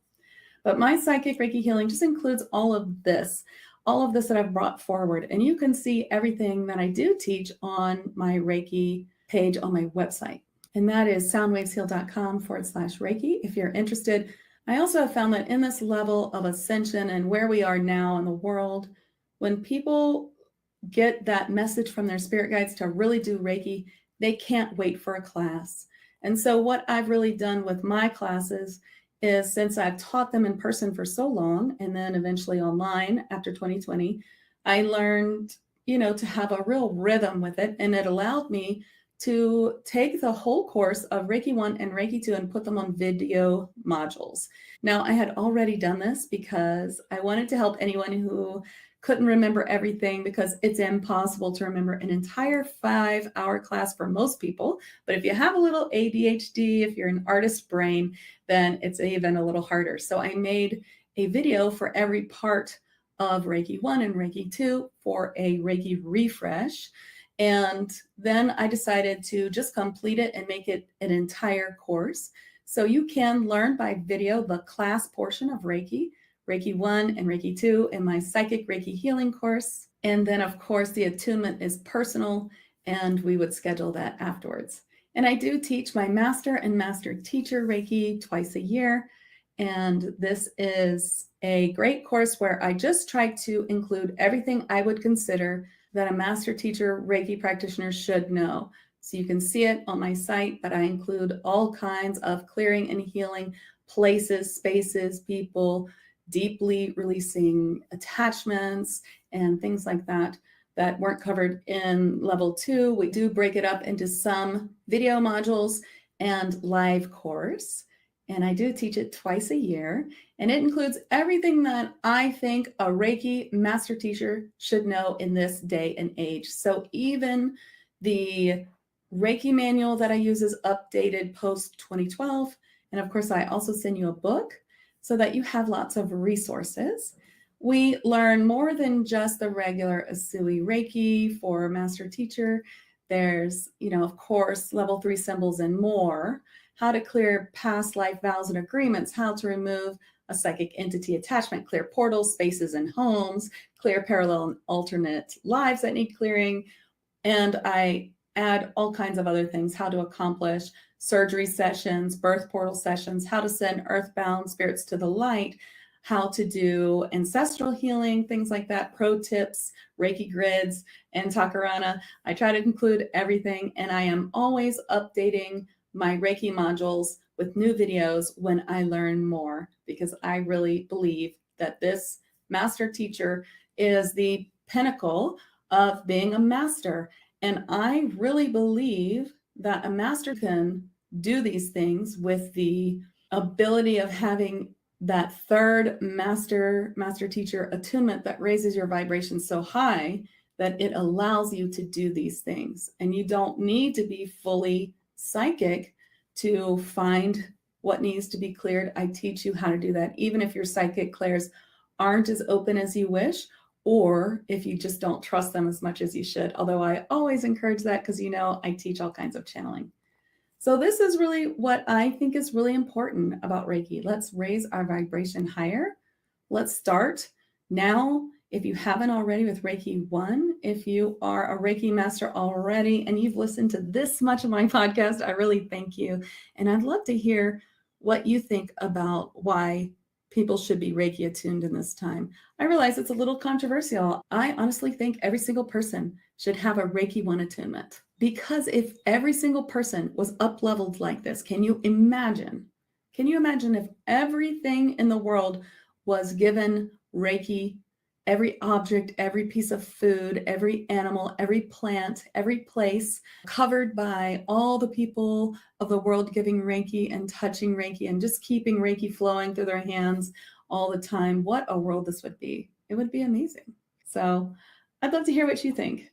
Do you think Reiki is very important? If you want to hear more, I describe a lot more about Reiki and answer a lot of questions in a comprehensive blog post on my website, soundwavesheal.com. And it's called Everything About Reiki. If you want to go to soundwavesheal.com/blog and then put in the search Reiki, it will come up. I have a few Reiki blog posts, but this one is soundwavesheal.com/everything-about-Reiki. So thank you so much.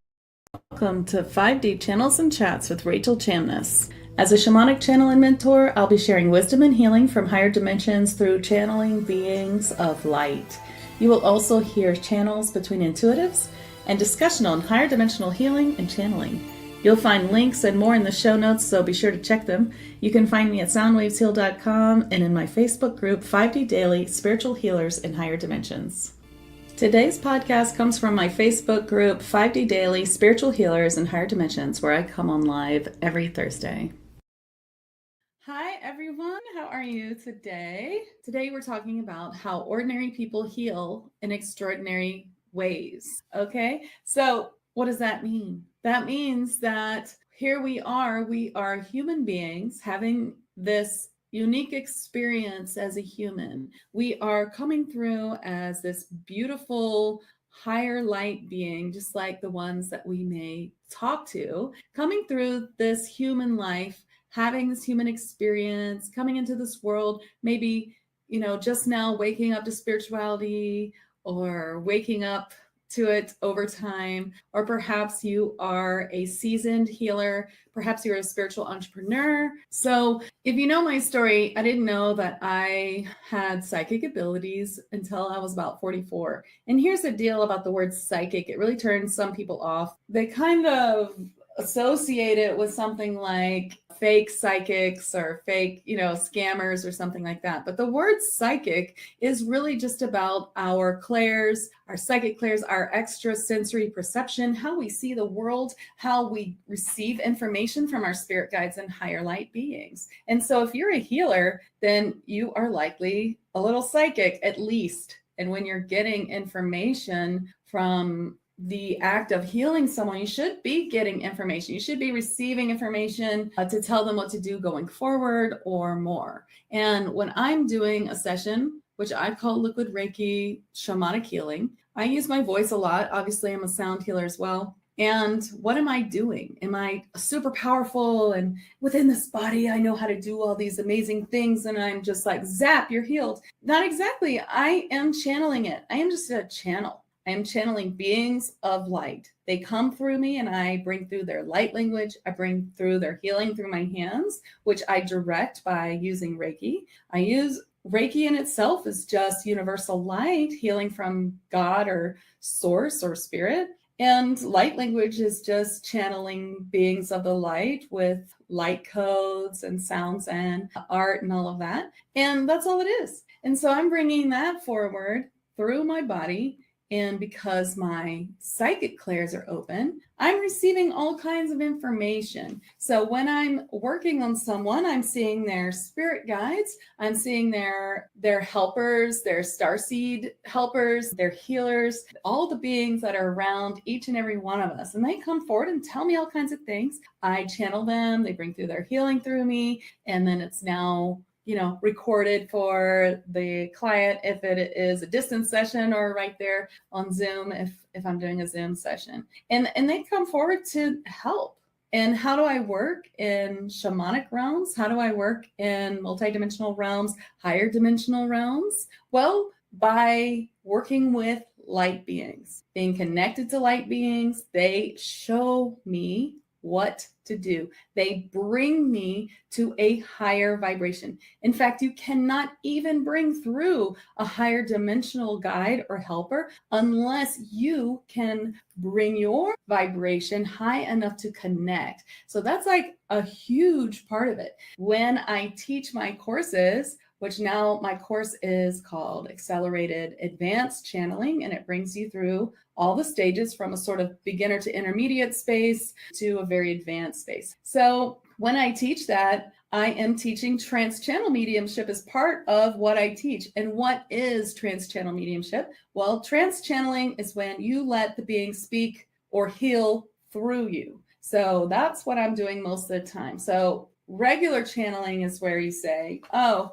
I'm getting this message either through a card or through images or speaking. You receive a message from spirit and you relay that message to a person. So you take all the sound or whatever way you're receiving it through your clairs, and you are kind of summing it up and giving that message to a person. Now, if that being is talking straight through you word for word, that's more trance channeling. And there are degrees between regular channeling and trance. So deep trance, deeper trance, sort of in between, where you feel like you were just channeling and then it just started coming out of your mouth. That's a little bit of trance channeling as well. So when you learn how to do that, you can also learn to bring their healing through. You can be connected to that. You can learn how to do that. And that is what I teach. So that is how an ordinary person can heal in extraordinary ways. Because who has the extraordinary ability? Who has the extraordinary, the amazing ability of bringing through high dimensional light? Who has that? These high dimensional beings. And how can we bring that through? By being the channel. So we definitely need to remember that we are just the channel. We are not the starter. This is not our light. We don't want to use our light up by using our light on other people. And that's why I always recommend Reiki, because that kind of helps you. It helps you learn how to use your own light, because you learn to direct the Reiki light, the source energy through your body. And then you can use the light from other beings the same way. And even your own modality is your own light in some way, but it's coming from your higher self, not from your physical body, because you don't want to use up your own physical body light to heal someone. That will make you very sick. So Angelica is a spiritual entrepreneur. She's taking a lot of my courses, and she helps clients heal their abundance blocks and process death and grief. That's great. See, Angelica, yeah, she's taking a lot of my classes. Love Angelica. Some in person even, because we used to live in the same town. And yeah, so you use these abilities, trans-channel, channeling, all of this to help people heal and work with abundance. And that's amazing. So what is the path, the light path that you all are on? What is the light path? I call the light path this spiritual path that you have taken on as a spiritual being in a human life. So you've decided, I'm going to come into this human life, and my focus this time, or my sole purpose, will be such and such.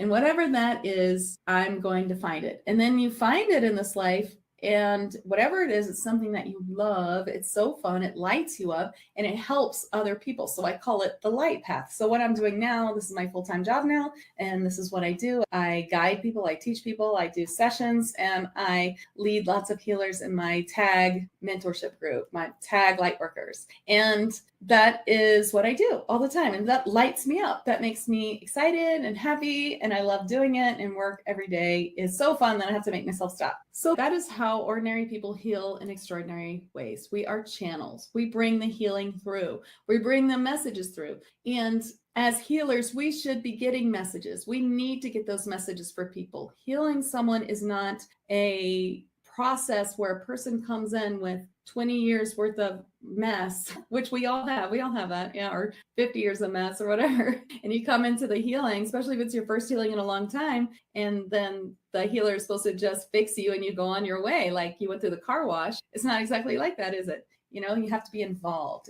And as a channel, as I'm channeling these light beings, channeling this healing, light codes, upgrades, all of this that I do in sessions, I'm working with the client's higher self.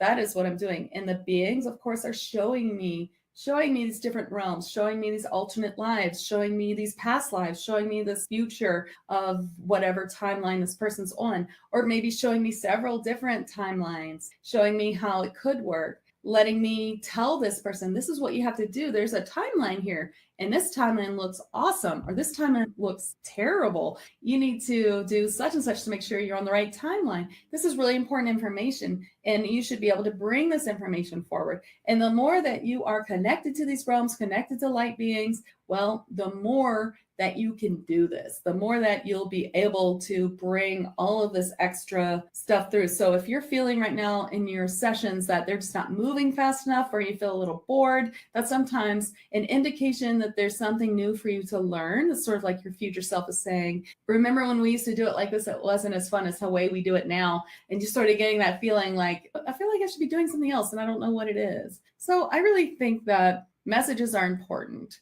and you can call it messages, guidance, or you can call it psychic work, however you want to call it. I mean, I really think being a channel is a type of psychic work. It's a psychic channeling, psychic healing, because what does psychic mean except that you are picking up information and healing or whatever from higher realms, from a different dimension. We are in the third and fourth dimension, and we are picking up all of this in higher dimensions. So I'd love to hear if you have any questions, and I'd love to answer them in the comments, either replay or now. And I'd love to hear what you do and how you work in different realms, and whether that means, you know, you're aspiring and you like to sit and meditate, and in that meditation you can feel your vibration rising and you can feel yourself going in different dimensions. Or perhaps you experience it in dreams, where the dream is so real that you know that you went somewhere,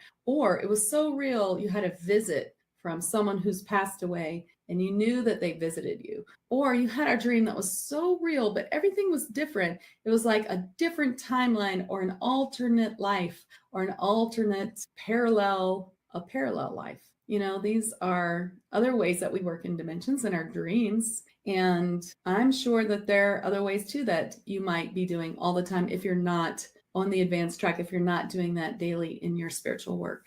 And I'd love to hear from you as well. How much time a week do you work on your spiritual work? How much time are you doing it? Are you like me, you're a full-time worker and it's many, many hours a week? Are you doing something else, but you spend maybe like an hour a day doing spiritual work? That would be great. Anytime that you do it, you take 10 minutes to sit outside and sit and invite in your spirit guides and helpers and just experience. I teach a lot about this in my Spirit Guide Masterclass. That's free on my site at soundwavesheal.com. And I'll be teaching some of that here in this group as well in the guides. So I'll be live at 12 o'clock every Thursday, and I'll be answering your questions. And if there are ever any questions about the podcast, that's also a great idea, is to expand on that in these lives, in this group. And of course, always, always talking about ascension. So where are we in ascension? What are we doing in ascension right now? All right, Mindy writes,